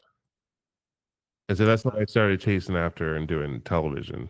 And Uh, in so, in Baltimore, do they have permanent union members? Like I was when I worked in film, I was working under permanent union members. So I was like not union, but I was granted access by the union to work on union films. yeah, that's what I was. Oh, okay. It was the same thing. Like they would, because it was just impossible to staff the film. Yeah. The amount of people they needed to have everybody be union. Hmm. So they hired enough union people that they were allowed to hire plenty of non-union people. Oh, okay. Mm-hmm. Yeah, it works very similarly over here too, and I imagine it's like probably the unions are all roughly the same. Oh, they're the same. SAG, Screen Actors IATSE, yeah. after all this, the workers union, all that stuff is all the same, no matter where you go. Oh But yeah. um, yeah, I've had some great experiences working on films. wonderful experiences. I did work on some porno movies. Yeah, I remember you Yeah, talking about I told the you that. I told you that I yeah, worked on porn movies, and I made more money doing that than any time I worked on a big Hollywood film.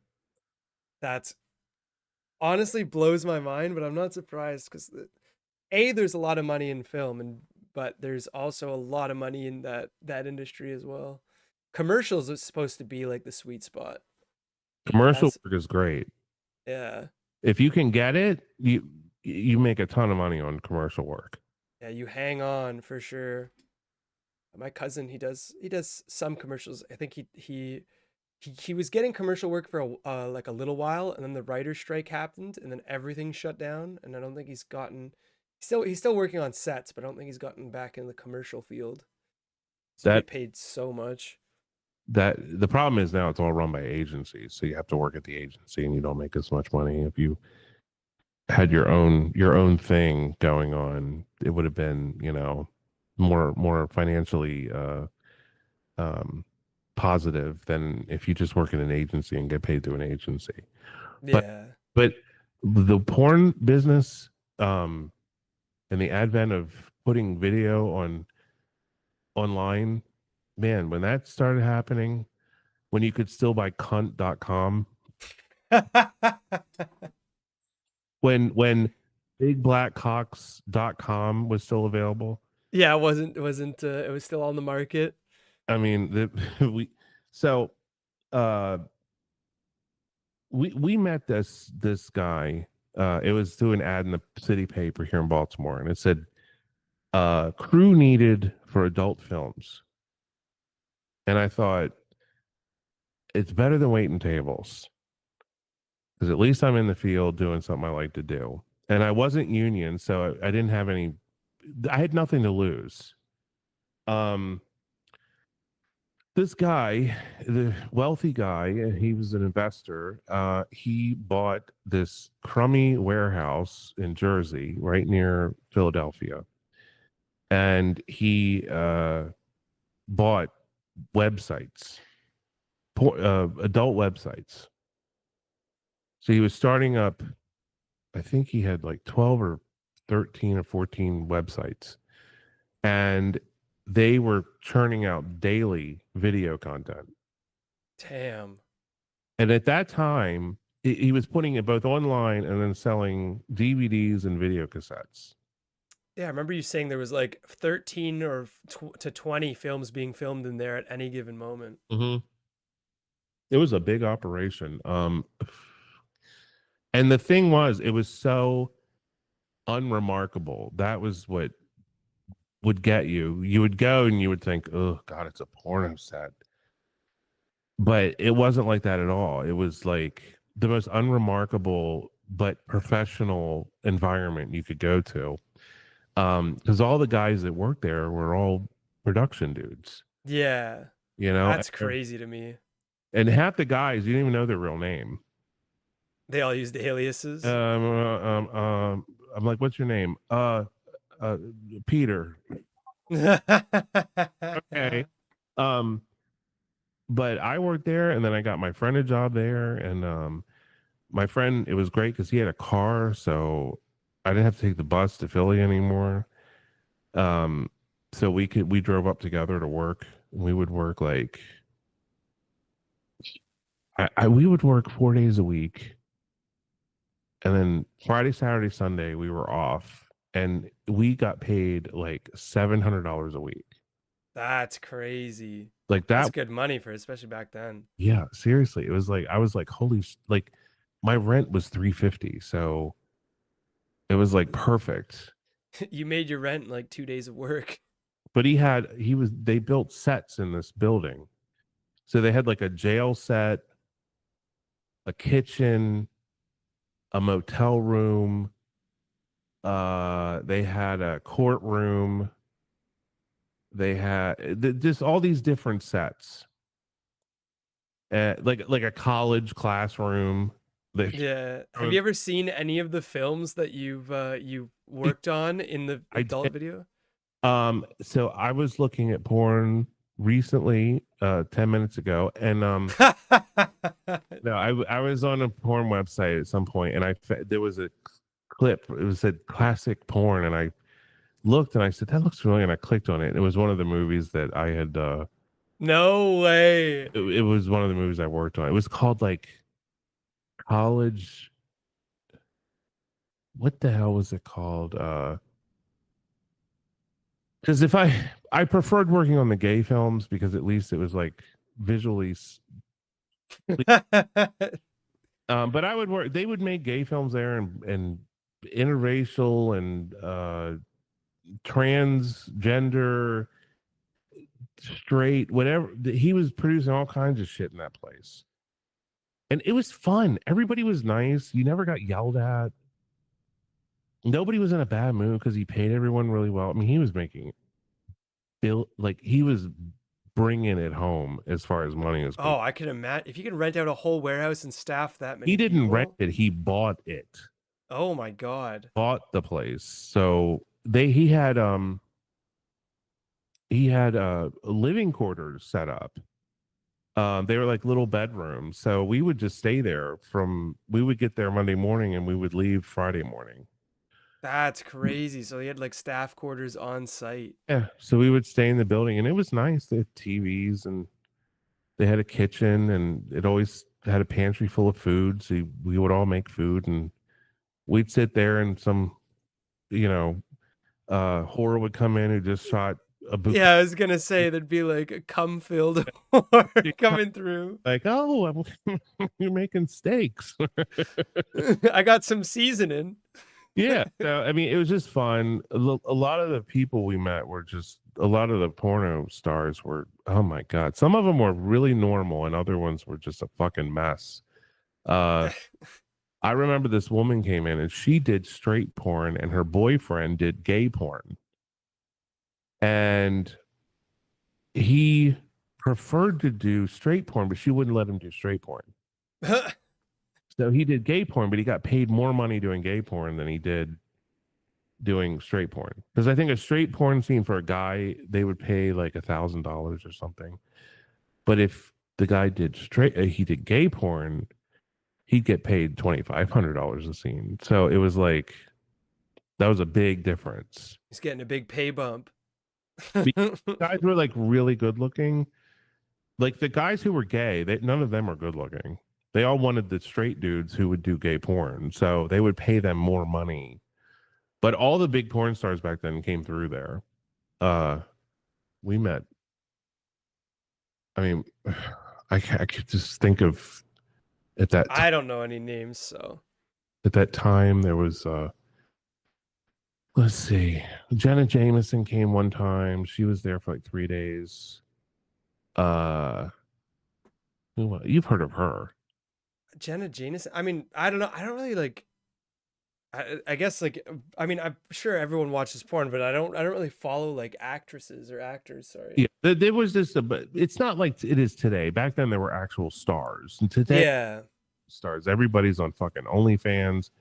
That's the thing. Like if you go on Instagram, and I see like a guy, and I'm like, damn, he's good looking.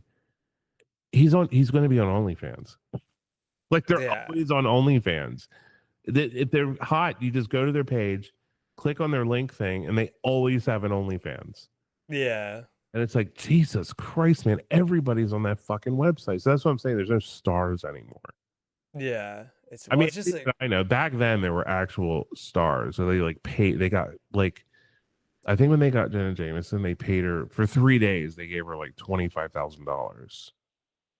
damn. But That's because she was a big name, yeah. she only did like 3 scenes, and they can put her name on the box and it sells. Yeah, she'd sell copies for sure. You know, so that there was that gay porno star. Oh God, I can't remember his name. He came. That's Brennan's sister. Catherine said, "Fuck you, Catherine." Brennan's sister. It's not my fucking sister. Hellcast, thank you for the donation. He says, Dan, do you know who Joe Gage is? I'm guessing that's a porn star. Joe Gage. I mean, I've heard of him. I don't, off the top of my head, I don't know what he looks like. I'm not really into. I like um different types of movies, but mostly I'm into bestiality films. Oh, interesting. Oh. Yeah. You like watching the the zoo tube. Yeah, the my favorite film is The Pussy Says Meow. Uh, Oh my fucking god. the Pussy Says Meow. All right. Oh, and Horse Tales. That's another really good one. All right, on that note, I think this has been a Oh, good stream. all right, guys, have you ever seen Donkey Ride? Donkey Ride Part 1 and 2. I Great. think you're alone in this corner, Dan. I don't think anyone's seen Donkey Ride or Pussy Tales. El Kaz left you. Dan, do you know who Oh, Joe Gage. that Yeah. the person asked me Joe Gage. Yeah, I know who he is. Thank you, Alcaz. I mean, I don't know what he looks like off the top of my head, but oh, he's some white porn star. Do you know who Johnny Sins is? He's the Uh, real celebrity. there was one guy who came there who was so gross. He was a porno star and he was in the straight movies. He was disgusting, but he was the funniest fucking guy I have ever met. He was so dirty. The things he would say were fucking horrible. He was like my kind of person. Just had the same humor as you. Would talk and I would just die. People would be like, "Oh my god, I can't." I would be laughing so hard. I would be like, "This, I fucking love this guy." Oh my god. Everybody's saying Ron Jeremy. Oh my god. Have you seen Yeah. the Ron Jeremy does the cover of the Miley Cyrus Wrecking Ball video?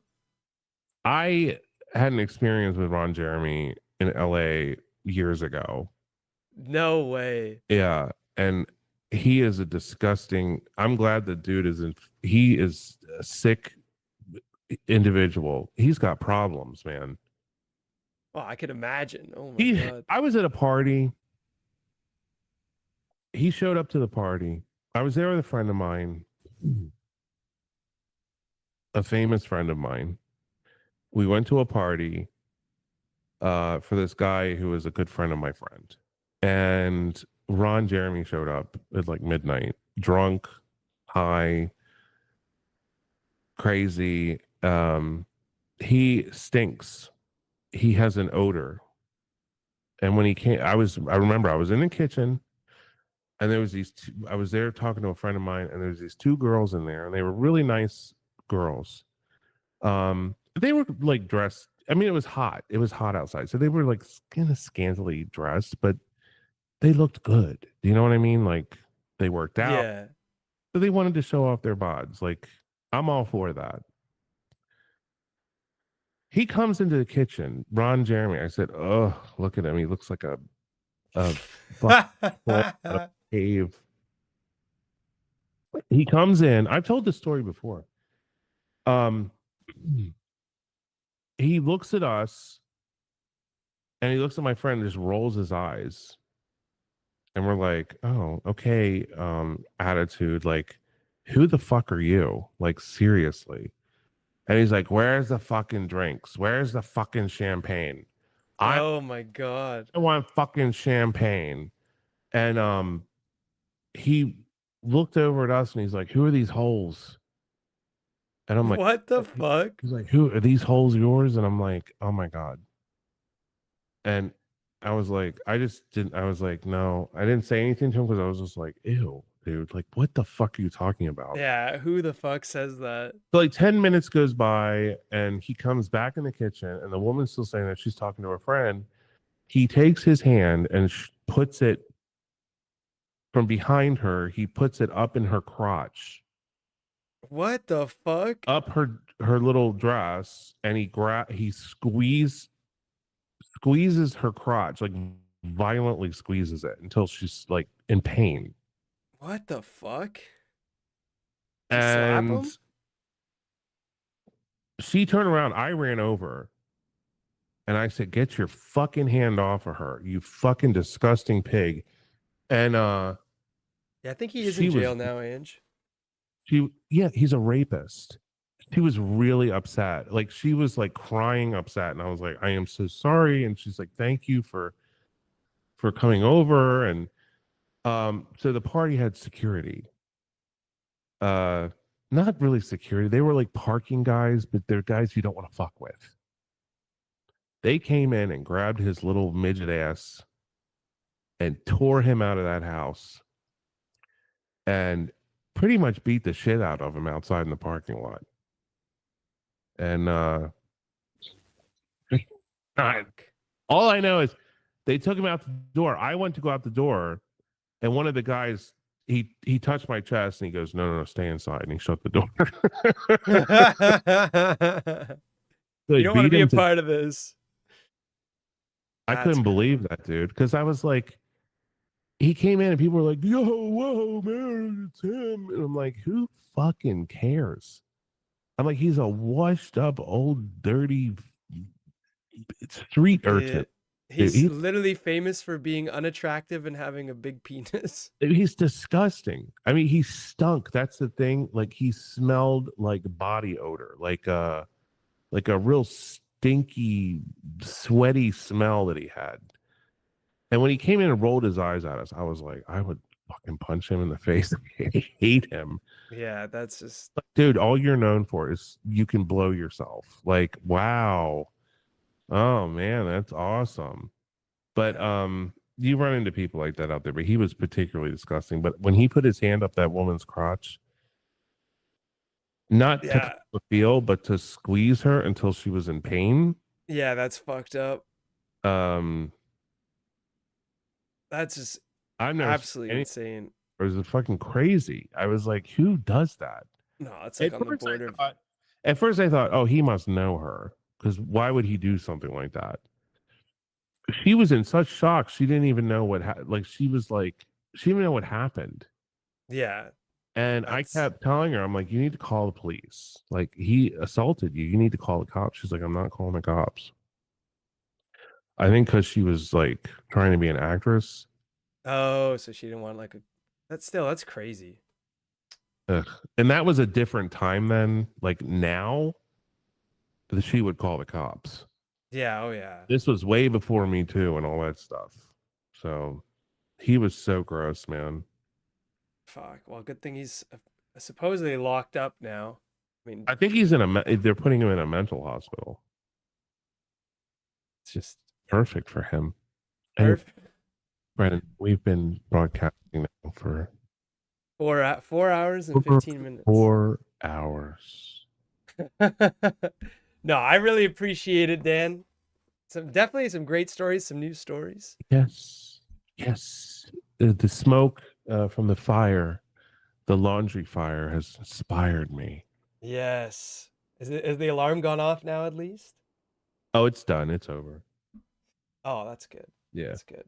But yeah, thank you guys so much for tuning in with us tonight on another Thursday night. Hope you guys have a wonderful evening, and I'll see you guys next week. We'll be live. We're live Tuesday and Thursday. I hope you all have a great night. Hey, Thursday's the only night that matters because I'm here. Yeah, Thursday. Okay, Thursday night if you want to see Dan. Or as long as Brennan wants to keep me on. You don't have to keep me here, Brennan. I enjoy having you, mainly because it brings all these people in. No, I'm kidding. That's the only reason you have me on is because you use my name and You know I'm the last person to do that. you exploit me for views and Yeah, exploit you. Yeah, Dan, can you stand up actually and take your shirt off? But no, good night, Peepers. Good night, Catherine. Good night, Wolfen. Good night, Mr. Raven. Good night, Logan. Good night, Lisa. Good night, Anna. Good night, Mira. Good night, DKs. Good night, Mr. Raven. Thank you all for joining us. And to all, a good night. Do you have anything else to say before we close it off, Dan? No. Like, comment, subscribe, join the Discord. I love you all. See you all Tuesday. Thank you.